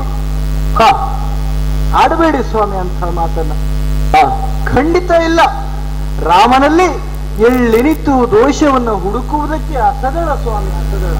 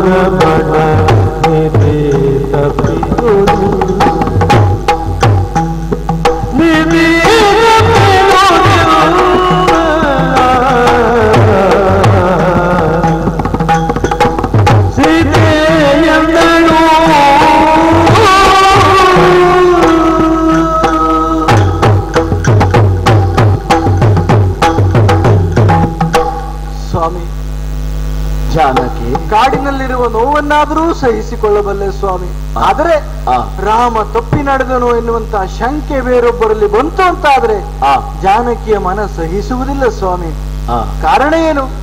ರಾಮನ ಕುರಿತಾಗಿ ಯಾರೂ ನೋಡದೇ ಇರುವಂತಹ ಸುದೀರ್ಘವಾದಂತಹ ಅನುಭವವನ್ನು ಕಂಡುಕೊಂಡವನು ನಾನು. ರಾಮನ ಜೀವನ ಹೇಗೆ, ರಾಮನ ನಡೆ ಹೇಗೆ, ರಾಮನ ನುಡಿ ಹೇಗೆ ಎಲ್ಲವನ್ನ ಅರ್ಥೈಸಿಕೊಳ್ಳುವಲ್ಲಿ ಈ ಜಾನಕಿ ಮಾತ್ರ ಹತ್ತಿರದಿಂದ ಬಲ್ಲಳು ಸ್ವಾಮಿ. ಹಿಂದೊಂದು ಸಂದರ್ಭದಲ್ಲಿ ಸುದೀರ್ಘವಾದಂತ ಇತಿಹಾಸವನ್ನು ನೋಡಿದಾಗ ಹೆಣ್ಣಿನ ಕಣ್ಣೀರಿಗೆ ಮಿಡಿದವ, ಹೆಣ್ಣಿನ ಜೀವನವನ್ನು ಉದ್ಧರಿಸುವುದಕ್ಕೆ ಬಂದವ, ಹೆಣ್ಣಿನ ಆಸೆಯನ್ನು ಈಡೇರಿಸುವುದಕ್ಕೆ ಬಂದವ, ಇತಿಹಾಸದಲ್ಲಿ ಕಾಣಸಿಗುವಂತ ಮಹಾಪುರುಷ ಅಂತ ಹೇಳಿದ್ರೆ ಅದು ಶ್ರೀರಾಮಚಂದ್ರ ಮಾತ್ರ ಸ್ವಾಮಿ. ಅದಲ್ಲ ಅಂತಾದ್ರೆ ಬಾಲ್ಯದಲ್ಲೇ ವಿಶ್ವಾಮಿತ್ರರೊಟ್ಟಿಗೆ ಹೊರಟಂತಹ ಸಂದರ್ಭದಲ್ಲಿ ಶಿಲಿಯಾಗಿ ಬಿದ್ದಂತ ಅಹಲ್ಯೆಯ ಕಣ್ಣೀರನ್ನು ಒರೆಸುವುದಕ್ಕೆ ಮುಂದಾದವ ನನ್ನ ರಾಮಚಂದ್ರ. ಅಂತಹ ರಾಮಚಂದ್ರನಲ್ಲಿ ತಪ್ಪನ್ನು ಹುಡುಕುವುದಕ್ಕೆ ಸಾಧ್ಯ ಆಗುತ್ತದೆ ಸ್ವಾಮಿ. ಅಂತ ರಾಮನಿಂದ ಈ ಸೀತೆಯ ಮನವಾದರೂ ಅಂತದ್ದೊಂದು ತಪ್ಪು ಅಂತ ಹೇಳುವುದಕ್ಕೆ ಸಾಧ್ಯ ಆಗುತ್ತದೆ ಹೇಳಿ. ಮುಂದೆ ಬಂದಂತಹ ಸಂದರ್ಭದಲ್ಲಿ ಶಿವ ಧನುಸ್ಸನ್ನು ಎದೇರಿಸಿ ಈ ಸೀತೆಯ ಕೈ ಹಿಡಿದಂತಹ ರಾಮ ಸೀತೆಯ ಮನವನ್ನ ಗೆಲ್ಲುವುದಕ್ಕೆ ಮುಂದಾದವ. ಅಂತಹ ರಾಮ ನೀತಿ ತಪ್ಪಿ ನಡೆಯುವುದಕ್ಕೆ ಸಾಧ್ಯ ಆಗುತ್ತದೆ ಸ್ವಾಮಿ. ಎಲ್ಲರೂ ಬಯಸುವಂತಹ ಲೌಕಿಕವಾದಂತಹ ಸುಖವನ್ನ ಬಿಟ್ಟು ತಾಯಿಯಾದಂತಹ ಕೈಕಾದೇವಿಯ ಆಸೆಯನ್ನು ಈಡೇರಿಸುವುದಕ್ಕೆ ಮುಂದಾದಂತಹ ರಾಮ ಅಲ್ಲಿ ಹೆಣ್ಣಿನ ಆಸೆಯನ್ನು ಈಡೇರಿಸುವುದಕ್ಕೆ ಎಲ್ಲವನ್ನ ಬಿಟ್ಟು ಕಾಡನ್ನು ಸೇರಿಕೊಂಡ. ಅಂತಹ ರಾಮ ನೀತಿ ತಪ್ಪಿ ನಡೆಯುವುದಕ್ಕೆ ಸಾಧ್ಯ ಆಗುತ್ತದೆ ಈ ಸೀತೆಯ ವಿಚಾರದಲ್ಲಿ. ರಾಮ ತಪ್ಪಿ ನಡೆಯುವುದಕ್ಕೆ ಸಾಧ್ಯ ಆಗುತ್ತದೆ ಹೇಳಿ. ಹಾಗೆ ಮುಂದೆ ಬರುತ್ತಿರುವಂತಹ ಸಂದರ್ಭದಲ್ಲಿ ಕಾಯ್ತಾ ಇದ್ದಳಂತೆ ಶಬರಿ ಎನ್ನುವವಳು. ಅಂತ ಶಬರಿಯೇ ಕಚ್ಚಿ ಬಿಟ್ಟಂತಹ ಹಣ್ಣನ್ನ ಅದು ಎಂಜಲು ಎನ್ನುವುದನ್ನ ನೋಡದೆ ತನ್ನ ಭಕ್ತಿಯನ್ನ ಪ್ರಕಟಿಸುವುದಕ್ಕೆ ಮುಂದಾದಂತಹ ಶಬರಿಯೇ ತಿಂದು ಬಿಟ್ಟಂತಹ ಹಣ್ಣನ್ನ ತಾನು ಭುಂಜಿಸಿದಂತಹ ರಾಮನಲ್ಲಿ ದೋಷವನ್ನ ಕಾಣುವುದಕ್ಕೆ ಸಾಧ್ಯ ಆಗುತ್ತದೆ ಸ್ವಾಮಿ. ಮತ್ತೊಬ್ಬರ ಕಚ್ಚಿ ಬಿಟ್ಟಂತಹ ಹಣ್ಣನ್ನೇ ರಾಮ ತಿನ್ನುತ್ತಾನೆ ಅಂತಾದ್ರೆ ಅವನನ್ನ ನೆಚ್ಚಿ ಬಂದಂತಹ ಹೆಣ್ಣನ್ನ ಈ ರೀತಿಯಾಗಿ ಮಾಡ್ತಾನೆ ಅಂತಾದ್ರೆ ಅದಕ್ಕೊಂದು ಕಾರಣ ಇರಬೇಕಲ್ಲ ಸ್ವಾಮಿ. ರಾಮನ ನೀತಿ ತಪ್ಪಿ ನಡೆದ ಅಂತ ಊಹಿಸುವುದಕ್ಕಾದ್ರೂ ಸಾಧ್ಯ ಆಗುತ್ತದ? ಸುಗ್ರೀವ ಕಣ್ಣೀರನ್ನ ಹಾಕುತ್ತಾ ಇದ್ದ ಕಾರಣ ಏನು? ತನ್ನ ಮಡದಿಯಾದಂತಹ ರುಮೆ ತನ್ನೊಟ್ಟಿಗಿಲ್ಲ ಎನ್ನುವುದಾಗಿ ರುಮೆಯ ಕಣ್ಣೀರಿಳಿಸ್ತಾ ಇದ್ದರು. ಆ ರುಮೆಯ ಕಣ್ಣೀರಿಗೆ ಕರಗಿದಂತಹ ರಾಮ ರುಮೆಯನ್ನ ಸುಗ್ರೀವನನ್ನ ಒಟ್ಟಿಗೆ ಸೇರಿಸುವುದಕ್ಕೆ ಮುಂದಾದ. ಆದ್ರೆ ಅಲ್ಲಿಯೂ ಒಂದು ತೊಡಕೆನ್ನುವುದು ಉಂಟಾಯಿತು. ಕಾರಣ ವಾಲಿಯ ಕಣ್ಣಲ್ಲಿ ನೀರು, ತಾರೆಯ ಕಣ್ಣಲ್ಲಿ ನೀರು. ಆ ಕಣ್ಣೀರನ್ನು ಒರೆಸುವುದಕ್ಕೆ ಬೇಕಾಗಿ ಸಶಕ್ತನಾದಂತಹ ರಾಮ ಆಡಿದಂತಹ ಒಂದೇ ಒಂದು ಮಾತು ವಾಲಿಯಲ್ಲಿ, ಮುಂದಿನ್ನು ಬದುಕಬೇಕೆಂಬ ಆಸೆ ಉಂಟೆ, ಹಿಂದಕ್ಕೆ ಕರವೇ ಬಾಣ ಅದು ನೋಯದಂತೆ ಎನ್ನುವುದಾಗಿ. ಹಾಗೆ ತಾರೆಯ ಕಣ್ಣೀರನ್ನು ಒರೆಸುವುದಕ್ಕೆ ಮುಂದಾಗುವಲ್ಲಿ ರಾಮ ಯಶಸ್ಸನ್ನು ಪಡೆದಿದ್ದಾನೆ ಅಂತಾದ್ರೆ ಕೈ ಹಿಡಿದಂತಹ ಮಡದಿಯ ಕಣ್ಣಿನಲ್ಲಿ ನೀರನ್ನ ಬರಿಸುವುದಕ್ಕೆ ರಾಮ ಮುಂದಾಗುತ್ತಾನೆ ಸ್ವಾಮಿ. ಅಂತ ಸಮುದ್ರಕ್ಕೆ ಸೇತುವೆಯನ್ನ ಕಟ್ಟಿದ. ನಿಜವಾಗಿ ಹೇಳುವುದು ಸ್ವಾಮಿ, ಪ್ರೇಮಕ್ಕೆ ಸಂಕೇತ ಯಾವುದು ಹೇಳಿ? ನನ್ನ ರಸ ರಾಮ ಕಟ್ಟಿದಂತಹ ಸೇತುವೆ ಅಲ್ವೇ? ಯಾರನ್ನು ದೂಷಿಸುವುದಕ್ಕಾಗಿ ಅಲ್ಲ, ಕೈ ಹಿಡಿದಂತಹ ಮಡದಿಯನ್ನ ಪಡೆದುಕೊಳ್ಳುವುದಕ್ಕಾಗಿ ಸಮುದ್ರಕ್ಕೆ ಸೇತುವೆಯನ್ನ ಕಟ್ಟಿ ಕರೆತಂದಂತಹ ರಾಮನಲ್ಲಿ ನೀತಿಯನ್ನ ತಪ್ಪಿ ನಡೆದ ಅಂತ ಊಹಿಸುವುದಕ್ಕೆ ಸಾಧ್ಯ ಆಗುತ್ತದೆ ಸ್ವಾಮಿ? ಖಂಡಿತ ಇಲ್ಲ. ರಾಮ ನೀತಿ ತಪ್ಪಿ ನಡೆಯಲಿಲ್ಲ. ಕಾರಣ ಏನು? ನನ್ನ ಕ್ಷಮಿಸುವಂತಹ ಗುಣವನ್ನು ಹೊಂದಿದ್ದಾನೆ, ನನ್ನ ಆಸೆಯನ್ನು ಈಡೇರಿಸುವಂತಹ ಔದಾರ್ಯವನ್ನು ಹೊಂದಿದ್ದಾನೆ. ನಾನು ಆಡಿರುವಂತಹ ಮಾತು ಸ್ವಾಮಿ, ಸೀತಾರಾಮರಾಗದೇ ಇದ್ದರೂ ತೊಂದರೆ ಇಲ್ಲ, ನನ್ನ ರಸ ಸದಾಕಾಲ ರಾಜಾರಾಮನಾಗಿ ವಿರಮಿಸಬೇಕೆನ್ನುವುದಾಗಿ ಆ ರಾಜಾರಾಮತ್ವಕ್ಕೆ ಬೆಲೆ ಕೊಟ್ಟು ನಾನು ಈ ರೀತಿಯಾಗಿ ಕಾನನವನ್ನ ಸೇರಿಕೊಳ್ಳಬೇಕಾಯಿತು. ಅದು ನನ್ನ ಆಸೆಗೆ ಪೂರಕವಾಗಿ ವಿನಃ ರಾಮನಲ್ಲಿ ತಪ್ಪಿಲ್ಲ ಸ್ವಾಮಿ. ಕರುಣಾಳು ರಾಘವನಲ್ಲಿ ಒಂದಿನಿತೂ ತಪ್ಪಿಲ್ಲ ಸ್ವಾಮಿ, ಒಂದಿನಿತೂ ತಪ್ಪಿಲ್ಲ. ಅಮ್ಮ ಜಾನಕಿ,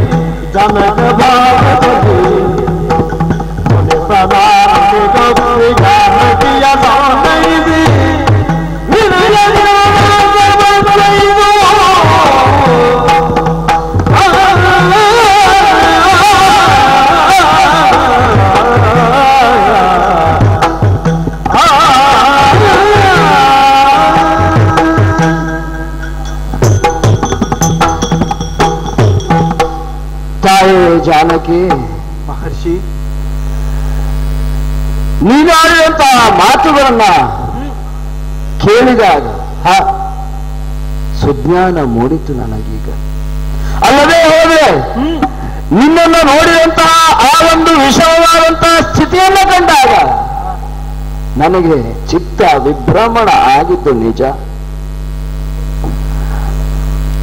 ನನ್ನ ರಾಮಚಂದ್ರ ಯಾಕೆ ಈ ರೀತಿಯಾದಂತಹ ನಿರ್ಣಯವನ್ನ ಕೈಗೊಂಡನೋ ಎನ್ನುವಂತಹ ಯೋಚನೆ ಬಂದದ್ದು ನಿಜ ತಾಯಿ. ಆದರೆ ಈಗ ಅನಿಸ್ತಾ ಉಂಟು. ದಶರಥಾತ್ಮಜನಾಗಿ ರಾಮ ತಂದೆಯ ವಾಕ್ಯವನ್ನ ಪರಿಪಾಲಿಸಿ ದಶರಥಾತ್ಮಜನಾದ ಒಂದು ಸಮಯದಲ್ಲಿ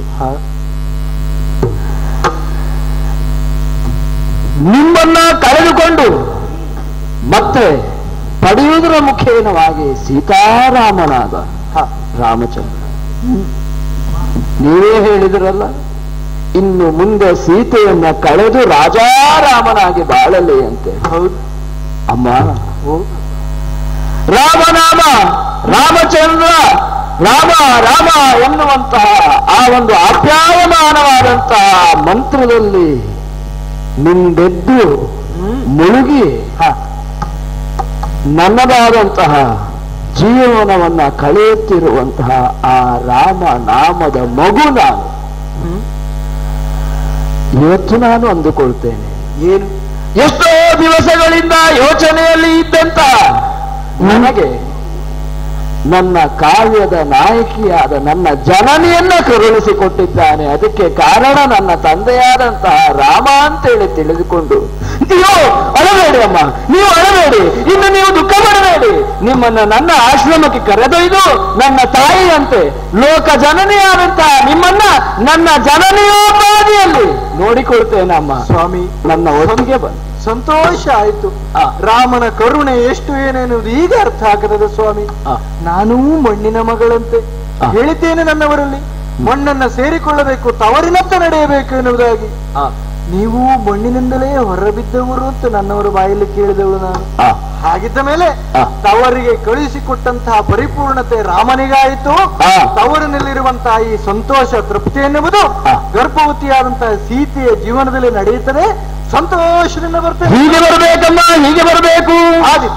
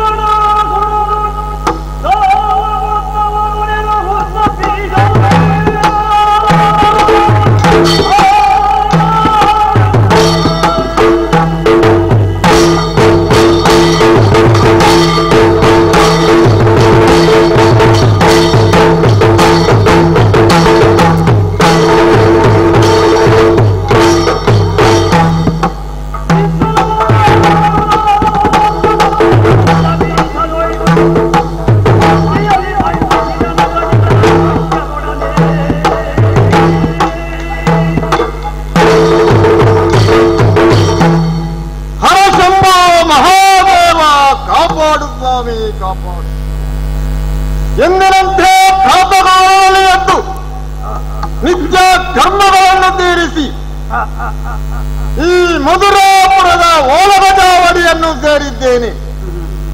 ಆಹಾ, ನೋಡಬಾರದೆ ನಮ್ಮ ನೆರೆದಂತಹ ಸಭೆ. ನಮ್ಮೆ ಮಂತ್ರಿಗಳು, ಮಾಂಡಲಿಕರು, ಪುರಜನರು, ಪ್ರಜಜನರು, ಬಂಧು ಬಳಗದವರು ಎಲ್ಲರೂ ಸೇರಿದಂತಹ ಮಹಾಸಭೆ. ಎಲ್ಲರೂ ಎದ್ದು ನಿಂತು ಲವಣಾಸುರನಿಗೆ ಜಯವಾಗಲಿ, ಮಧುರಾಧೀಶನಿಗೆ ಜಯವಾಗಲಿ ಎಂಬಂತಹ ಜಯಘೋಷವನ್ನು ಮಾಡುತ್ತಾ ಇದ್ದಾರೆ. ಅವರು ನನ್ನಲ್ಲಿ ಇರಿಸಿದಂತಹ ಗೌರವಕ್ಕೆ ನಾನು ಭಾಗಿಯಾಗಿದ್ದೇನೆ. ನನ್ನ ತಂದೆಯ ನಂತರ ಬಂದಂತಹ ಈ ಅಧಿಕಾರ, ಈ ಮಧುರಾಪುರದ ಅಧಿಕಾರಿಯಾಗಿ ನಾನು ಈಗ ಪ್ರಸ್ತುತ ನೆಲೆಯಲ್ಲಿದ್ದೇನೆ. ಆದರೆ ನನಗೆ ಒಂದೇ ಒಂದು ಸೇಡು, ನಮ್ಮ ಪೂರ್ವಿಕರಾದಂತಹ ಆ ದಾನವರು ಅದೆಷ್ಟೋ ವರಮಂತ್ರವನ್ನು ಪಡೆದರು, ಸುರೋಗನ್ನು ಜಯಿಸುವುದಕ್ಕೆ ಸಾಧ್ಯವಾಗಲಿಲ್ಲ.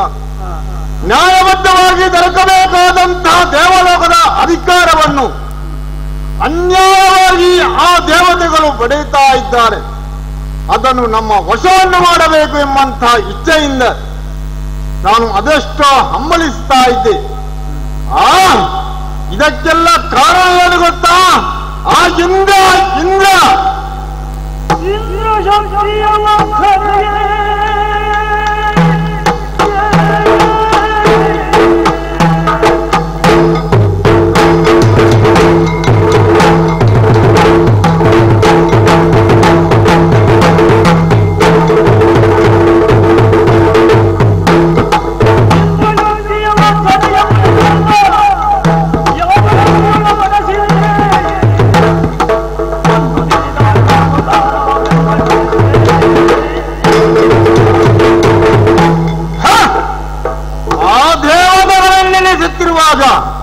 ಸಿಟ್ಟೆಂಬುದು ನಖದಿಂದ ಶಿಖರವರೆಗೆ ಏರುತ್ತಾ ಇದೆ.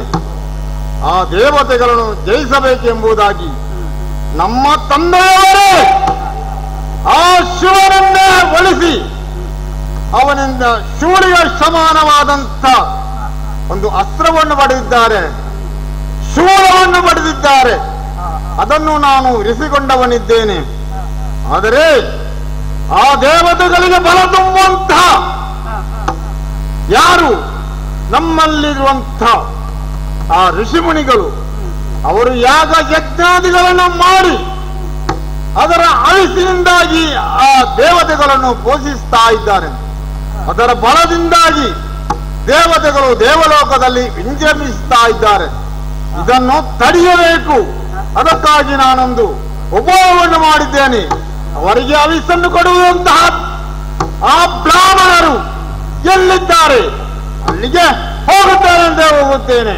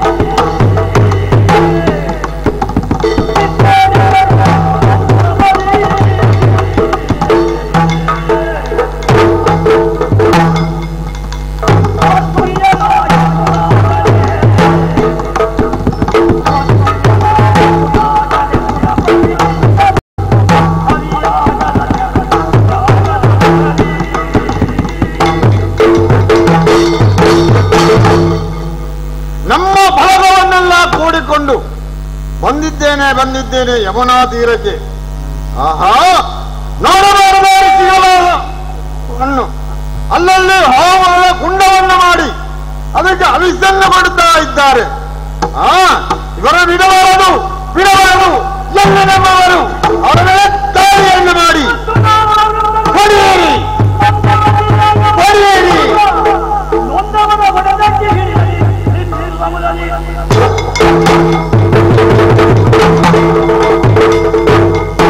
ಅಲ್ಲಿ ಕಾಣುತ್ತಿರುವಂತಹ ಋಷಿಪುಂಗರನ್ನು ಹಿಡಿಯಿರಿ, ಅವರ ಕಬರಿಗೆ ಕೈ ಇಕ್ಕಿ ಅವರನ್ನು ದರದರೇ ಎಳೆದು ತನ್ನಿ. ಅವರ ಗಡ್ಡವನ್ನು ಹಿಡಿಯಿರಿ, ಅವರ ತಲೆಗೆ ಬಡಿಯಿರಿ. ಅವರ ಕುಟೀರಗಳಿಗೆ ಎಲ್ಲ ಬೆಂಕಿಯನ್ನು ಕೊಟ್ಟು ನಾಶ ಮಾಡಿರಿ. ಎಲ್ಲಿದ್ದಾರೆ ಎಲ್ಲರೂ ಅತ್ತ ಇತ್ತ ಓಡಿ ಹೋಗುತ್ತಾ ಇದ್ದಾರೆ. ಹೊಡೆಯಿರಿ ಹೊಡೆಯಿರಿ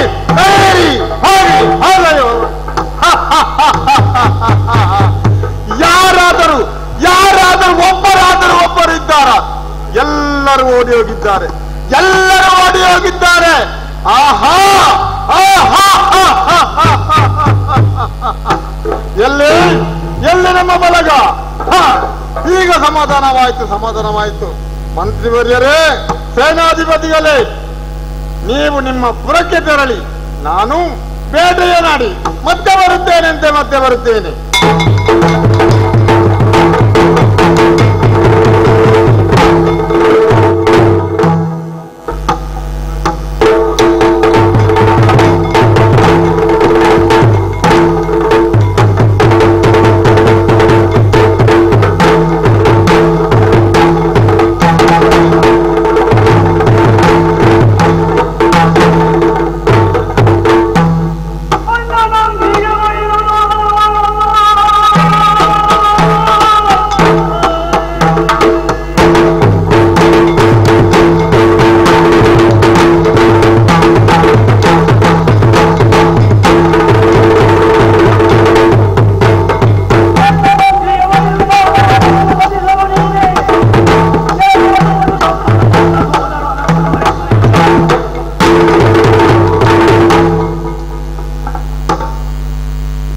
ಅರಮನೆಯಲ್ಲಿ ವಿಷಯಾಸಕ್ತನಾಗಿ ಎಂದಿನಂತೆ ಇದ್ದಂತಹ ಹೊತ್ತು ಕೇಳಿದಂತಹ ವಾರ್ತೆಗಳಾದರೂ ಏನು? ನಮ್ಮ ಅಯೋಧ್ಯೆಯ ಸರಹದ್ದು ಅಥವಾ ಅಯೋಧ್ಯೆಯ ಪ್ರಾಂತ್ಯಕ್ಕೆ ಒಳಪಟ್ಟಂತಹ ಅರಣ್ಯ ಪ್ರದೇಶಗಳಲ್ಲಿ ಮತ್ತೆ ರಾಕ್ಷಸರ ಹಾವಳಿ ಉಪಟಳ ಹೆಚ್ಚಾಗುತ್ತಾ ಇದೆ. ಅಲ್ಲಿ ಅವರು ಚರರು ಬಂದು ವಿಷಯವನ್ನು ಅಣ್ಣನಿಗೆ ತಿಳಿಸಿದಾಗ ಅಣ್ಣದೇವ ಸ್ವತಃ ತಾನೇ ಆ ರಾಕ್ಷಸರ ಉಪಟಳವನ್ನು ಅಡಗಿಸುತ್ತೇನೆ ಎನ್ನುವಂತಹ ಕೋಪದಿಂದ ಕೈಯಲ್ಲಿ ಕೋದಂಡವನ್ನು ಹಿಡಿದು ಎದ್ದವನು. ಆ ಹೊತ್ತಿಗೆ ವಿಷಯ ನನ್ನ ಕಿವಿಗೆ ಬಂದು ಬಿದ್ದೀತು. ಹಾಗಾಗಿ ನೇರವಾಗಿಯೇ ಅರಮನೆಗೆ ಬಂದು ಅಣ್ಣನ ಪಾದ ಯುಗ್ಮಗಳನ್ನು ಸ್ಪರ್ಶಿಸಿ ಅವನನ್ನು ಸಮಾಧಾನ ಪಡಿಸಿ ವಿಷಯನ್ನು ಅರುಹಿಕೊಂಡೆ.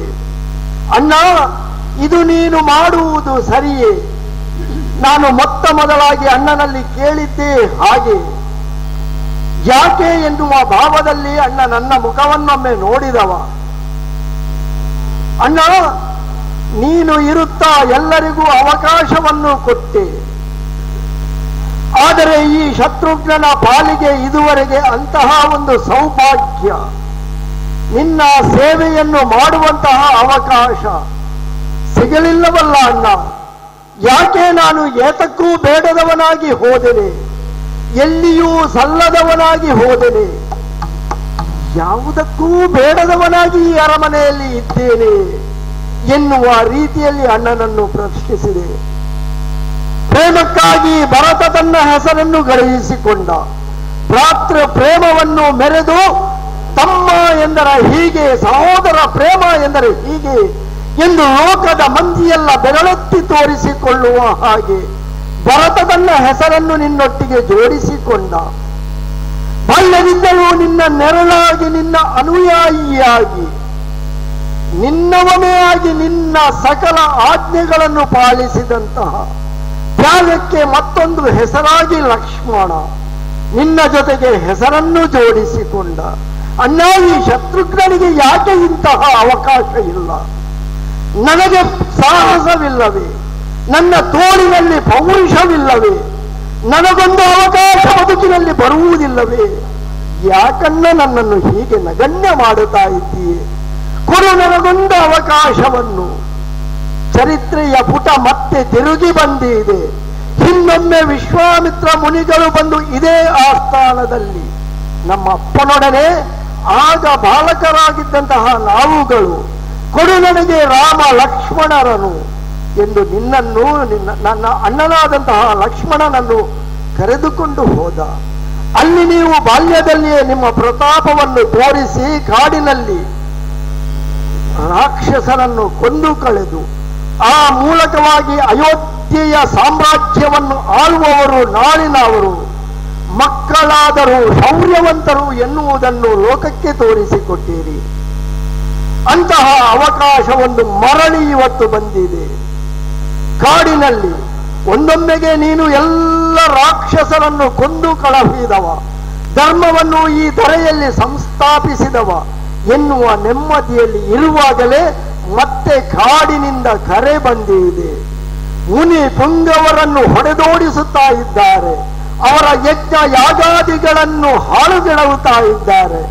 ಯಜ್ಞ ಯಾಗಾದಿಗಳನ್ನೇ ಉಸಿರಾಗಿ ಬದುಕಾಗಿ ಸ್ವೀಕರಿಸಿಕೊಂಡ ಅವರಿಗೆ ಬದುಕೇ ಇಲ್ಲದಂತಾಗಿ ಹೋಗಿದೆ ಎನ್ನುವ ವರ್ತಮಾನ ನಿನ್ನ ಬಳಿ ಬಂದು ಬಿದ್ದಾಗ, ಅಣ್ಣ ನನಗೊಂದು ಅವಕಾಶವನ್ನು ಕೊಡು ಎಂದು ಬೇಡಿಕೊಂಡಾಗ ಅಣ್ಣನು ನಸುನಕ್ಕು ತಲೆಯಾಡಿಸಿದವನು.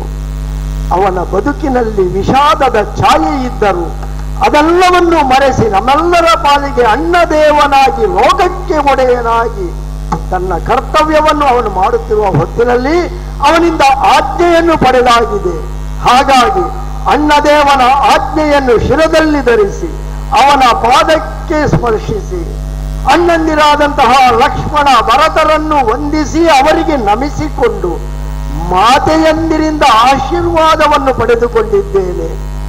ನನ್ನ ಅತ್ತಿಗೆ ಅವ್ವಂದಿರನ್ನು ಇಬ್ಬರನ್ನು ಕಂಡು ಅವರಿಂದಲೂ ಆಶೀರ್ವಾದವನ್ನು ಪಡೆದು ನನ್ನವಳಾದಂತಹ ಶ್ರುತಕೀರ್ತಿಯನ್ನು ಸಮಾಧಾನಿಸಿದ್ದೇನೆ. ಶತ್ರುಘ್ನನ ಪಾಲಿಗೊಂದು ಹೊಸ ಬದುಕು ಬಂದಿದೆ, ಅವನು ಲೋಕಕ್ಕೆ ಪ್ರಕಟಗೊಳ್ಳುವಂತಹ ಸಮಯ ಬಂದಿದೆ ಎಂದು ಸಂತೋಷದಿಂದ ಈ ರಾಮನ ಕಾಯಕವನ್ನು ಸ್ವೀಕರಿಸಿ ಸೇನೆ ಎಲ್ಲವನ್ನು ಸಿದ್ಧಪಡಿಸಿದ್ದೇನೆ. ಎಲ್ಲರೂ ಸನ್ನದ್ಧರಾಗಿರಿ, ಹೊರಡೋಣ ಹೊರಡೋಣ ಹೊರಡೋಣ.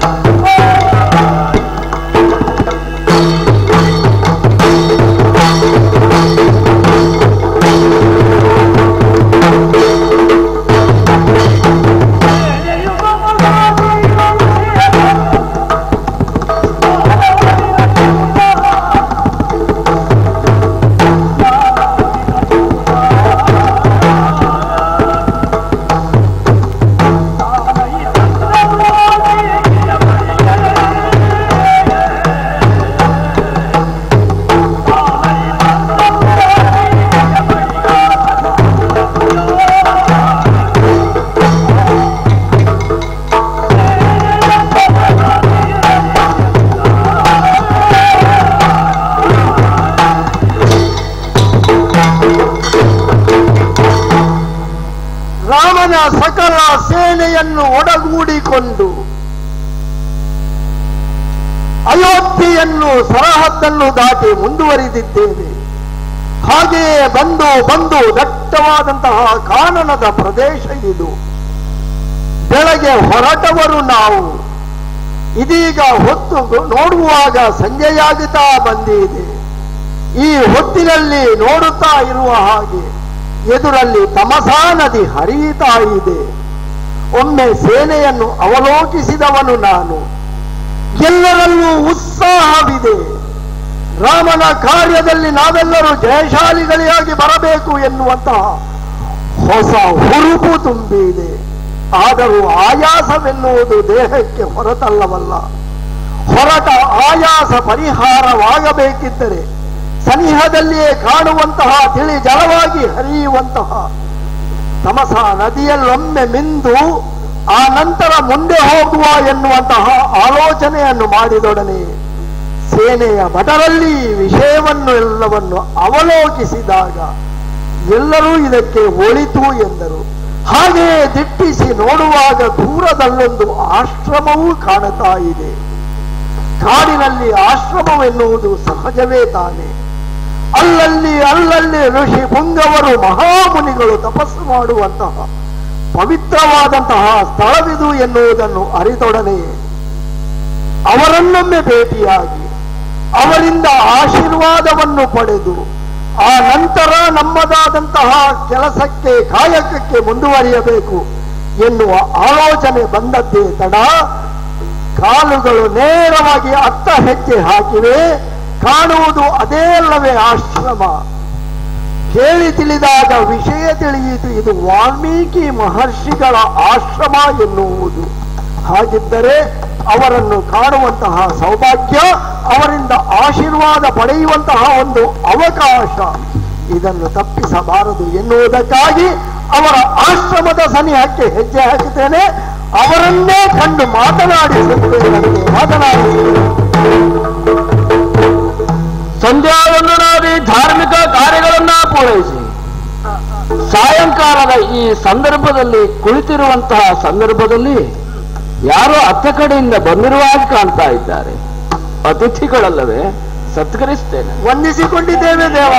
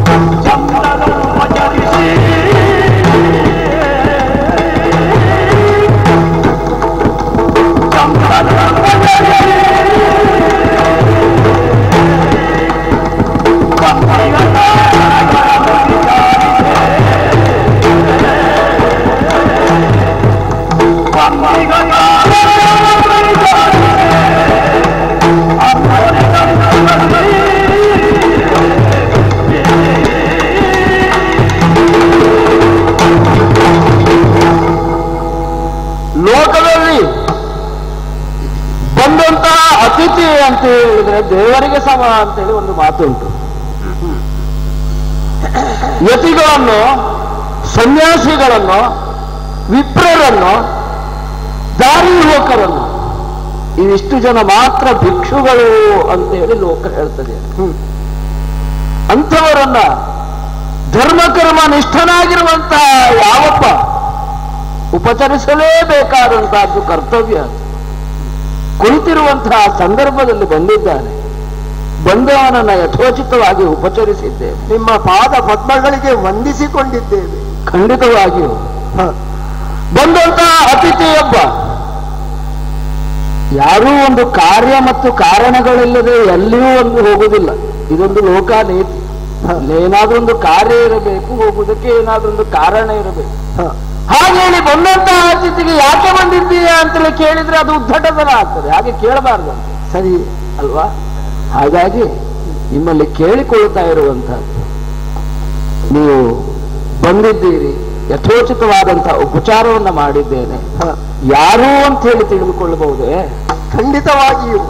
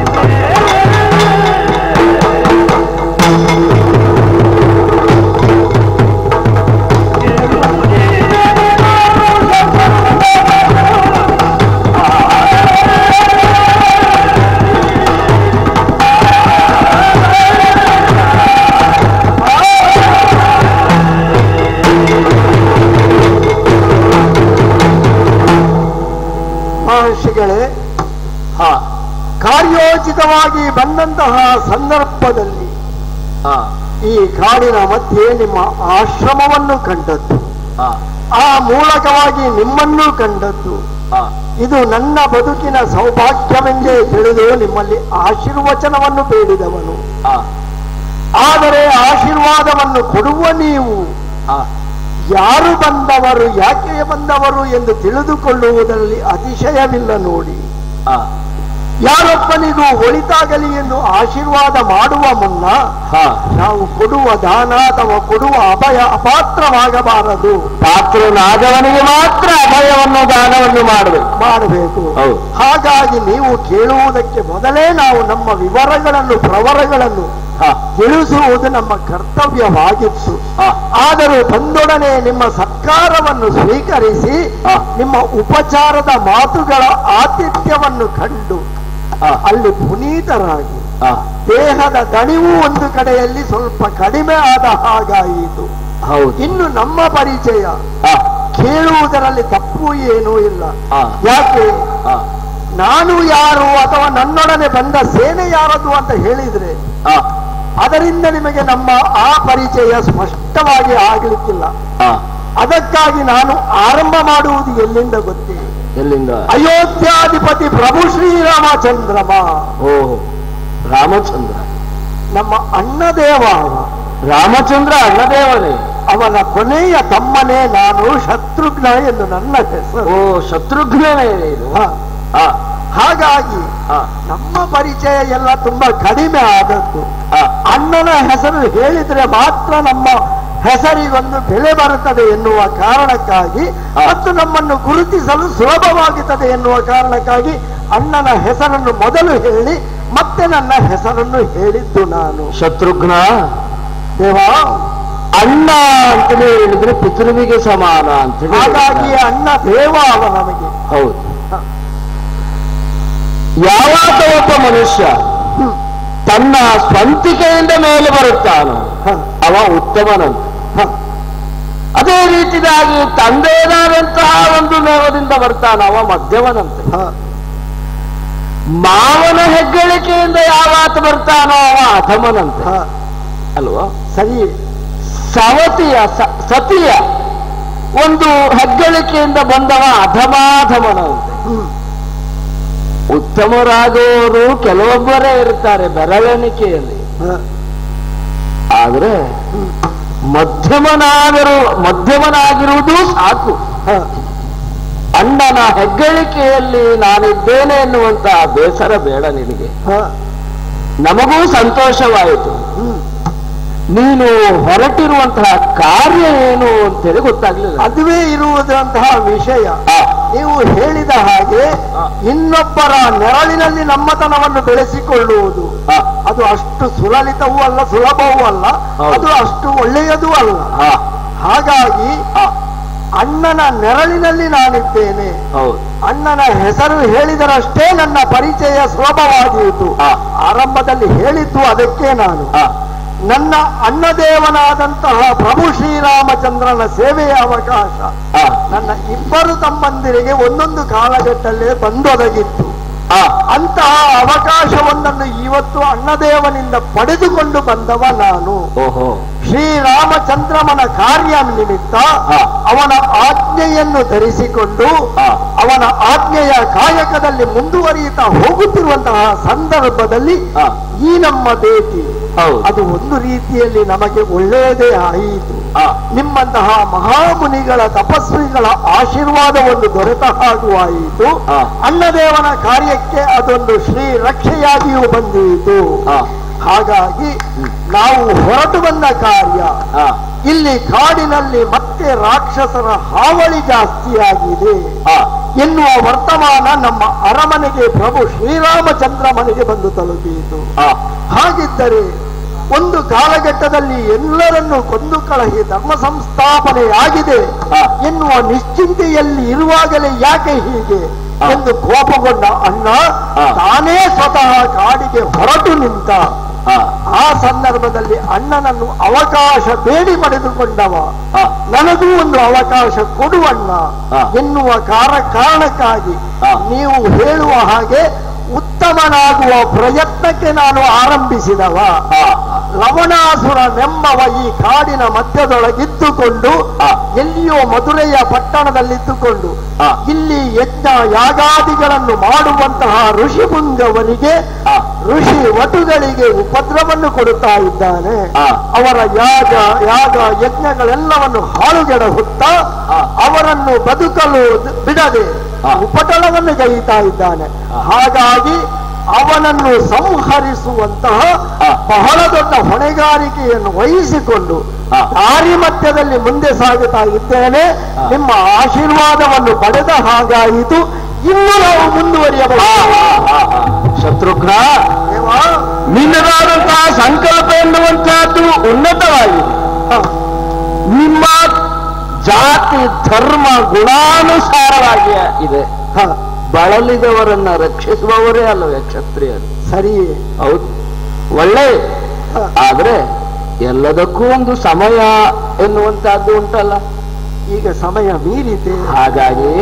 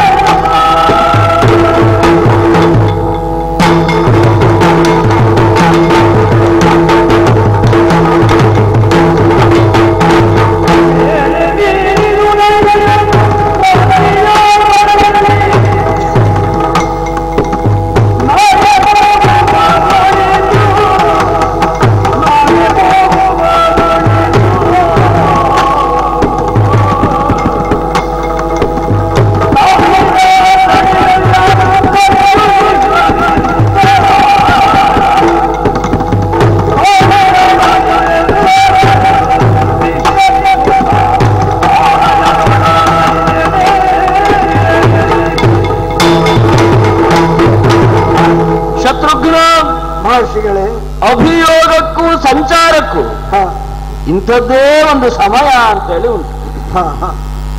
ಆದರೆ ಈಗ ನೋಡು, ಕತ್ತಲೆಯ ಸೆರಗು ಹಾಸುತ್ತಾ ಇದೆ. ಹೌದು, ನಿಮ್ಮ ಮೂಲ ದೇವನಾಗಿರುವಂತಹ ಭಗವಂತನಾದ ಸೂರ್ಯದೇವ ಪಶ್ಚಿಮಾಂಬುದಿಯಲ್ಲಿ ಅಸ್ತನಾಗ್ತಾ ಇದ್ದಾನೆ, ವಿರಮಿಸುತ್ತಾ ಇದ್ದಾನೆ. ಹೌದು, ಇಂತಹ ಸಂದರ್ಭ ಬೆಳಗು ಕರೆದು ತಮ ಪ್ರಾಪ್ತ ಆಗುವಂತಹ ಸಮಯ ಸಂಚಾರಕ್ಕೆ ಯೋಗ್ಯ ಅಲ್ಲ, ಅಭಿಯೋಗಕ್ಕೂ ಸಹಿತ ಯೋಗ್ಯ ಅಲ್ಲ. ಹಾಗಾಗಿ ಇದೊಂದು ರಾತ್ರಿ ಈ ಆಶ್ರಮದಲ್ಲೇ ಶ್ರಮವನ್ನ ಕಳೆದು ನಾಳೆಯ ದಿವಸ ನಿಮ್ಮದಾದಂತಹ ಕಾರ್ಯಕ್ಕೆ ಹೋಗಬಹುದು. ಅದಕ್ಕೆಲ್ಲ ಸಿದ್ಧತೆಯನ್ನು ಸಹಿತ ಮಾಡಿದ್ದೇನೆ.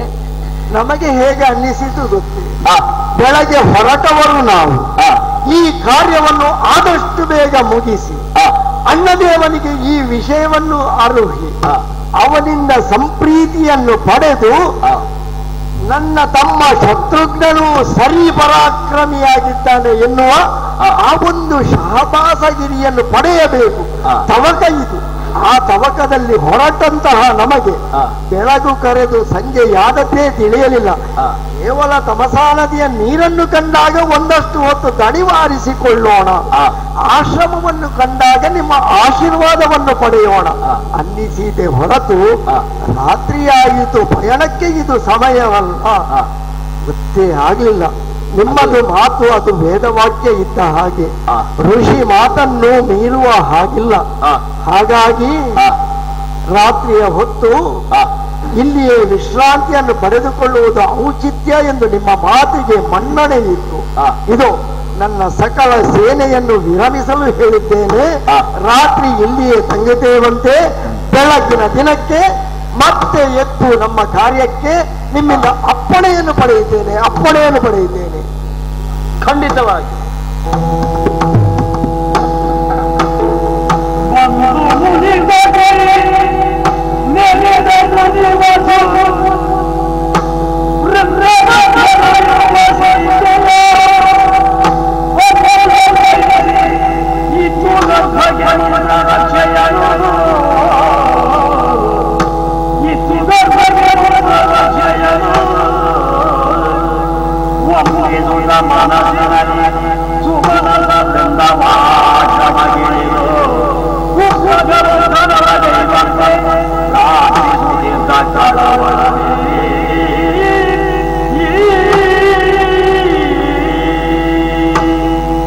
ಕೆಲವೊಂದು ಜೀವನದಲ್ಲಿ ಸಮಯಗಳು ಹೇಗೆ ಬಂದು ಹೋಗ್ತವೆ ಎನ್ನುವಂತಹದ್ದನ್ನ ತಿಳಿದುಕೊಳ್ಳಲಿಕ್ಕೆ ಯಾರೂ ಸಹಿತ ಶಕ್ತರಾಗಿರುವುದಿಲ್ಲ.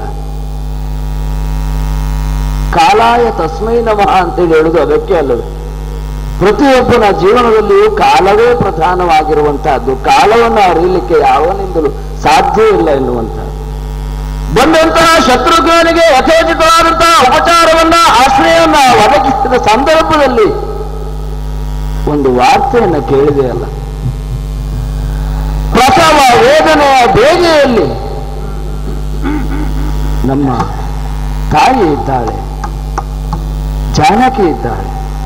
ಈ ವಿಷಯವನ್ನು ಕೇಳಿಯೂ ಸಹಿತ ನಾನು ಸುಮ್ಮನಿರುವುದಲ್ಲ, ಹೋಗಿದ್ದೇನೆ.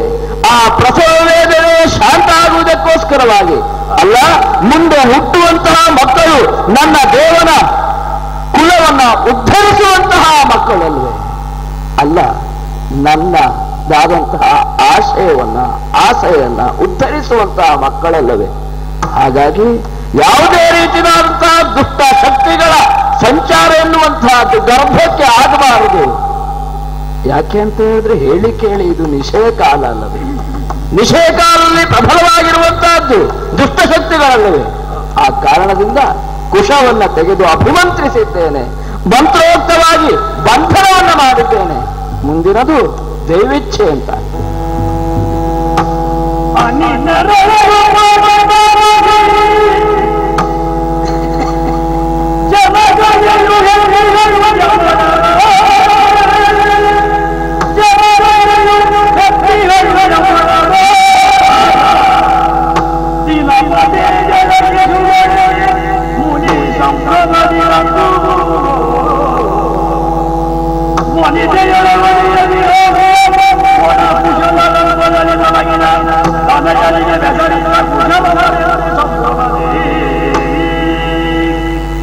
ಹೌದು, ಒಂದು ಸಂತಸವಾದಂತಹ ವಾರ್ತೆ ಬರ್ತಾ ಉಂಟು.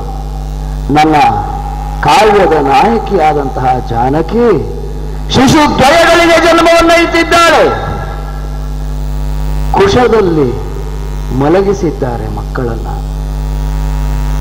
ಆ ಕಾರಣದಿಂದಲಾಗಿ ಕುಶದ ತುದಿಗೆ ಹೇಳುವಂತಹದ್ದು ಕುಶ, ಬುಡಕ್ಕೆ ಹೇಳುವಂತಹದ್ದು ಲವ. ಆ ಕಾರಣದಿಂದ ಕುಶವನ್ನು ಅಭಿಮಂತ್ರಣೆ ಮಾಡುವಂತಹ ಸಂದರ್ಭದಲ್ಲಿಯೂ ಸಹಿತ ನಾನು ಅದನ್ನ ಮಧ್ಯದಲ್ಲಿ ತುಂಡಾಗಿಸುವುದರ ಕಾರಣಕ್ಕೋಸ್ಕರವಾಗಿ ಇವರಿಗೆ ಒಂದು ಹೆಸರನ್ನು ಇಟ್ಟಿದ್ದೇನೆ, ಕುಶಲವರು ಎಂಬುದಾಗಿ. ಕುಶಲವರಿಗೆ ಅನುಗ್ರಹವನ್ನು ಮಾಡಿದ್ದೇನೆ. ಮುಂದಿನದನ್ನ ಮುಂದೆ ನೋಡೋಣ.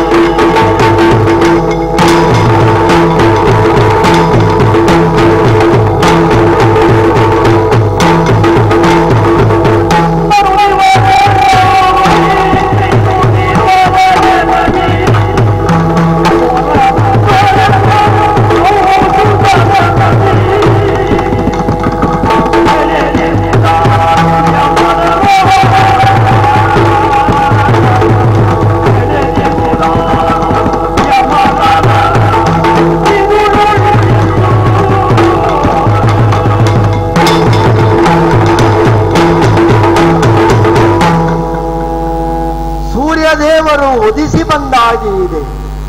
ನಮ್ಮ ಕುಲದೇವರಿಗೆ ನಮಿಸಿ ನಿತ್ಯಾನ್ನಗಳನ್ನು ಪೂರೈಸಿಕೊಂಡು ತಮಸೆಯಲ್ಲಿ ಮಿಂದೆದ್ದು ಬಂದು ಶುಚಿರ್ಭೂತನಾಗಿ ಮಾಡಬೇಕಾದಂತಹ ಎಲ್ಲಾ ಪ್ರಾತಃ ಕಾಲದ ವಿಧಿಗಳನ್ನು ತೀರೈಸಿಕೊಂಡು ಸೇನೆಯನ್ನು ಸಿದ್ಧಪಡಿಸಿಟ್ಟುಕೊಂಡಿದ್ದೇನೆ.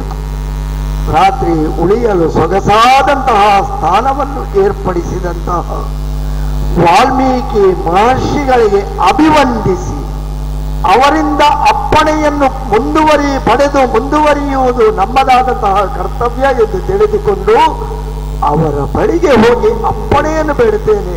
ಮಹರ್ಷಿಗಳೇ, ಶತ್ರುಘ್ನ, ನೀವು ಹೇಳಿದ ಹಾಗೆ ರಾತ್ರಿ ತಂಗಿಯಾಗಿ ಇದೆ, ಮತ್ತೆ ಬೆಳಗಾಗಿ ಇದೆ. ಇದು ನಿತ್ಯವೂ ಆಗುವಂತಹದ್ದು. ಆದರೆ ಈ ಬೆಳಗು ಎನ್ನುವಂತಹದ್ದು ಶತ್ರುಘ್ನನ ಬಾಳಿಗೆ ಇವತ್ತು ಹೊಸ ಬೆಳಗು. ಪಡೆದುಕೊಂಡ ಅವಕಾಶವನ್ನು ತೀರಿಸುವಂತಹ ಹೊತ್ತಿನಲ್ಲಿ ದಟ್ಟ ಕಾನನದ ಮಧ್ಯೆ ಇಷ್ಟೊಂದು ಸೊಗಸಾದಂತಹ ಉಪಚಾರ, ಜೊತೆಗೆ ನಿಮ್ಮಂತಹ ಮಹಾಮುನಿಗಳಿಂದ ಆಶೀರ್ವಾದ, ಅಭಯವಾಕ್ಯ, ರಾತ್ರಿಯ ತಂಗುವಿಕೆ ಎಲ್ಲವನ್ನು ಕಳೆದಾಗಿದೆ. ಮತ್ತೆ ರಾಮನ ಕಾಯಕದಲ್ಲಿ ನಾನು ಮುಂದುವರಿಯಬೇಕಾಗಿದೆ. ಅಪ್ಪಣೆಯನ್ನು ಕೇಳಲು ಬಂದವ ನಾನು. ಅದರ ಮಧ್ಯದಲ್ಲಿ ಒಂದಷ್ಟು ಕುತೂಹಲ ನನ್ನನ್ನು ಕೆಣಕುತ್ತಾ ಇದೆ ಮುನಿಗಳೇ. ಏನು ಕುತೂಹಲ? ರಾತ್ರಿಯ ಹೊತ್ತು ಹೊಸ ಜಾಗದಲ್ಲಿ ತಂಗುವಂತಹ ಸಂದರ್ಭದಲ್ಲಿ ದೇಹಕ್ಕೆ ದಣಿವಾಗಿದ್ದರೂ ನಿದ್ರೆ ಎನ್ನುವುದು ಅಷ್ಟು ಸುಲಭದಲ್ಲಿ ಆವರಿಸದಂತಹ ಹೊತ್ತಿನಲ್ಲಿ ಹೊರಗಡೆ ಏನೇನೋ ಶಬ್ದಗಳು, ಯಾರ್ಯಾರದೋ ಓಡಾಟಗಳು, ಒಂದಷ್ಟು ಗಡಿಬಿಡಿಯ ವಾತಾವರಣ, ಇದೆಲ್ಲವನ್ನು ನಾನು ಗಮನಿಸಿದೆ, ಕಿವಿಯಲ್ಲಿ ಆಲಿಸಿಕೊಂಡೆ. ಯಾರೋ ಹೆಡೆದ ವಾರ್ತೆ, ಯಾರೋ ಸಂಭ್ರಮಿಸಿದ ಸದ್ದುಗಳು, ಇವೆಲ್ಲವನ್ನು ಕೇಳ್ತಾ ಇದ್ದ ಹಾಗೆ, ನೀವು ಗಡಿಬಿಡಿಯಲ್ಲಿ ಓಡಾಡಿಕೊಂಡ ಹಾಗೆ ಎಲ್ಲವೂ ಅನುಭವಕ್ಕೆ ಬಂತು. ಯಾರು ಏನು ಎನ್ನುವುದು ಮನುಷ್ಯ ಸಹಜವಾದಂತಹ ಕುತೂಹಲ. ಹಾಗಾಗಿ ಕೇಳಬಹುದೇ ಸ್ವಾಮಿ? ಶತ್ರುಘ್ನ, ದೇವಾ, ನಿನ್ನ ಕುತೂಹಲ ಎನ್ನುವಂತಹದ್ದು ಸಮಯೋಚಿತವಾಗಿರುವಂತಹದ್ದು. ಹಾಗಂತೇಳಿ ಜಗತ್ತಿನಲ್ಲಿ ಕುತೂಹಲವನ್ನ ಅಥವಾ ಕುತೂಹಲಕ ವಿಷಯವನ್ನ ಎಲ್ಲರಿಗೂ ಎಲ್ಲ ಸಮಯದಲ್ಲಿಯೂ ಹೇಳೇ ಬಿಡಬೇಕು ಇರುವಂತಹ ಕ್ರಮ ಇಲ್ಲ. ಅದಕ್ಕಾಗಿಯೇ ತಮ್ಮಲ್ಲಿ ಅಪ್ಪಣೆ ಬೇಡಿದ್ದು. ಆದರೆ ಇಲ್ಲಿ ನಾನು ಜಿಜ್ಞಾಸುವಾಗಿ ಬೇಡಿದ್ದು ಯಾಕೆ, ಕೇಳಿದಂತಹ ವಾರ್ತೆಗಳ ಕುತೂಹಲವನ್ನು ತಣಿಸದೆ ಹೋದರೆ, ಮುಂದುವರಿಯುವಂತಹ ಕಾಯಕದಲ್ಲಿ ಗಮನ ಕೊಡಲು ಸಾಧ್ಯವಾಗದೆ ಹೋದರೆ, ಅದಕ್ಕಾಗಿ ತಮ್ಮಲ್ಲಿ ಅಪ್ಪಣೆ ಬೇಡಿಕೊಳ್ಳಲು ತಿಳಿದುಕೊಳ್ಳಬಹುದೇ? ಶತ್ರುಘ್ನ, ದೇವಾ, ನೀನು ಕೇಳಿದಂತಹ ಕುತೂಹಲದ ವಿಷಯ ಏನುಂಟು ಅದು ಇವತ್ತಿನ ದಿವಸ ನಿನಗೆ ತಿಳಿಸಲೇಬೇಕಾದಂತಹದ್ದು ವಿಷಯ ಆಗಿದೆ. ಹಾಗಾಗಿ ತಿಳಿಸಲೇಬೇಕಾದ ವಿಷಯ. ಹೌದು. ಹಾಗಿದ್ದರೆ ಯಾವುದದು? ಹಾಗಾಗಿ ಮೌನವಾಗಿ ನನ್ನೊಟ್ಟಿಗೆ ಬಾ. ಆ ಕುತೂಹಲದ ವಿಷಯವನ್ನ ನೀನೇ ನೋಡುವ ಹಾಗೆ ನಿನಗೆ ಅವಕಾಶವನ್ನು ಕಲ್ಪಿಸಿಕೊಡ್ತೇನೆ. ನೀವು ಹೇಳುವುದಿಲ್ಲ, ನಾನೇ ನೋಡಬೇಕು. ಹೌದು, ನೋಡುವ ಸ್ವಾಮಿ, ನೋಡುವ. ಹೀಗೆ ಬಾ, ಹೀಗೆ ಬಾ, ಹೀಗೆ ಬಾ.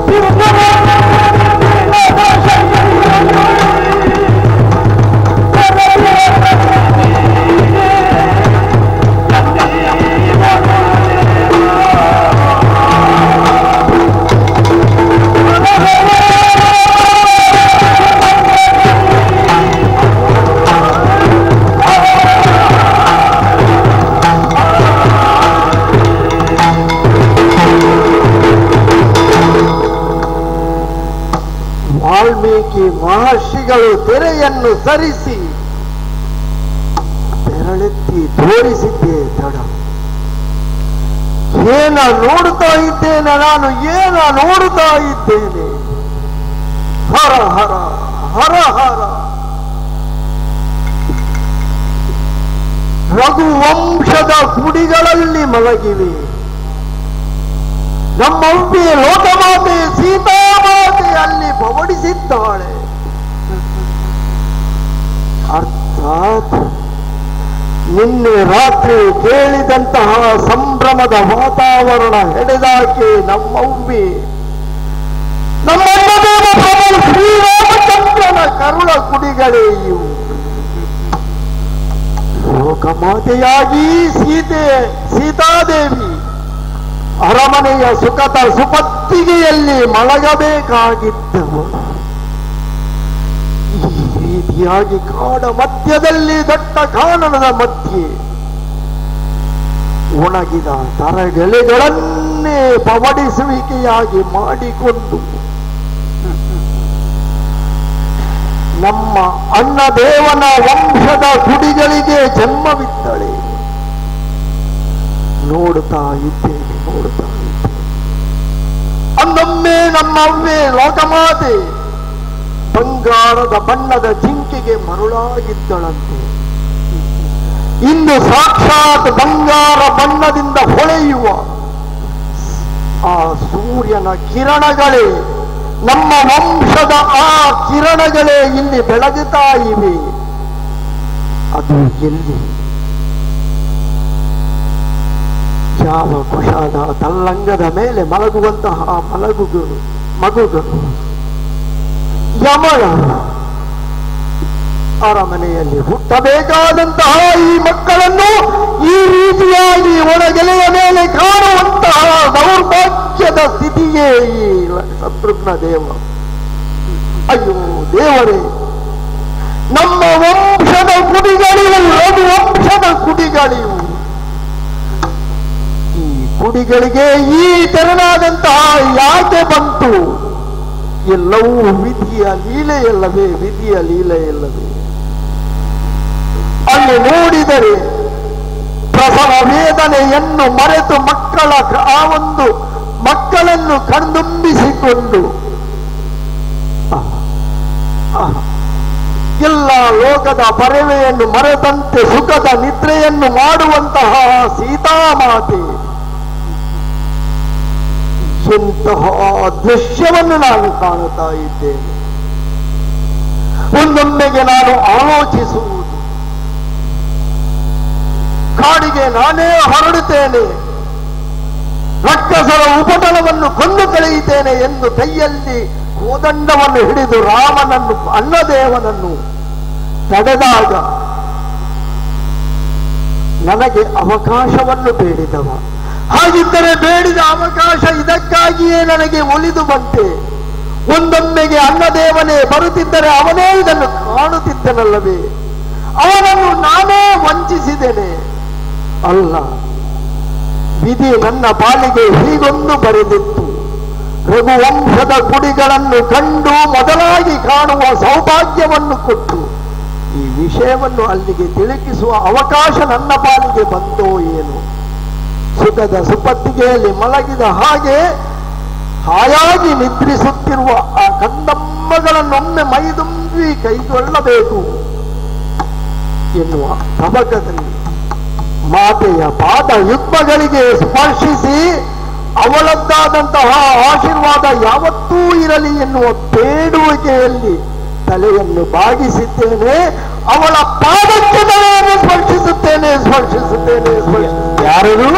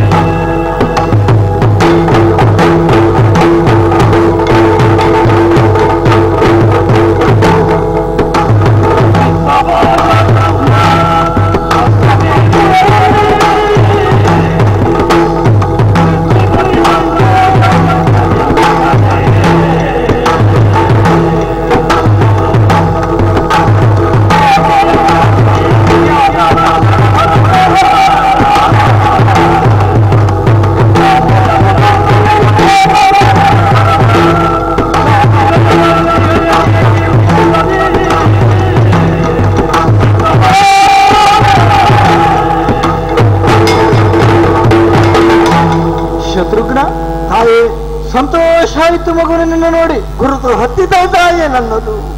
ಮಕ್ಕಳ ನೆನಪೆಂದಾದರೂ ತಾಯಿಗೆ ಮರವೇ ಆಗುತ್ತದೆಯೋ ಹೇಳು? ಸರಿಯೇ ತಾಯಿ, ಅದೆಷ್ಟೋ ಕಾಲ ಆಗಿ ಹೋಯ್ತು ನಿಮ್ಮನ್ನೆಲ್ಲ ನೋಡಿ. ಮನವೆನ್ನುವುದು ತುಂಬಿ ತುಳುಕಾಡುತ್ತಾ ಇದೆ ಮಗನೇ. ನಿಮ್ಮನ್ನು ಈ ಪರಿಸ್ಥಿತಿಯಲ್ಲಿ ನೋಡುತ್ತೇನೆ ಎನ್ನುವಂತಹ ಒಂದು ಮನಸ್ಸಿನಲ್ಲಿಯೂ ಎಣಿಸಿರದಂತಹ ಸಂದರ್ಭದಲ್ಲಿ ನಿಮ್ಮನ್ನು ನೋಡ್ತಾ ಇದ್ದೇನೆ ತಾಯಿ, ನೋಡ್ತಾ ಇದ್ದೇನೆ. ಧನ್ಯವಾಯಿತು ನನ್ನ ಜೀವನ. ಅಯೋಧ್ಯೆಯಿಂದಲೇ ಬಂದವನಲ್ಲ ನೀನು? ಸರಿ ತಾಯಿ, ಅಯೋಧ್ಯೆಯಿಂದಲೇ ಹೊರಟು ಬಂದವನ. ಹಾಗಾದ್ರೆ ನನ್ನದೊಂದು ಮಾತುಂಟಪ್ಪ, ಕೇಳಬೇಕು ತಾಯಿ. ಅಯೋಧ್ಯೆಯಿಂದಲೇ ನೀನು ಬಂದವ ಹೌದು ಅಂತಾದ್ರೆ ನನ್ನ ಪ್ರಭು ಶ್ರೀರಾಮಚಂದ್ರ ಕ್ಷೇಮದಿಂದಿದ್ದಾರೆಯೇ? ಲಕ್ಷ್ಮಣ, ಭರತ ಇವರೆಲ್ಲ ಸ್ವಸ್ಥದಿಂದಿದ್ದಾರೆ. ರಾಜಮಾತೆಯರು, ಸಖಿ ವೃಂದದವರು, ಪುರಜನರು, ಪರಿಜನರೆಲ್ಲ ರಾಮನ ಆಳ್ವಿಕೆಯಲ್ಲಿ ಸ್ವಸ್ಥದಿಂದ ಸಂತೋಷದಿಂದ ಇರುತ್ತಾರೆ ಎನ್ನುವುದನ್ನು ಬಲ್ಲವಳು ನಾನು. ಆದರೂ ಅವರೆಲ್ಲರ ವಿಚಾರವನ್ನ ಕೇಳುವಂತಹ ತವಕ ನನ್ನ ಪಾಲಿಗೆ. ಹೇಗಿದ್ದಾರೆ ಅವರೆಲ್ಲ? ಸಂತೋಷದಿಂದಿದ್ದಾರೆ ಏನಪ್ಪ? ಎಷ್ಟು ದೊಡ್ಡ ಮನಸ್ಸು ತಾಯಿ ನಿನ್ನದು.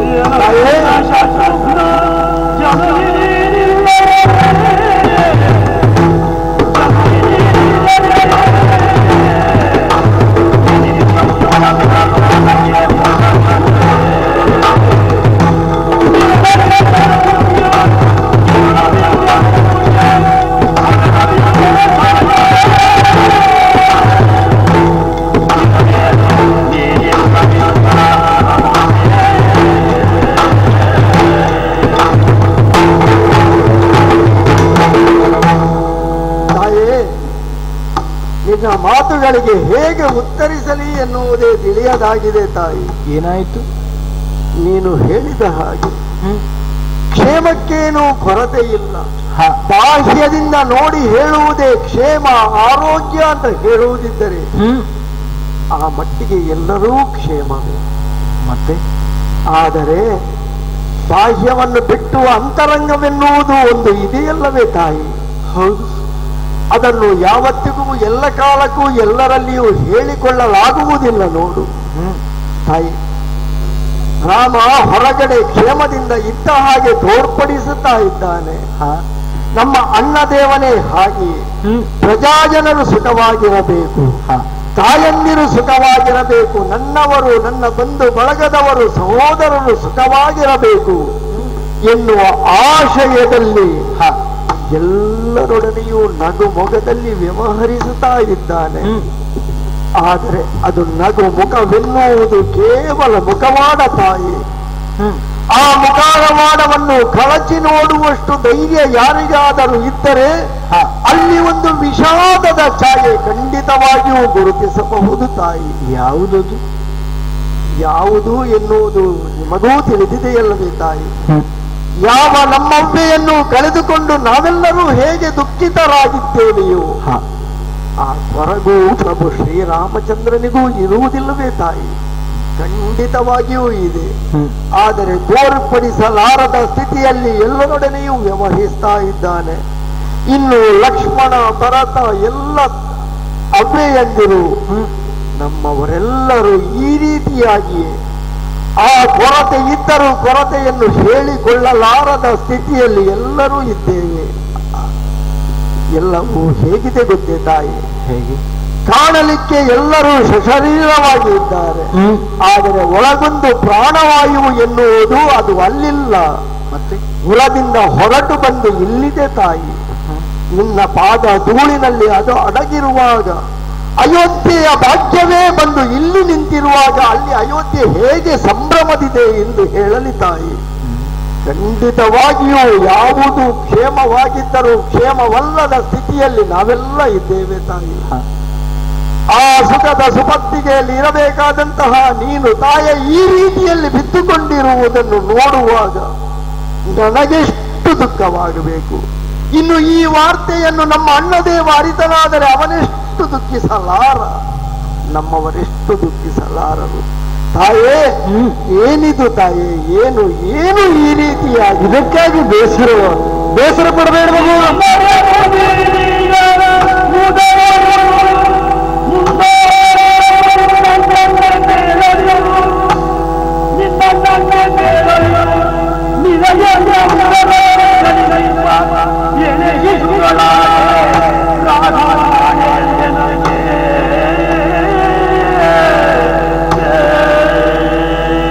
ಶತ್ರುಘ್ನ,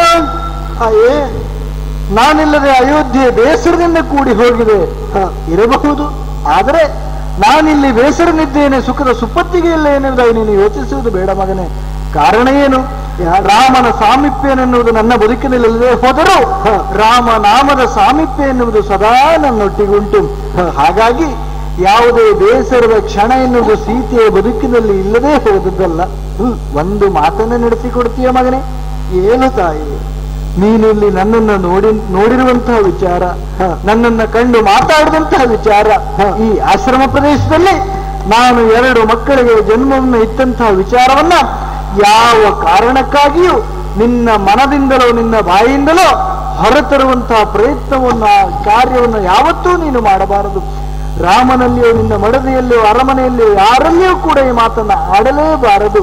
ನೀನು ಆಡುವುದೇ ಹೌದು, ನನ್ನ ಮಾತನ್ನ ಮೀರಿ ಹೌದು ಅಂತಾದ್ರೆ ಇದು ನನ್ನ ಉದರದಲ್ಲಿ ಜನಿಸಿದಂತಹ ನಮ್ಮ ವಂಶವನ್ನು ಉದ್ಧರಿಸುವಂತಹ 2 ಮಕ್ಕಳ ಆಣೆ ಇದಕ್ಕೆ ಉಂಟು. ಯಾರನ್ನ ನೀನು ಸದಾಕಾಲ ದೇವರೆನ್ನುವುದಾಗಿ ನಂಬಿಕೊಳ್ಳುತ್ತೀಯೋ ಅದೇ ರಾಮನ ಆಣೆ ಈ ನನ್ನ ಮಾತಿಗುಂಟು. ಉಸಿರು ಬೇಡ ಯಾರ ತಾಯೇ, ಎಂತ ಮಾತನಾಡಿದೆ ತಾಯೇ!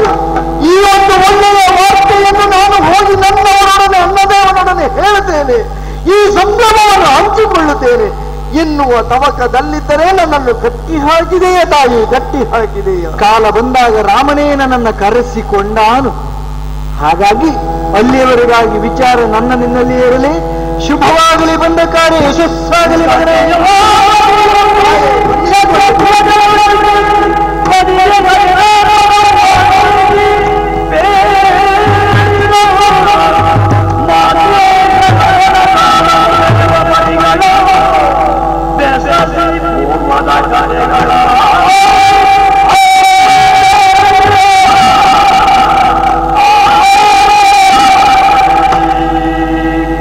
ಶತ್ರುಘ್ನ ಮಹರ್ಷಿ, ನೀನು ನನ್ನಲ್ಲಿ ಕೇಳಿದಂತಹ ಕುತೂಹಲದ ವಿಷಯ ಅರ್ಥ ಆಯ್ತಲ್ಲ ಈಗ?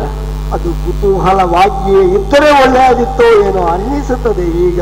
ಅಲ್ವಾ? ಒಳಗೆ ಬಚ್ಚಿಟ್ಟುಕೊಳ್ಳಲಾರೆ, ಹೊರಗೆ ಹೇಳಲಾರೆ, ಏನು ಮಾಡುವುದು ಸ್ವಾಮಿ? ಶತ್ರುಘ್ನ, ಸ್ಥಿತಪ್ರಜ್ಞನಲ್ಲವೇ ನೀನು?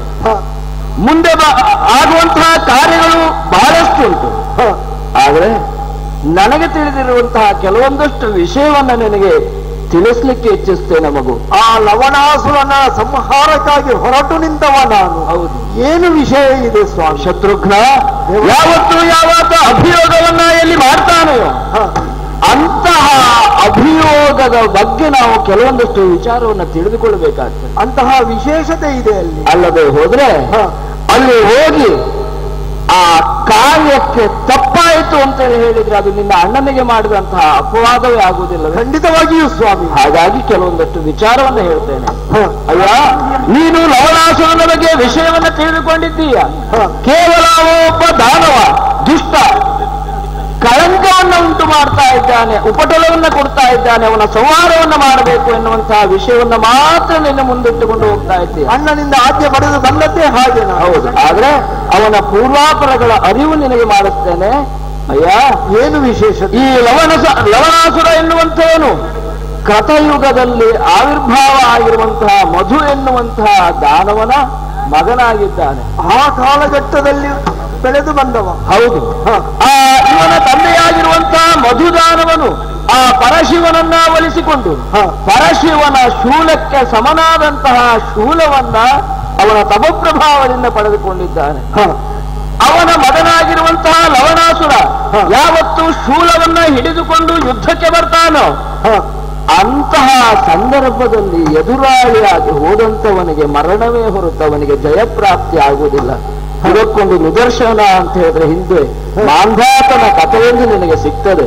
ಹಾಗಾಗಿ ಅಂತಹದ್ದನ್ನೆಲ್ಲ ನೀನು ಯೋಚನೆ ಮಾಡಿಕೊಂಡಿರಬೇಕಪ್ಪ. ಯಾವಾಗ ಅವನು ಶೂಲವನ್ನೇ ತ್ಯಜಿಸಿ ಅವನ ಪುರದಿಂದ ಹೊರಗಡೆ ಬರ್ತಾನೋ ಆವಾಗ ಮಾತ್ರ ಅವನೊಟ್ಟಿಗೆ ಅಭಿಯೋಗವನ್ನ ಮಾಡು. ಆ ಕಾಲಕ್ಕೋಸ್ಕರವಾಗಿ ನೀನು ಕಾಯ್ತಾ ಇರು. ನಿನಗೆ ಶುಭವಾಗ್ತದೆ, ನಿನಗೆ ಜಯವಾಗ್ತದೆ, ಒಳ್ಳೆಯದಾಗಲಿ.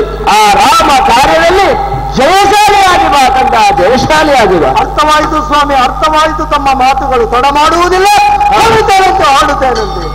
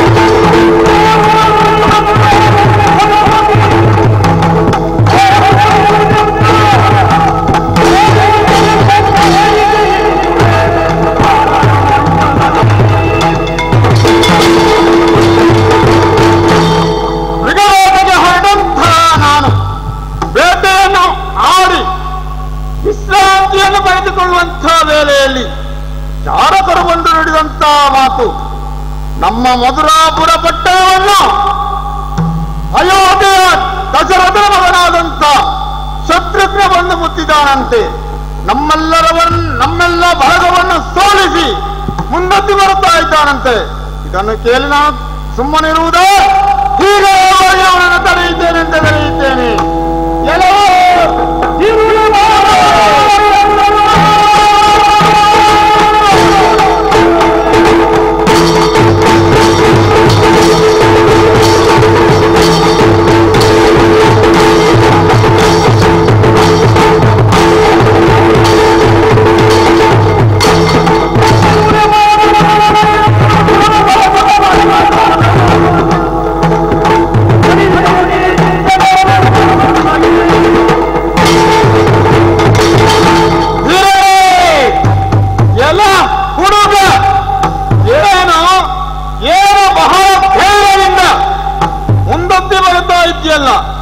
ನಾನು ನಿನ್ನನ್ನು ಹಲ್ಲುದಾದ ರೀತಿಯಲ್ಲಿ ನುಂಗಿ ಬಿಡುತ್ತೇನೋ. ನೀನು ನನ್ನ ಆಹಾರ. ಎಲೆ ಮಾನವ, ನಿನಗೇನು ಬುದ್ಧಿ ಭ್ರಮೆಯೋ? ಮರುಳೇ ನೀನು, ಮರುಳನೆ.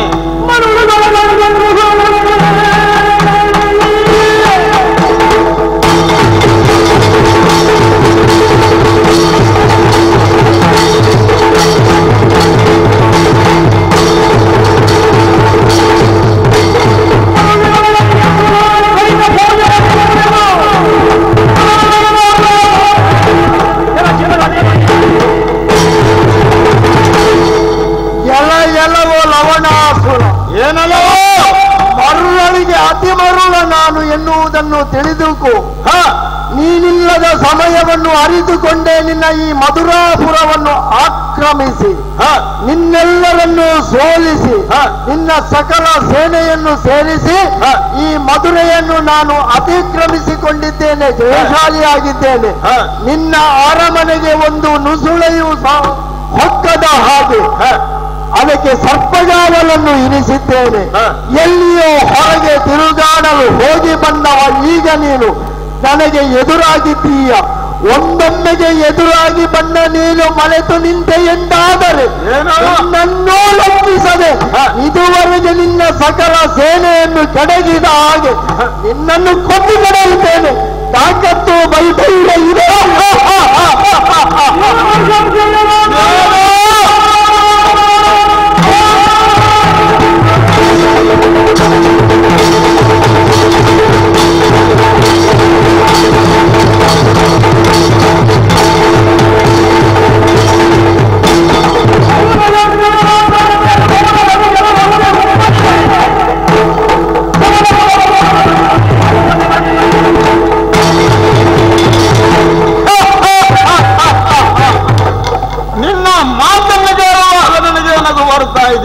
ಇಷ್ಟೊಂದು ನಗು ನಿನಗೆ ಒಳ್ಳೆಯದಲ್ಲ, ಆರೋಗ್ಯಕ್ಕೆ ಒಳ್ಳೆಯದಲ್ಲ. ಇದು ಹುಡುಗ ಪರಾಕ್ರಮದಲ್ಲಿ ಪರಶಿವನಿಗೆ ಸಮಾನವಾದಂತ ಈ ಲವನಾಸುರನ ಮುಂದೆ ಈ ಹುಡುಗನ ಹುಡುಗಾಟವನ್ನು ಕಾಣುವಾಗ ನನಗೆ ನಗು ಬರುತ್ತಾ ಇದೆ.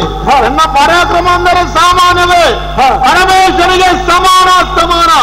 ಈಗ ನಿನಗೆ ಸಾರಿ ಹೇಳುತ್ತಾ ಇದ್ದೇನೆ, ಇನ್ನು ಸುಮ್ಮನೆ ಆ ಯಮನಪುರವನ್ನು ಸೇರಬೇಡ.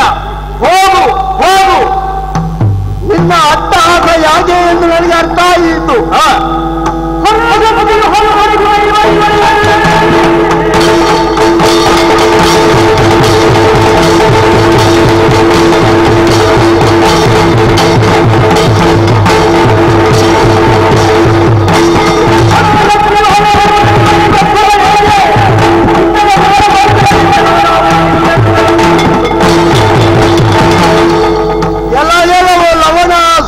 ಏನೋ ಬಹಳ ಅಟ್ಟಹಾಸದ ನಗೆಯ ಮೂಲಕವಾಗಿ ಬಂದಂತಹ ಈ ಶತ್ರುಹರ ಕೇವಲ ಹರ ಅಲ್ಲ, ಇವ ಶತ್ರುಹರ.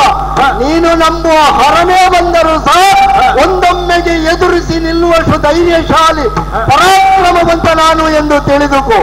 ನಿನ್ನ ಅಟ್ಟಹಾಸದ ನಗುವಿನ ಹಿಂದೆ ಏನು ಕಾರಣ ಬಲ್ಲೆ ನಾನು. ಸಾಕ್ಷಾತ್ ಪರಶಿವನಿಂದ ಪಡೆದ ತ್ರಿಶೂಲವೊಂದು ನಿನ್ನ ಬಳಿಯಲ್ಲಿರುವವರೆಗೆ ಯಾರೂ ನಿನ್ನನ್ನು ಏನು ಮಾಡಲಾರರು. ಅಹಂಕಾರ ಗರ್ವ, ವರಗರ್ವ ಎಲ್ಲವೂ ನಿನ್ನಲ್ಲಿ ಮೇಳೈಸಿದೆ ಎಂದಾದರೆ ಅದನ್ನು ತಡೆಯಲು ನಾನು ಬಲ್ಲೆ. ಅದಕ್ಕಾಗಿಯೇ ನೀನಿಲ್ಲದ ವೇಳೆಯಲ್ಲಿ ಬಂದು ಮಧುರೆಯನ್ನು ಮುಟ್ಟಿ ನಿನ್ನದಾದಂತಹ ಕೈಯ ತ್ರಿಶೂಲ ನಿನ್ನ ದೇವರ ಕೋಣೆಯ ಒಳಗೆ ಇದೆ. ನೀನು ಈಗ ಈ ಪುರವನ್ನು ಪ್ರವೇಶ ಮಾಡಬೇಕಿದ್ರೆ ನಮ್ಮ ಅಭೇದ್ಯವಾದಂತಹ ಸರ್ಪಜಾವಲನ್ನು ಭೇದಿಸಿ ನನ್ನನ್ನು ಮಣಿಸಿ ಒಳಗೆ ಹೋಗಬೇಕು. ಕೈಯಲ್ಲಿ ಶೂಲವಿಲ್ಲದ ನೀನು ಏನಕ್ಕೂ ಅಲ್ಲ ತಾವನ್ನು ನೋಡೋಣ.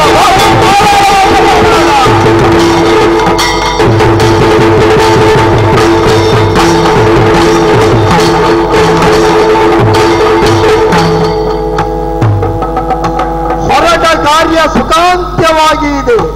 ಶತ್ರುಘ್ನನ ಪಾಲಿಗೆ ಅವಕಾಶವನ್ನು ಕೊಡುವಣ್ಣ ದೇವ. ಬೇಡಿ ಪಡೆದ ಅವಕಾಶ ಇದು.